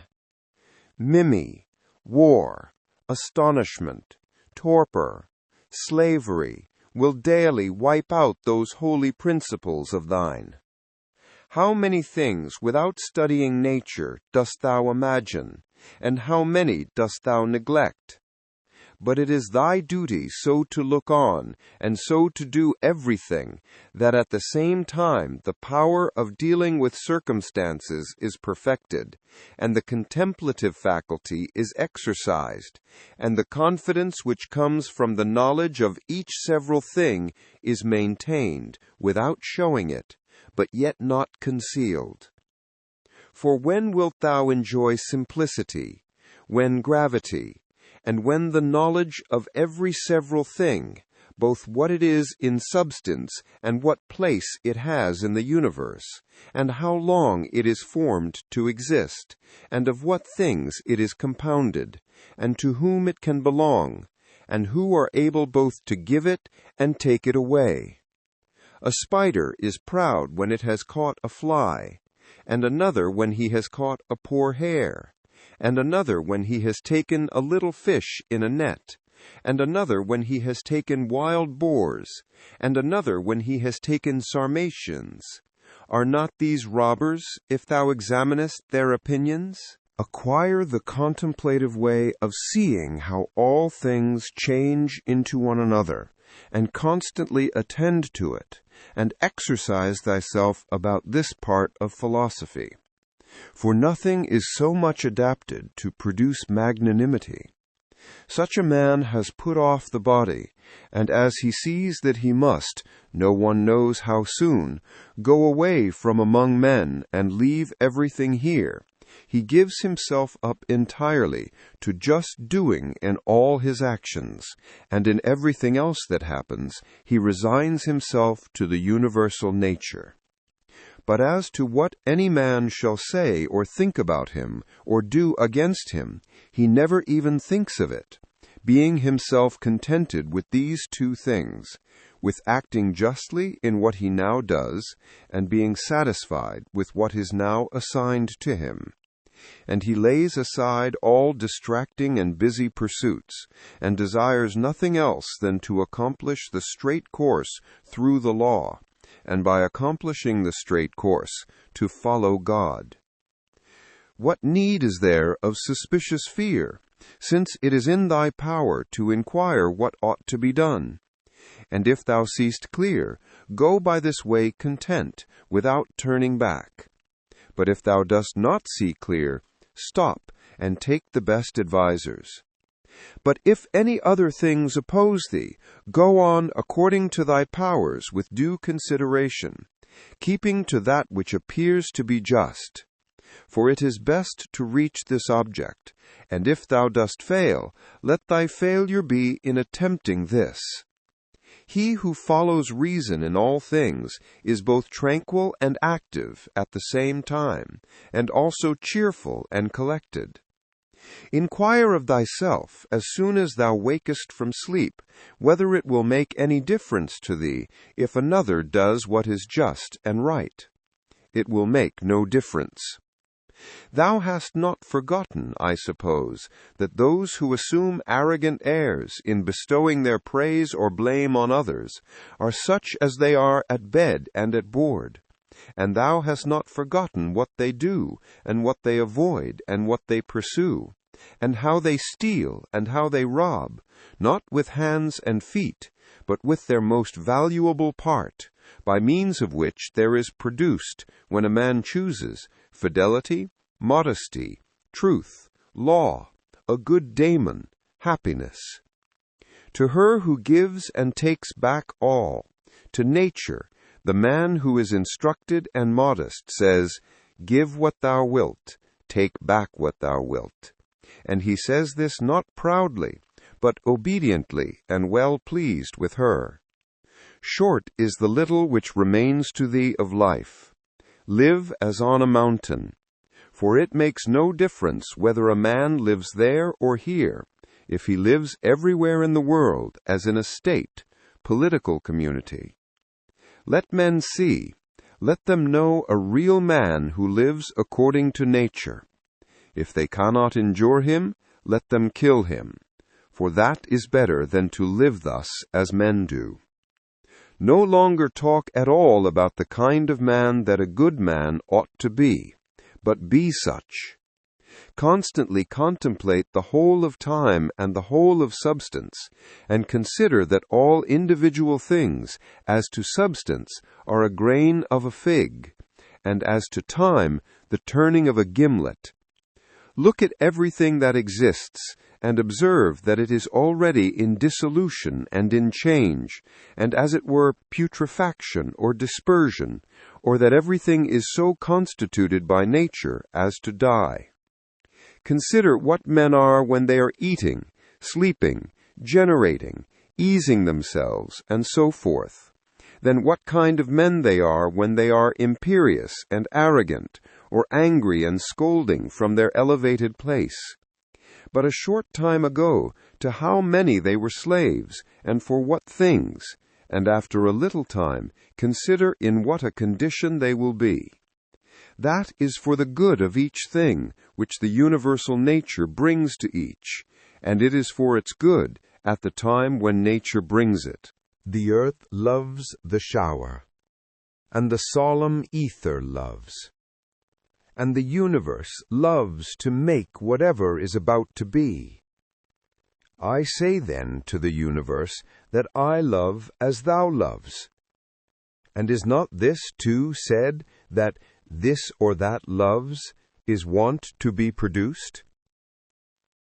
Either thou livest here, and hast already accustomed thyself to it, or thou art going away, and this was thine own will, or thou art dying, and hast discharged your duty. But besides these things there is nothing. Be of good cheer then. Let this always be plain to thee, that this piece of land is like any other, and that all things here are the same with things on top of a mountain, or on the seashore, or wherever thou choosest to be. For thou wilt find just what Plato says, dwelling within the walls of a city as in a shepherd's fold on a mountain. What is my ruling faculty now to me? And of what nature am I now making it? And for what purpose am I now using it? Is it void of understanding? Is it loosed and rent asunder from social life? Is it melted into and mixed with the poor flesh so as to move together with it? He who flies from his master is a runaway, but the law is master, and he who breaks the law is a runaway. And he also who is grieved or angry or afraid is dissatisfied, because something has been, or is, or shall be of the things which are appointed by him who rules all things, and he is law, and assigns to every man what is fit. He then who fears, or is grieved, or is angry, is a runaway. A man deposits seed in a womb and goes away, and then another cause takes it, and labors on it, and makes a child. What a thing from such a material! Again, the child passes food down through the throat, and then another cause takes it, and makes perception and motion, and in fine, life and strength and other things. How many and how strange! Observe then the things which are produced in such a hidden way, and see the power, just as we see the power which carries things downwards and upwards, not with the eyes, but still no less plainly. Constantly consider how all things, such as they now are, in time past also were, and consider that they will be the same again. And place before thy eyes entire dramas and stages of the same form, whatever thou hast learned from thy experience or from older history. For example, the whole court of Hadrian, and the whole court of Antoninus, and the whole court of Philip, Alexander, Croesus. For all those were such dramas as we see now, only with different actors. Imagine every man who is grieved at anything or discontented to be like a pig which is sacrificed and kicks and screams. Like this pig also is he who on his bed in silence laments the bonds in which we are held. And consider that only to the rational animal is it given to follow voluntarily what happens, but simply to follow is a necessity imposed on all. Severally, on the occasion of everything that you doest, pause and ask yourself if death is a dreadful thing because it deprives thee of this. When thou art offended at any man's fault, forthwith turn to thyself, and reflect in what like manner thou dost err thyself, for example, in thinking that money is a good thing, or pleasure, or a bit of reputation, and the like. For by attending to this, thou wilt quickly forget thy anger, if this consideration also is added, that the man is compelled. For what else could he do? Or, if thou art able, take away from him the compulsion. When thou hast seen Satrioron the Socratic, think of either Eutyches or Hymen. And when thou hast seen Euphrates, think of Eutychion or Sylvanus. And when thou hast seen Alciphron, think of Tropeophorus. And when thou hast seen Xenophon, think of Crito or Severus. And when thou hast looked on thyself, think of any other Caesar. And in the case of every one, do in like manner. Then let this thought be in thy mind. Where then are those men? Nowhere, or nobody knows where. For thus continuously thou wilt look at human things as smoke and nothing at all, especially if thou reflectest at the same time that what has once changed will never exist again in the infinite duration of time. But thou, in what a brief space of time is thy existence? And why art thou not content to pass through this short time in an orderly way? What matter and opportunity for thy activity art thou avoiding? For what else are all these things except exercises for the reason, when it has viewed carefully and by examination into their nature the things which happen in life? Persevere then, until thou shalt have made these things thine own, as the stomach which is strengthened makes all things its own, as the blazing fire makes flame and brightness out of everything that is thrown into it. Let it not be in any man's power to say truly of thee that thou art not simple, or that thou art not good, but let him be a liar whoever shall think anything of this kind about thee. And this is altogether in thy power. For who is he that shall hinder thee from being good and simple? Do thou only determine to live no longer, unless thou shalt be such. For neither does reason allow thee to live if thou art not such. What is that which as to this material, our life, can be done or said in the way most conformable to reason? For whatever this may be, it is in thy power to do it or to say it, and do not make excuses that thou art hindered. Thou wilt not cease to lament till thy mind is in such a condition that what luxury is to those who enjoy pleasure, such shall be to thee in the matter which is subjected and presented to thee, the doing of the things which are conformable to man's constitution. For a man ought to consider as an enjoyment everything which it is in his power to do according to his own nature. And it is in his power everywhere. Now it is not given to a cylinder to move everywhere by its own motion, nor yet to water, nor to fire, nor to anything else which is governed by nature or an irrational soul. For the things which check them and stand in the way are many. But intelligence and reason are able to go through everything that opposes them, and in such manner as they are formed by nature and as they choose. Place before thy eyes this facility with which the reason will be carried through all things, as fire upwards, as a stone downwards, as a cylinder down an inclined surface, and seek for nothing further. For all other obstacles either affect the body only, which is a dead thing, or, except through opinion and the yielding of the reason itself, they do not crush, nor do any harm of any kind. For if they did, he who felt it would immediately become bad. Now, in the case of all things which have a certain constitution, whatever harm may happen to any of them, that which is so affected becomes consequently worse, But, in the like case, a man becomes both better, if one may say so, and more worthy of praise by making a right use of these accidents.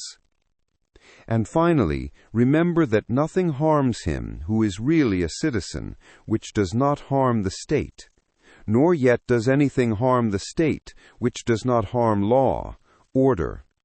And of these things which are called misfortunes, not one harms law.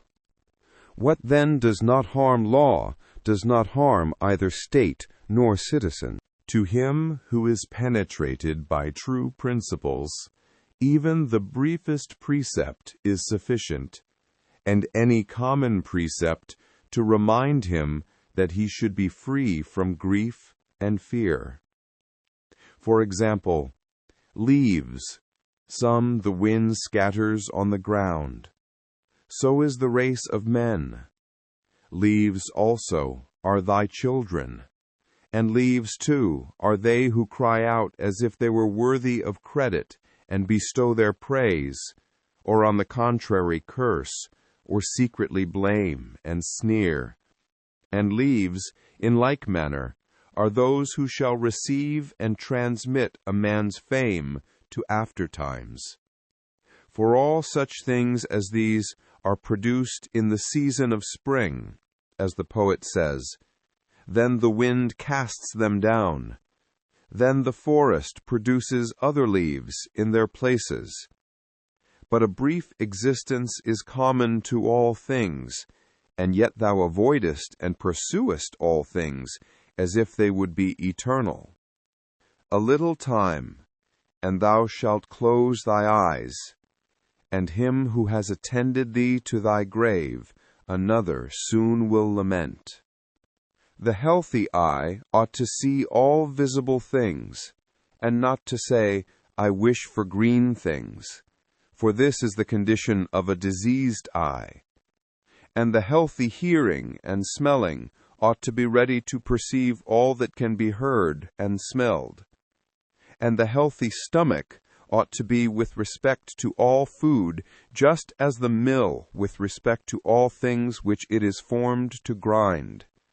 And accordingly the healthy understanding ought to be prepared for everything which happens. But that which says, Let my dear children live, and let all men praise whatever I may do, is an eye which seeks for green things, or teeth which seek for soft things. There is no man so fortunate that there shall not be by him, when he is dying, some who are pleased with what is going to happen. Suppose that he was a good and wise man. Will there not be at last someone to say to himself, Let us at last breathe freely, being relieved from this schoolmaster? It is true that he was harsh to none of us, but I perceive that he tacitly condemns us. This is what is said of a good man. But in our own case, how many other things are there for which there are many who wish to get rid of us?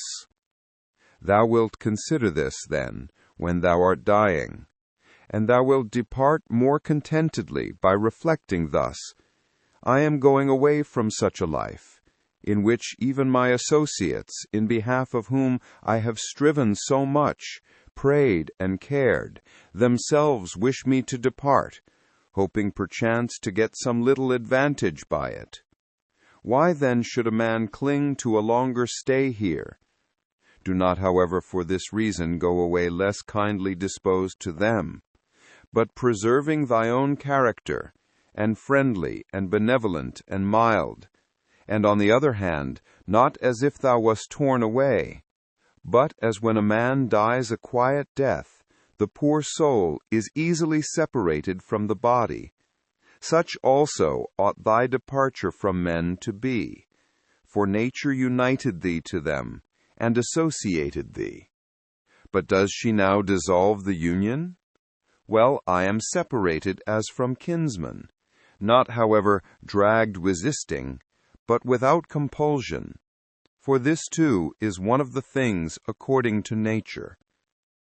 Accustom thyself as much as possible on the occasion of anything being done by any person, to inquire with thyself, for what object is this man doing this? But begin with thyself, and examine thyself first. Remember that this which pulls the strings is the thing which is hidden within. This is the power of persuasion. This is life. This, if one may so say, is man. In contemplating thyself, never include the vessel which surrounds thee, and these instruments which are attached about it. For they are like to an axe, differing only in this, that they grow to the body.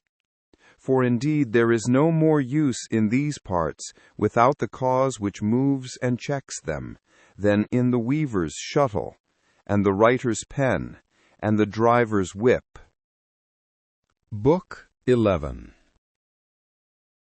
These are the properties of the rational soul. It sees itself, analyzes itself, and makes itself such as it chooses. The fruit which it bears itself enjoys, for the fruits of plants, and that in animals which corresponds to fruits, others enjoy. It obtains its own end, wherever the limit of life may be fixed, not as in a dance, and in a play, and in such like things, where the whole action is incomplete, if anything cuts it short, but in every part, and wherever it may be stopped, it makes what has been set before it full and complete, so that it can say, I have what is my own. And further, it traverses the whole universe and the surrounding vacuum, and surveys its form, and it extends itself into the infinity of time, and embraces and comprehends the periodical renovation of all things. And it comprehends that those who come after us will see nothing new, nor have those before us seen anything more. But in a manner, he who is 40 years old, if he has any understanding at all, has seen, by virtue of the uniformity that prevails, all things which have been, and all that will be. This too is a property of the rational soul, love of one's neighbor, and truth, and modesty, and to value nothing more than itself, which is also the property of law. Thus then, right reason differs not at all from the reason of justice. Thou wilt set little value on pleasing song and dancing, and the pancratium, if thou wilt distribute the melody of the voice into its several sounds, and ask thyself as to each, if thou art mastered by this. For thou wilt be prevented by shame from confessing it. And in the matter of dancing, if at each movement and attitude thou wilt do the same. And the like also in the matter of the pancratium. In all things then, except virtue, and the acts of virtue, remember to apply thyself to their several parts, and by this division to come to value them little. And apply this rule also to thy whole life. What a soul that is, which is ready, if at any moment it must be separated from the body, and ready either to be extinguished, or dispersed, or continue to exist, but so that this readiness comes from a man's own judgment, not from mere obstinacy, as with the Christians, but considerately, and with dignity, and in a way to persuade another without tragic show. Have I done something for the general interest? Well then, I have had my reward. Let this always be present to thy mind, and never stop doing such good. What is thy art? To be good. And how is this accomplished? Well, except by general principles, some about the nature of the universe, and others about the proper constitution of man. At first, tragedies were brought on the stage as means of reminding men of the things which happen to them, and that it is according to nature for things to happen so, and that if you are delighted with what is shown on the stage, you should not be troubled with that which takes place on the larger stage. For you see that these things must be accomplished thus, and that even they bear them who cry out, O Citairon! And, indeed, some things are said well by the dramatic writers, of which kind is the following especially. Me and my children, if the gods neglect, this has its reason too. And again, we must not chafe and fret at that which happens, and life's harvest reap like the wheat's fruitful ear, and other things of the same kind. After tragedy, the old comedy was introduced, which had a magisterial freedom of speech, and by its very plainness of speaking was useful in reminding men to beware of insolence, and for this purpose too Diogenes used to take from these writers. But as to the middle comedy, which came next, observe what it was, and again for what object the new comedy was introduced, which gradually sunk down into a mere mimic artifice. That some good things are said even by these writers, everybody knows. But the whole plan of such poetry and dramaturgy, to what end does it look? How plain does it appear that there is not another condition of life so well suited for philosophizing as this in which thou now happenest to be.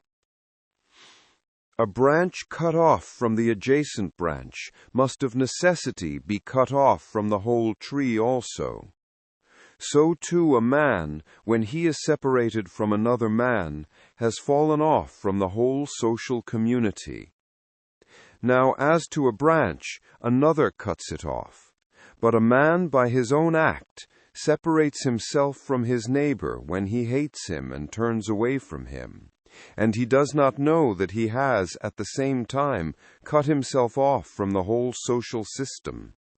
Yet he has this privilege certainly from Zeus who framed society, for it is in our power to grow again to that which is near to us, and to come a part which helps to make up the whole. However, if it often happens, this kind of separation, it makes it difficult for that which detaches itself to be brought to unity and to be restored to its former condition. Finally, the branch, which from the first grew together with the tree, and has continued to have one life with it, is not like that which after being cut off is then engrafted. For this is something like what the gardeners mean, when they say that it grows with the rest of the tree, but that it has not the same mind with it. As those who try to stand in thy way when thou art proceeding, according to right reason, will not be able to turn thee aside from thy proper action, so neither let them drive thee from thy benevolent feelings towards them. But be on the guard equally in both matters, not only in the matter of steady judgment and action, but also in the matter of gentleness towards those who try to hinder or otherwise trouble thee. For this also is a weakness, to be vexed at them, as well as to be diverted from thy course of action, and to give way through fear.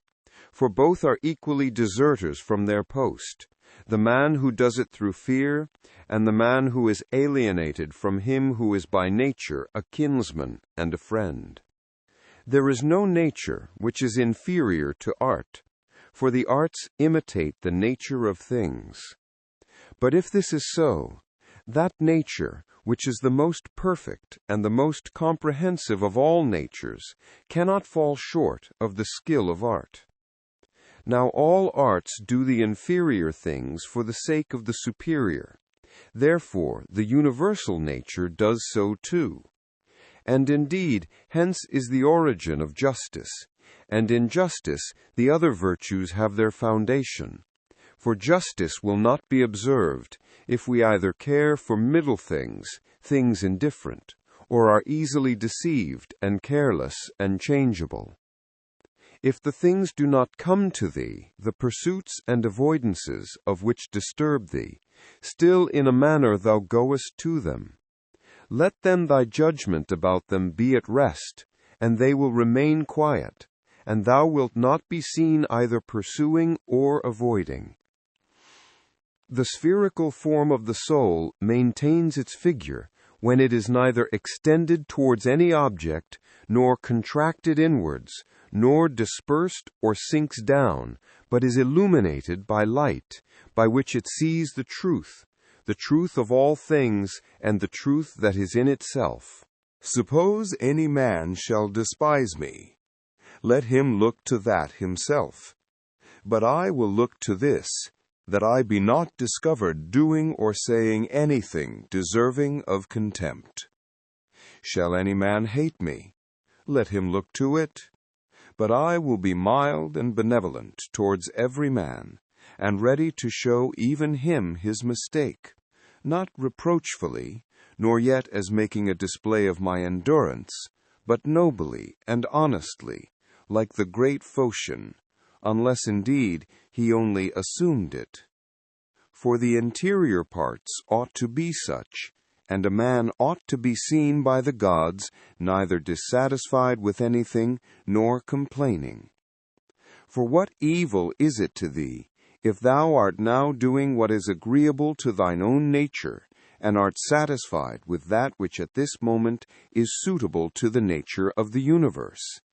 Since thou art a human being placed at thy post in order that what is for the common advantage may be done in some way. Men despise one another and flatter one another, and men wish to raise themselves above one another, and crouch before one another. How unsound and insincere is he who says, I have determined to deal with thee in a fair way. What art thou doing, man? There is no occasion to give this notice. It will soon show itself by acts. The voice ought to be plainly written on the forehead. Such as a man's character is, he immediately shows it in his eyes, just as he who is beloved forthwith reads everything in the eyes of lovers. The man who is honest and good ought to be exactly like a man who smells strong, so that the bystander, as soon as he comes near him, must smell whether he choose or not. But the affectation of simplicity is like a crooked stick. Nothing is more disgraceful than a wolfish friendship, false friendship. Avoid this most of all. The good and simple and benevolent show all these things in the eyes, and there is no mistaking. As to living in the best way, this power is in the soul, if it be indifferent to things which are indifferent.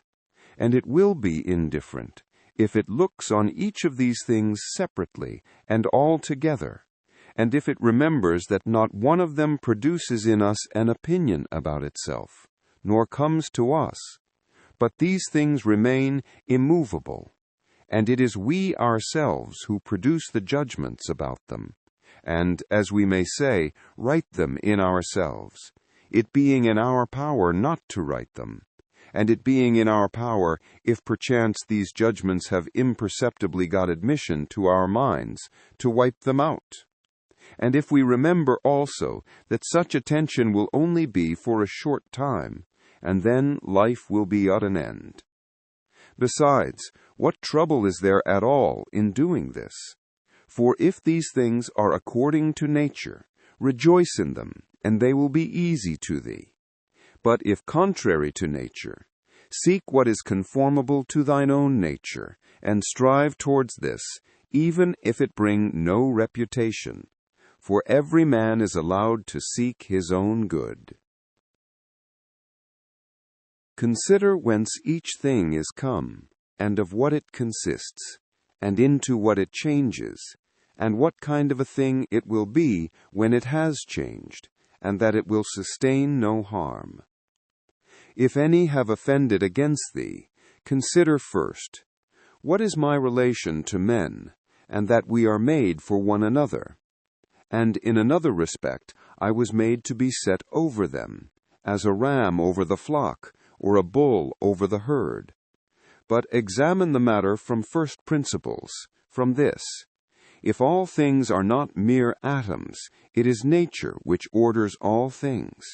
If this is so, the inferior things exist for the sake of the superior, and these for the sake of one another. Second, consider what kind of men they are at table, in bed, and so forth, and particularly under what compulsions in respect of opinions they are. And as to their acts, consider with what pride they do what they do. Third, that if men do rightly what they do, we ought not to be displeased. But if they do not right, it is plain that they do so involuntarily and in ignorance. For as every soul is unwillingly deprived of the truth, so also is it unwillingly deprived of the power of behaving to each man according to his deserts. Accordingly, men are pained when they are called unjust, ungrateful, and greedy, and in a word, wrongdoers to their neighbors. Fourth, consider that thou also doest many things wrong, and that thou art a man like others. And even if thou dost abstain from certain faults, still thou hast the disposition to commit them, though either through cowardice or concern about reputation or some such mean motive thou dost abstain from such faults. Fifth, consider that thou dost not even understand whether men are doing wrong or not, for many things are done with a certain reference to circumstances. And in short, a man must learn a great deal to enable him to pass a correct judgment on another man's acts.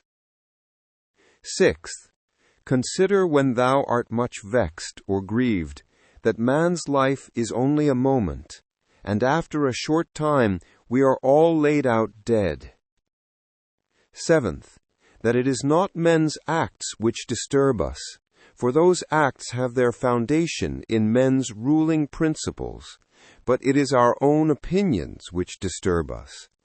Take away these opinions, then, and resolve to dismiss thy judgment about an act as if it were something grievous, and thy anger is gone. How then shall I take away these opinions? By reflecting that no wrongful act of another brings shame on thee. For unless that which is shameful is alone bad, thou also must of necessity do many things wrong, and become a robber and everything else. Eighth, consider how much more pain is brought on us by the anger and vexation caused by such acts than by the acts themselves, at which we are angry and vexed. Ninth, consider that a good disposition is invincible, if it be genuine, and not an affected smile and acting a part. For what will the most violent man do to thee, if thou continuest to be of a kind disposition towards him, and if, as opportunity offers, thou gently admonishest him, and calmly correctest his errors at the very time when he is trying to do thee harm, saying, "Not so, my child, we are constituted by nature for something else. I shall certainly not be injured, but thou art injuring thyself, my child." And show him with gentle tact and by general principles that this is so, and that even bees do not do as he does, nor any animals which are formed by nature to be gregarious. And thou must do this neither with any double meaning, nor in the way of reproach, but affectionately and without any rancor in thy soul. And not as if thou wert lecturing him, nor yet that any bystander may admire, but either when he is alone, and if others are present. Remember these 9 rules as if thou hadst received them as a gift from the Muses, and begin at last to be a man while thou livest. But thou must equally avoid flattering men and being vexed at them, for both are unsocial and lead to harm. And let this truth be present to thee in the excitement of anger, that to be moved by passion is not manly, but that mildness and gentleness, as they are more agreeable to human nature, so also are they more manly. And he who possesses these qualities possesses strength, nerves, and courage, and not the man who is subject to fits of passion and discontent. For in the same degree in which a man's mind is nearer to freedom from all passion, in the same degree also is it nearer to strength. And as the sense of pain is a characteristic of weakness, so also is anger. For he who yields to pain and he who yields to anger, both are wounded, and both submit. But if thou wilt, receive also a 10th present from the leader of the Muses, Apollo, and it is this, that to expect bad men not to do wrong is madness, for he who expects this desires an impossibility. But to allow men to behave so to others, and to expect them not to do thee any wrong, is irrational and tyrannical. There are 4 principal aberrations of the superior faculty, against which thou shouldst be constantly on thy guard. And when thou hast detected them, thou shouldst wipe them out, and say on each occasion thus, This thought is not necessary. This tends to destroy social union. This which thou art going to say comes not from the real thoughts. For thou shouldst consider it among the most absurd of things for a man not to speak from his real thoughts. But the 4th is when thou shalt reproach thyself for anything, for this is an evidence of the diviner part within thee being overpowered and yielding to the less honorable and to the perishable part, the body, and to its gross pleasures. Thy aerial part, and all the fiery parts which are mingled in thee, though by nature they have an upward tendency, still in obedience to the disposition of the universe, they are overpowered here in the compound mass, the body. And also the whole of the earthy part in thee and the watery, though their tendency is downward, still are raised up and occupy a position which is not their natural one. In this manner, then, the elemental parts obey the universal, for when they have been fixed in any place perforce, they remain there until again the universal shall sound the signal for dissolution. Is it not then strange that thy intelligent part only should be disobedient and discontented with its own place?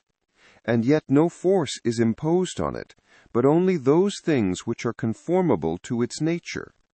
Still it does not submit, but is carried in the opposite direction. For the movement towards injustice and intemperance and to anger and grief and fear is nothing else than the act of one who deviates from nature. And also when the ruling faculty is discontented with anything that happens, then too it deserts its post. For it is constituted for piety and reverence toward the gods, no less than for justice. For these qualities also are comprehended under the generic term of contentment with the constitution of things, and indeed they are prior to acts of justice. He who has not one and always the same object in life cannot be one and the same all through his life.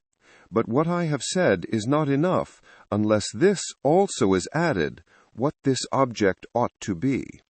For as there is not the same opinion about all the things which, in some way or other, are considered by the majority to be good, but only about some certain things, that is, things which concern the common interest, so also ought we to propose to ourselves an object which shall be of a common kind, social and political. For he who directs all his own efforts to this object will make all his acts alike, and thus will always be the same. Think of the country mouse and of the town mouse, and of the alarm and trepidation of the town mouse. Socrates used to call the opinions of the many by the name of lamiae, bugbears to frighten children. The Lacedaemonians at their public spectacles used to set seats in the shade for strangers, but themselves sat down anywhere. Socrates excused himself to Perdiccas for not going to him, saying, "It is because I would not perish by the worst of all ends, that is, I would not receive a favor and then be unable to return it." In the writings of the Ephesians there was this precept, constantly to think of some one of the men of former times who practiced virtue. The Pythagoreans bid us, in the morning, look to the heavens, that we may be reminded of those bodies which continually do the same things, and in the same manner perform their work, and also be reminded of their purity and nudity, for there is no veil over a star. Consider what a man Socrates was when he dressed himself in a skin, after Xanthippe had taken his cloak and gone out, and what Socrates said to his friends, who were ashamed of him, and drew back from him when they saw him dressed thus. Neither in writing nor in reading wilt thou be able to lay down rules for others, before thou shalt have first learned to obey rules thyself. Much more is this so in life. A slave thou art, free speech is not for thee. And my heart laughed within, and virtue they will curse, speaking harsh words. To look for the fig in winter is a madman's act. Such is he who looks for his child when it is no longer allowed. When a man kisses his child, said Epictetus, he should whisper to himself, "Tomorrow, perchance, thou wilt die." But those are words of bad omen. No word is a word of bad omen, said Epictetus, which expresses any work of nature. Or if it is so, it is also a word of bad omen to speak of the ears of corn being reaped. The unripe grape, the ripe bunch, the dried grape, all are changes, not into nothing, but into something which exists not yet. No man can rob us of our free will. Epictetus also said, "A man must discover an art, or rules, with respect to giving his assent, and in respect to his movements he must be careful that they be made with regard to circumstances, that they be consistent with social interests, that they have regard for the value of the object, and as to sensual desire, he should altogether keep away from it, and as to avoidance, aversion, he should not show it with respect to any of the things which are not in our power. The dispute, then, he said, is not about any common matter, but about being mad or not. Socrates used to say, 'What do you want? Souls of rational men or irrational men?' Souls of rational men. Of what rational men? Sound or unsound? Sound. Why then do you not seek for them? Because we have them. Why then do you fight and quarrel? Book 12. All those things at which thou wishest to arrive by a circuitous road, thou canst have now, if thou dost not refuse them to thyself. And this means, if thou wilt take no notice of all the past, and trust the future to providence, and direct the present only conformably to piety and justice. Conformably to piety, that thou mayest be content with the lot which is assigned to thee, for nature designed it for thee, and thee for it. Conformably to justice, that thou mayest always speak the truth freely and without disguise, and do the things which are agreeable to law and according to the worth of each.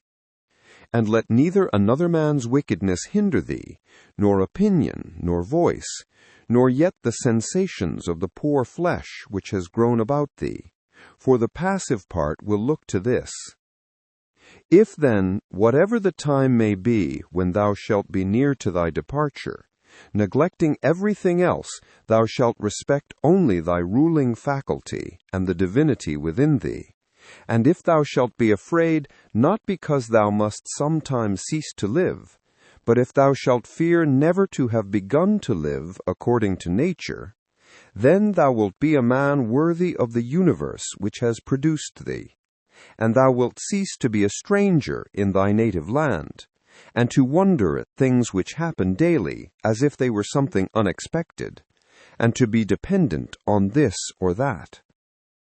God sees the minds, ruling principles, of all men bared of the material vesture and rind and impurities. For with his intellectual part alone he touches the intelligence only which has flowed and been derived from himself into these bodies. And if thou also usest thyself to do this, thou wilt rid thyself of thy much trouble. For he who regards not the poor flesh which envelops him, surely will not trouble himself by looking after raiment and dwelling and fame and such like externals and show. The things are three of which thou art composed: a little body, a little breath, intelligence. Of these the first two are thine, so far as it is thy duty to take care of them, but the third alone is properly thine. Therefore, if thou shalt separate from thyself, that is, from thy understanding, whatever others do or say, and whatever thou hast done or said thyself, and whatever future things trouble thee, because they may happen, and whatever in the body which envelops thee, or in the breath, which is by nature associated with the body, is attached to thee, independent of thy will, and whatever the external circumfluent vortex whirls round, so that the intellectual power, exempt from the things of fate, can live pure and free by itself, doing what is just, and accepting what happens, and saying the truth. If thou wilt separate, I say, from this ruling faculty the things which are attached to it by the impressions of sense, and the things of time to come and of time that is past, and wilt make thyself like Empedocles' sphere, all round and in its joyous rest reposing. And if thou shalt strive to live only what is really thy life, that is, the present, then thou wilt be able to pass that portion of life which remains for thee up to the time of thy death, free from perturbations, nobly, and obedient to thy own daemon, to the God that is within thee. I have often wondered how it is that every man loves himself more than all the rest of men, but yet sets less value on his own opinion of himself than on the opinion of others. If then a god or a wise teacher should present himself to a man and bid him to think of nothing and to design nothing which he would not express as soon as he conceived it, he could not endure it even for a single day. So much more respect have we to what our neighbors shall think of us than to what we shall think of ourselves. How can it be that the gods, after having arranged all things well and benevolently for mankind, have overlooked this alone, that some men, and very good men, and men who, as we may say, have had most communion with the divinity, and through pious acts and religious observances have been most intimate with the divinity, when they have once died, should never exist again, but should be completely extinguished? But if this is so, be assured that if it ought to have been otherwise, the gods would have done it. For if it were just, it would also be possible. And if it were according to nature, nature would have had it so. But because it is not so, if in fact it is not so, be thou convinced that it ought not to have been so. For thou seest even of thyself that in this inquiry thou art disputing with the deity. And we should not thus dispute with the gods unless they were most excellent and most just. But if this is so, they would not have allowed anything in the ordering of the universe to be neglected unjustly and irrationally. Practice thyself even in the things in which thou despairest of accomplishing. For even the left hand, which is ineffectual for all other things for want of practice, holds the bridle more vigorously than the right hand, for it has been practiced in this. Consider in what condition, both in body and soul, a man should be when he is overtaken by death, and consider the shortness of life, the boundless abyss of time, past and future, the feebleness of all matter. Contemplate the formative principles, forms, of things bare of their coverings, the purposes of actions. Consider what pain is, what pleasure is, and death, and fame. Who is to himself the cause of his uneasiness? How no man is hindered by another, that everything is opinion. In the application of thy principles thou must be like the pancratiast, not like the gladiator. For the gladiator lets fall the sword which he uses and is killed, but the other always has his hand and needs to do nothing else than use it. See what things are in themselves, dividing them into matter, form, and purpose. What a power man has to do nothing except what God will approve, and to accept all that God may give him.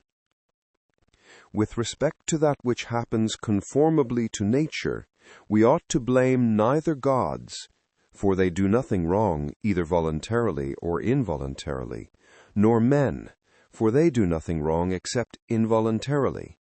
Consequently, we should blame nobody. How ridiculous and what a stranger he is who is surprised at anything which happens in life. Either there is a fatal necessity and invincible order, or a kind providence, or a confusion without a purpose and without a director. If then there is an invincible necessity, why dost thou resist? But if there is a providence which allows itself to be propitiated, make thyself worthy of the help of the divinity. But if there is a confusion without a governor, be content that in such a tempest thou hast in thyself a certain ruling intelligence. And even if the tempest carry thee away, let it carry away the poor flesh, the poor breath, everything else, for the intelligence, at least, it will not carry away. Does the light of the lamp shine without losing its splendor until it is extinguished? And shall the truth which is in thee, and justice and temperance, be extinguished before thy death? When a man has presented the appearance of having done wrong, say, How then do I know if this is a wrongful act? And even if he has done wrong, how do I know that he has not condemned himself? And so this is like tearing his own face. Consider that he who would not have the bad man do wrong is like the man who would not have the fig tree to bear juice in the figs, and infants to cry, and the horse to neigh, and whatever else must of necessity be. For what must a man do who has such a character? If then thou art irritable, cure this man's disposition. If it is not right, do not do it. If it is not true, do not say it. For let thy efforts be, in everything always observe what the thing is which produces for thee an appearance, and resolve it by dividing it into the formal, the material, the purpose, and the time within which it must end. Perceive at last that thou hast in thee something better and more divine than the things which cause the various effects, and as it were pull thee by the strings. What is there now in my mind? Is it fear, or suspicion, or desire, or anything of the kind? First, do nothing inconsiderately, nor without a purpose. Second, make thy acts refer to nothing else than to a social end. consider that before long thou wilt be nobody and nowhere, nor will any of the things exist which thou now seest, nor any of those who are now living. For all things are formed by nature to change and be turned and to perish, in order that other things in continuous succession may exist. Consider that everything is opinion, and opinion is in thy power. Take away then, when thou choosest, thy opinion, and like a mariner who has doubled the promontory, thou wilt find calm, everything stable, and a waveless bay. Any one activity, whatever it may be, when it has ceased at its proper time, suffers no evil, because it has ceased. Nor he who has done this act, does he suffer any evil for this reason, that the act has ceased. In like manner, then, the whole, which consists of all the acts, which is our life, if it cease at its proper time, suffers no evil for this reason, that it has ceased. Nor he who has terminated this series at the proper time, has he been ill dealt with. But the proper time and the limit nature fixes, sometimes, as in old age, the peculiar nature of man, but always the universal nature, by the change of whose parts the whole universe continues ever young and perfect. And everything which is useful to the universal is always good and in season. Therefore the termination of life for every man is no evil, because neither is it shameful, since it is both independent of the will and not opposed to the general interest. But it is good, since it is seasonable and profitable to, and congruent with, the universal. For thus too he is moved by the deity, who is moved in the same manner with the deity, and moved towards the same things in his mind. These three principles thou must have in readiness. In the things which thou doest, do nothing either inconsiderately, or otherwise than as justice herself would act. But with respect to what may happen to thee from without, consider that it happens either by chance or according to providence, and thou must neither blame chance nor accuse providence.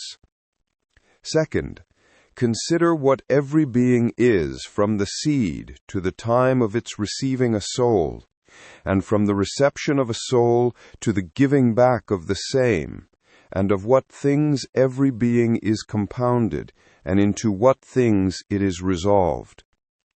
Third, if thou shouldest suddenly be raised up above the earth, and shouldest look down on human things, and observe the variety of them, how great it is, and at the same time also shouldest see at a glance how great is the number of beings who dwell around in the air and the ether, consider that, as often as thou shouldest be raised up, thou wouldest see the same things, sameness of form and shortness of duration.